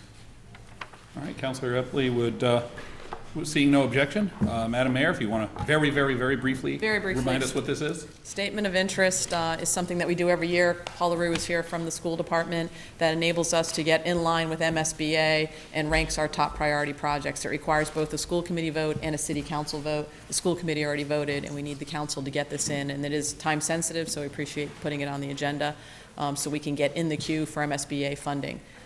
Anything else, Paul, you want to add? No, that's pretty much it. It's a standard application. Yeah. All right. 12. Move approval. Okay. The roll call vote. Yep. Well, wait. Madam City, for adoption by roll call vote on this, Madam City Clerk, would you please call the roll? Councilor Dibble? Yes. Councilor Epley? Yes. Councilor Famico? Yes. Councilor Fury? Hold on, what are we on? Councilor Gerard? Yes. Councilor Lovely? Yes. Councilor McCarthy? Yes. Councilor Milo? Yes. Councilor Ryan? Yes. Councilor Sargent? Yes. And Councilor Torrio. Yes.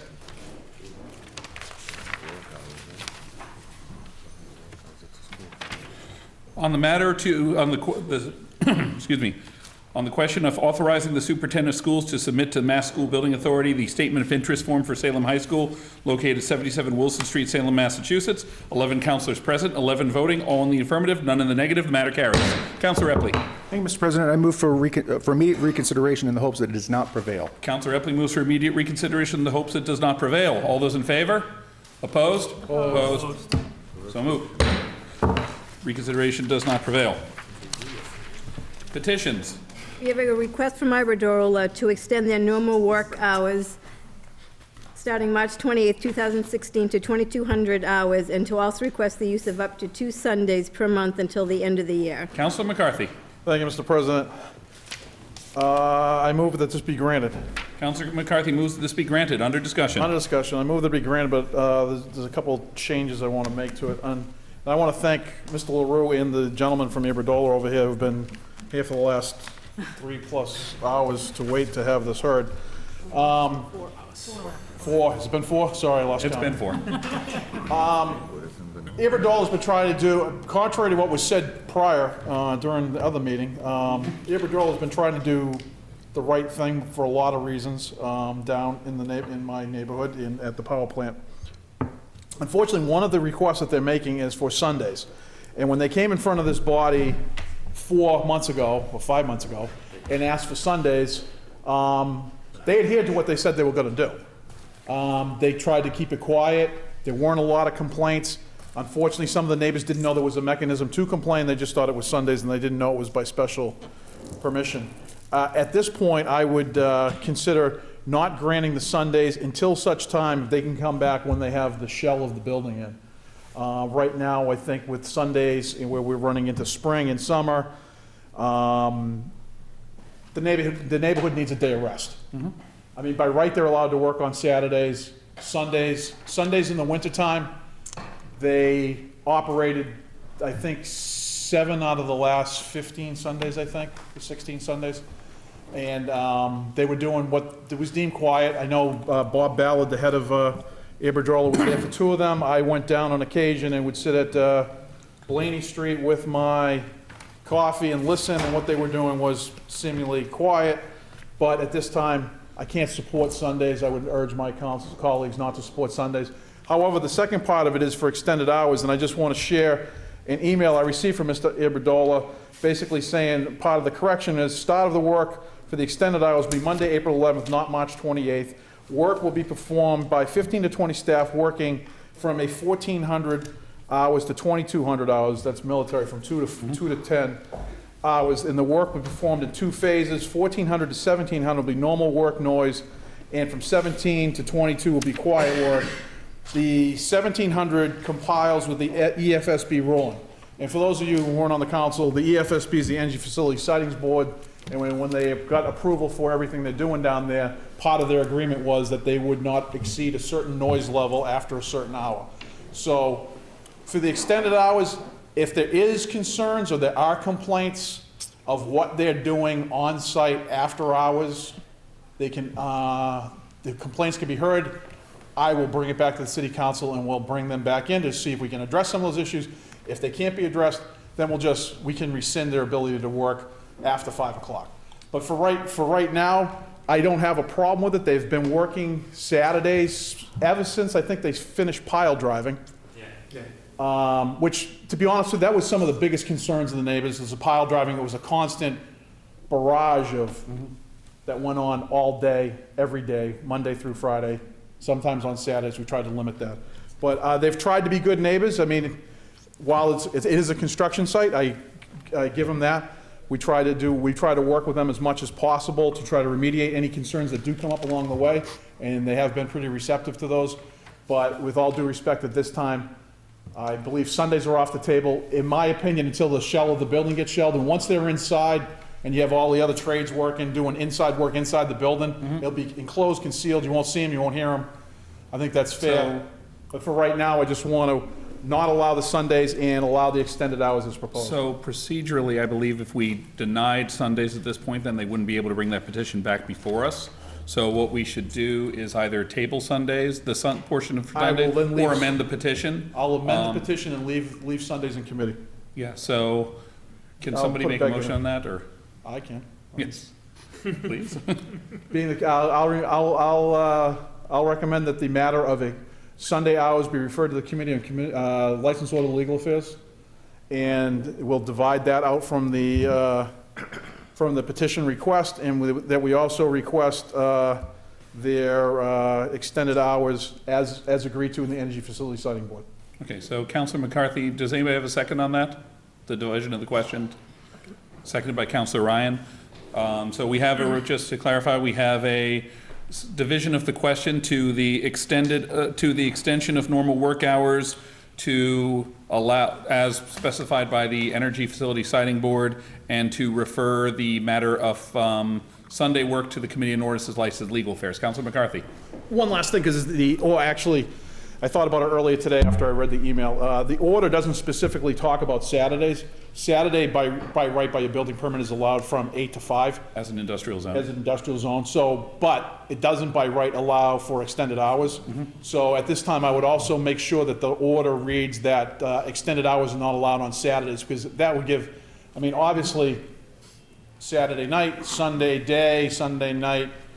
I mean, it is zone industrial. Once they're up and running, they'll be running 24/7, 7 days a week, 365 days a year. But for right now, during construction purposes, I believe that they can work out. Saturdays are on the table.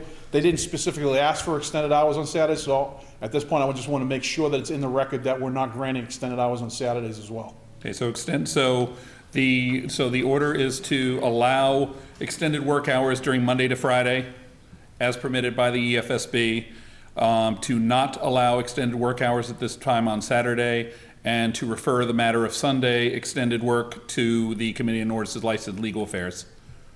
So, if there's no further questions or discussion on that, or Councilor Sargent?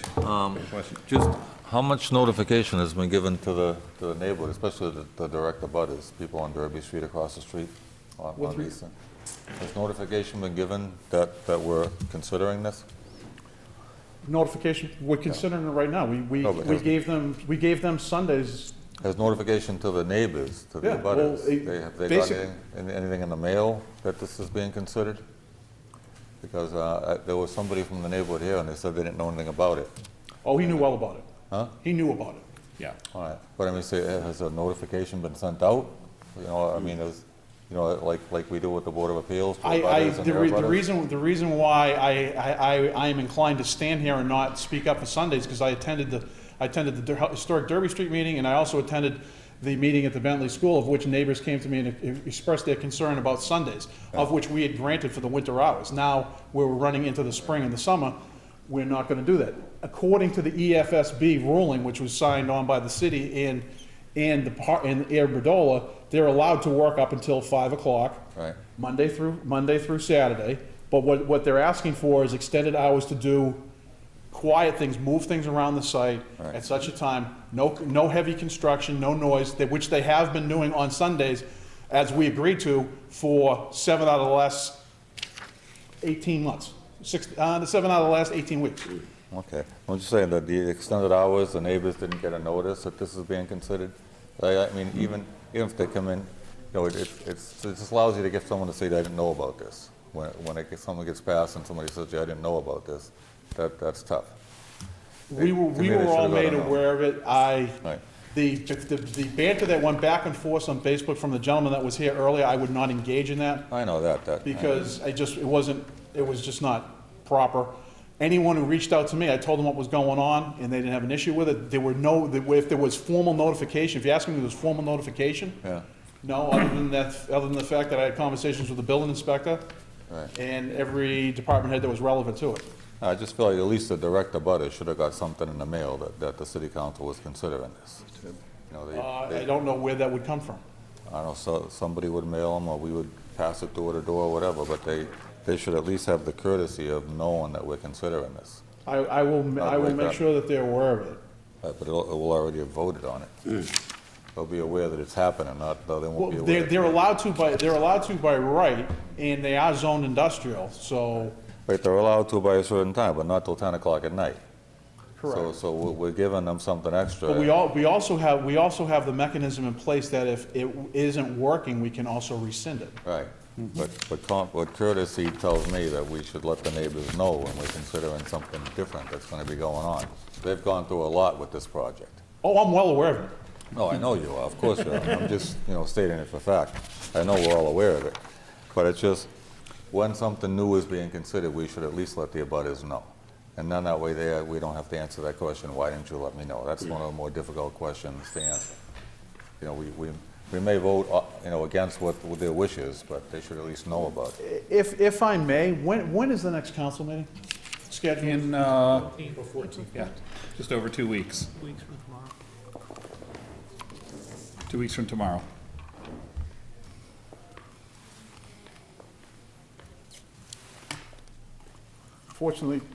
Unfortunately, some of the work they've put off because of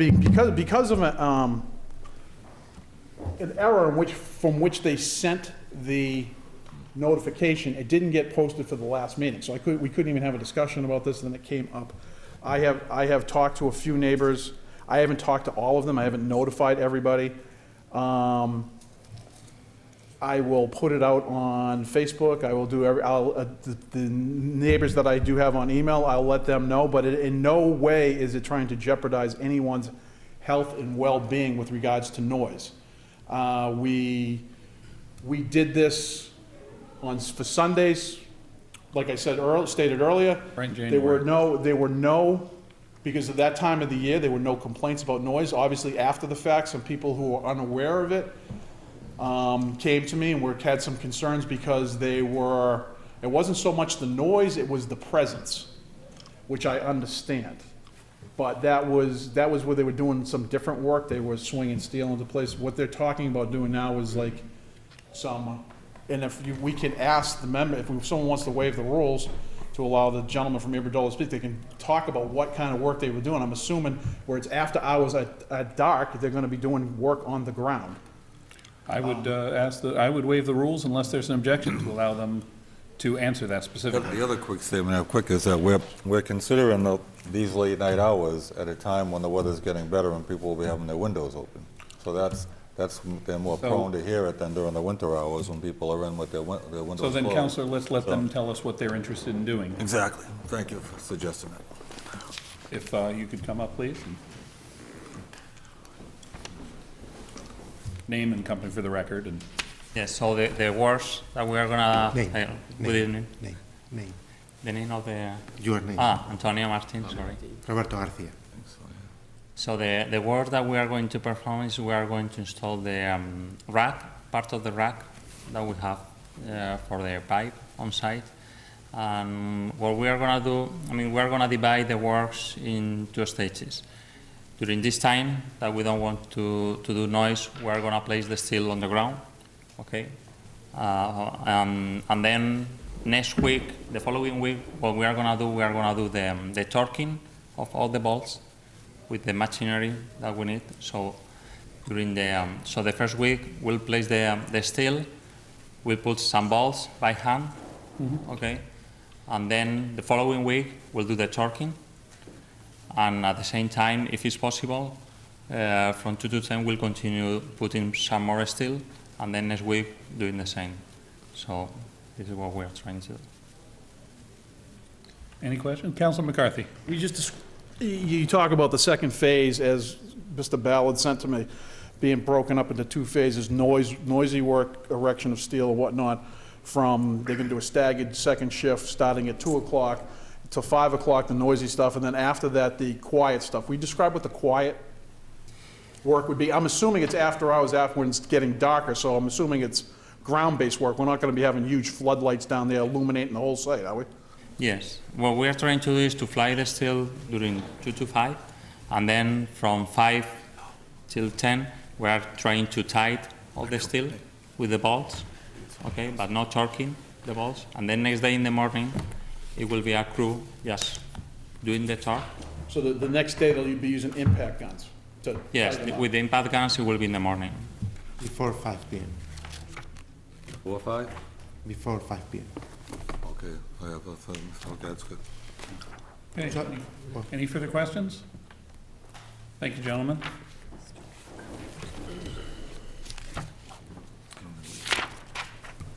So on Councilor McCarthy's motion that this be granted as was, as we've restricted down in place, Councilor Lovely, you have a comment? Just briefly, through you, Councilor McCarthy, I yield to your knowledge of the neighborhood, but the mechanism, if there were complaints, how would you rectify that?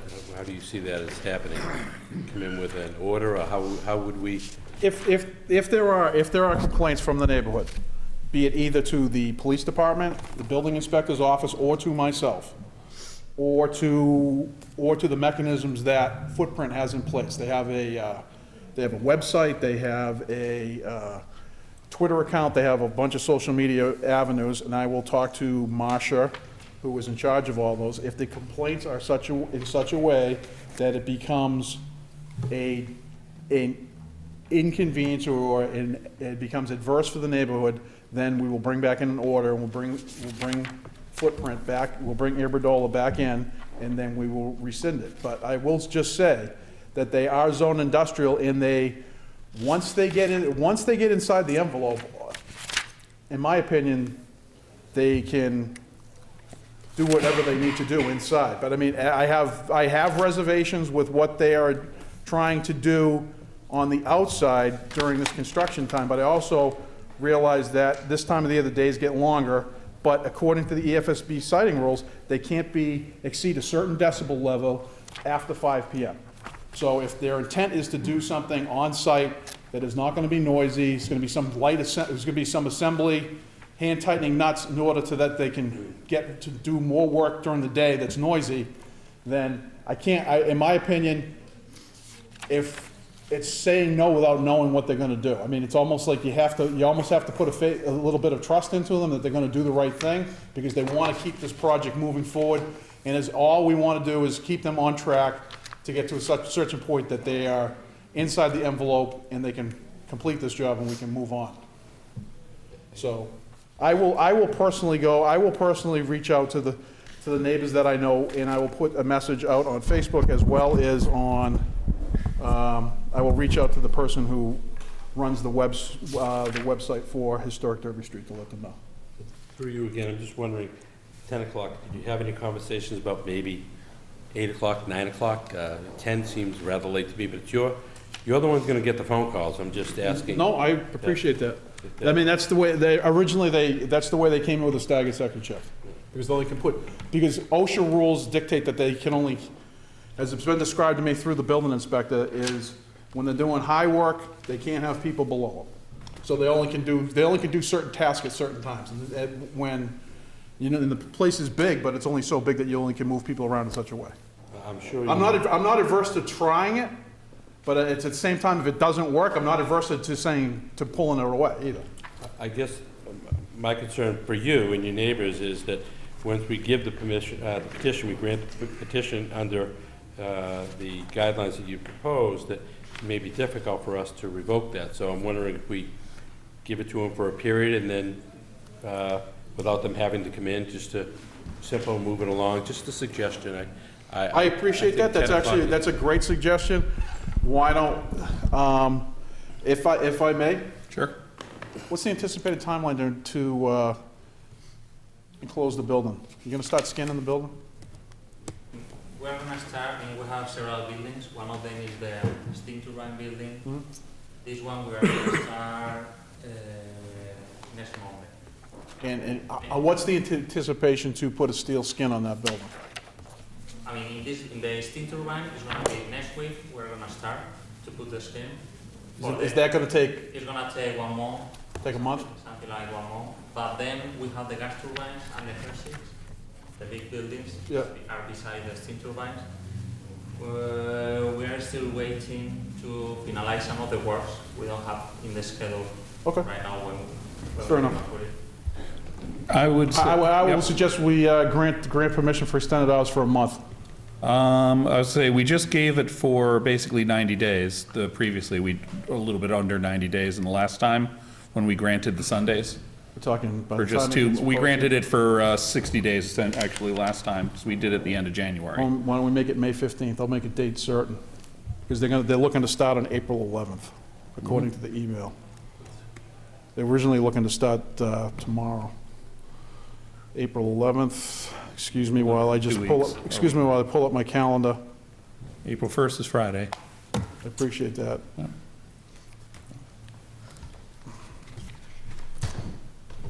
Question, Councilor Epley? Councilor Epley? Mr. President, just as a friendly suggestion, perhaps instead of an arbitrary 15th or the 30th or whatever, we could pick a date of a regularly scheduled council meeting. That's what I was just looking up. How about May 12th? All right, so we grant, so if we amend that, assuming there's a second on that, amend that to grant permission through May 12th, and we'll put it back on the agenda to decide whether to keep it going. Fair enough. So is there any further discussion? All right, on the petition as amended, to allow extended hours, Monday through Friday, not on Saturdays, and through May 12th, and to put Sunday work into the Committee on Ordinance and Licensed Legal Affairs. All those in favor? Opposed? So moved. 2 recorded opposed. Councilor Fury. Motion to adjourn? Councilor Fury moves to adjourn. All those in favor? Opposed? We are adjourned.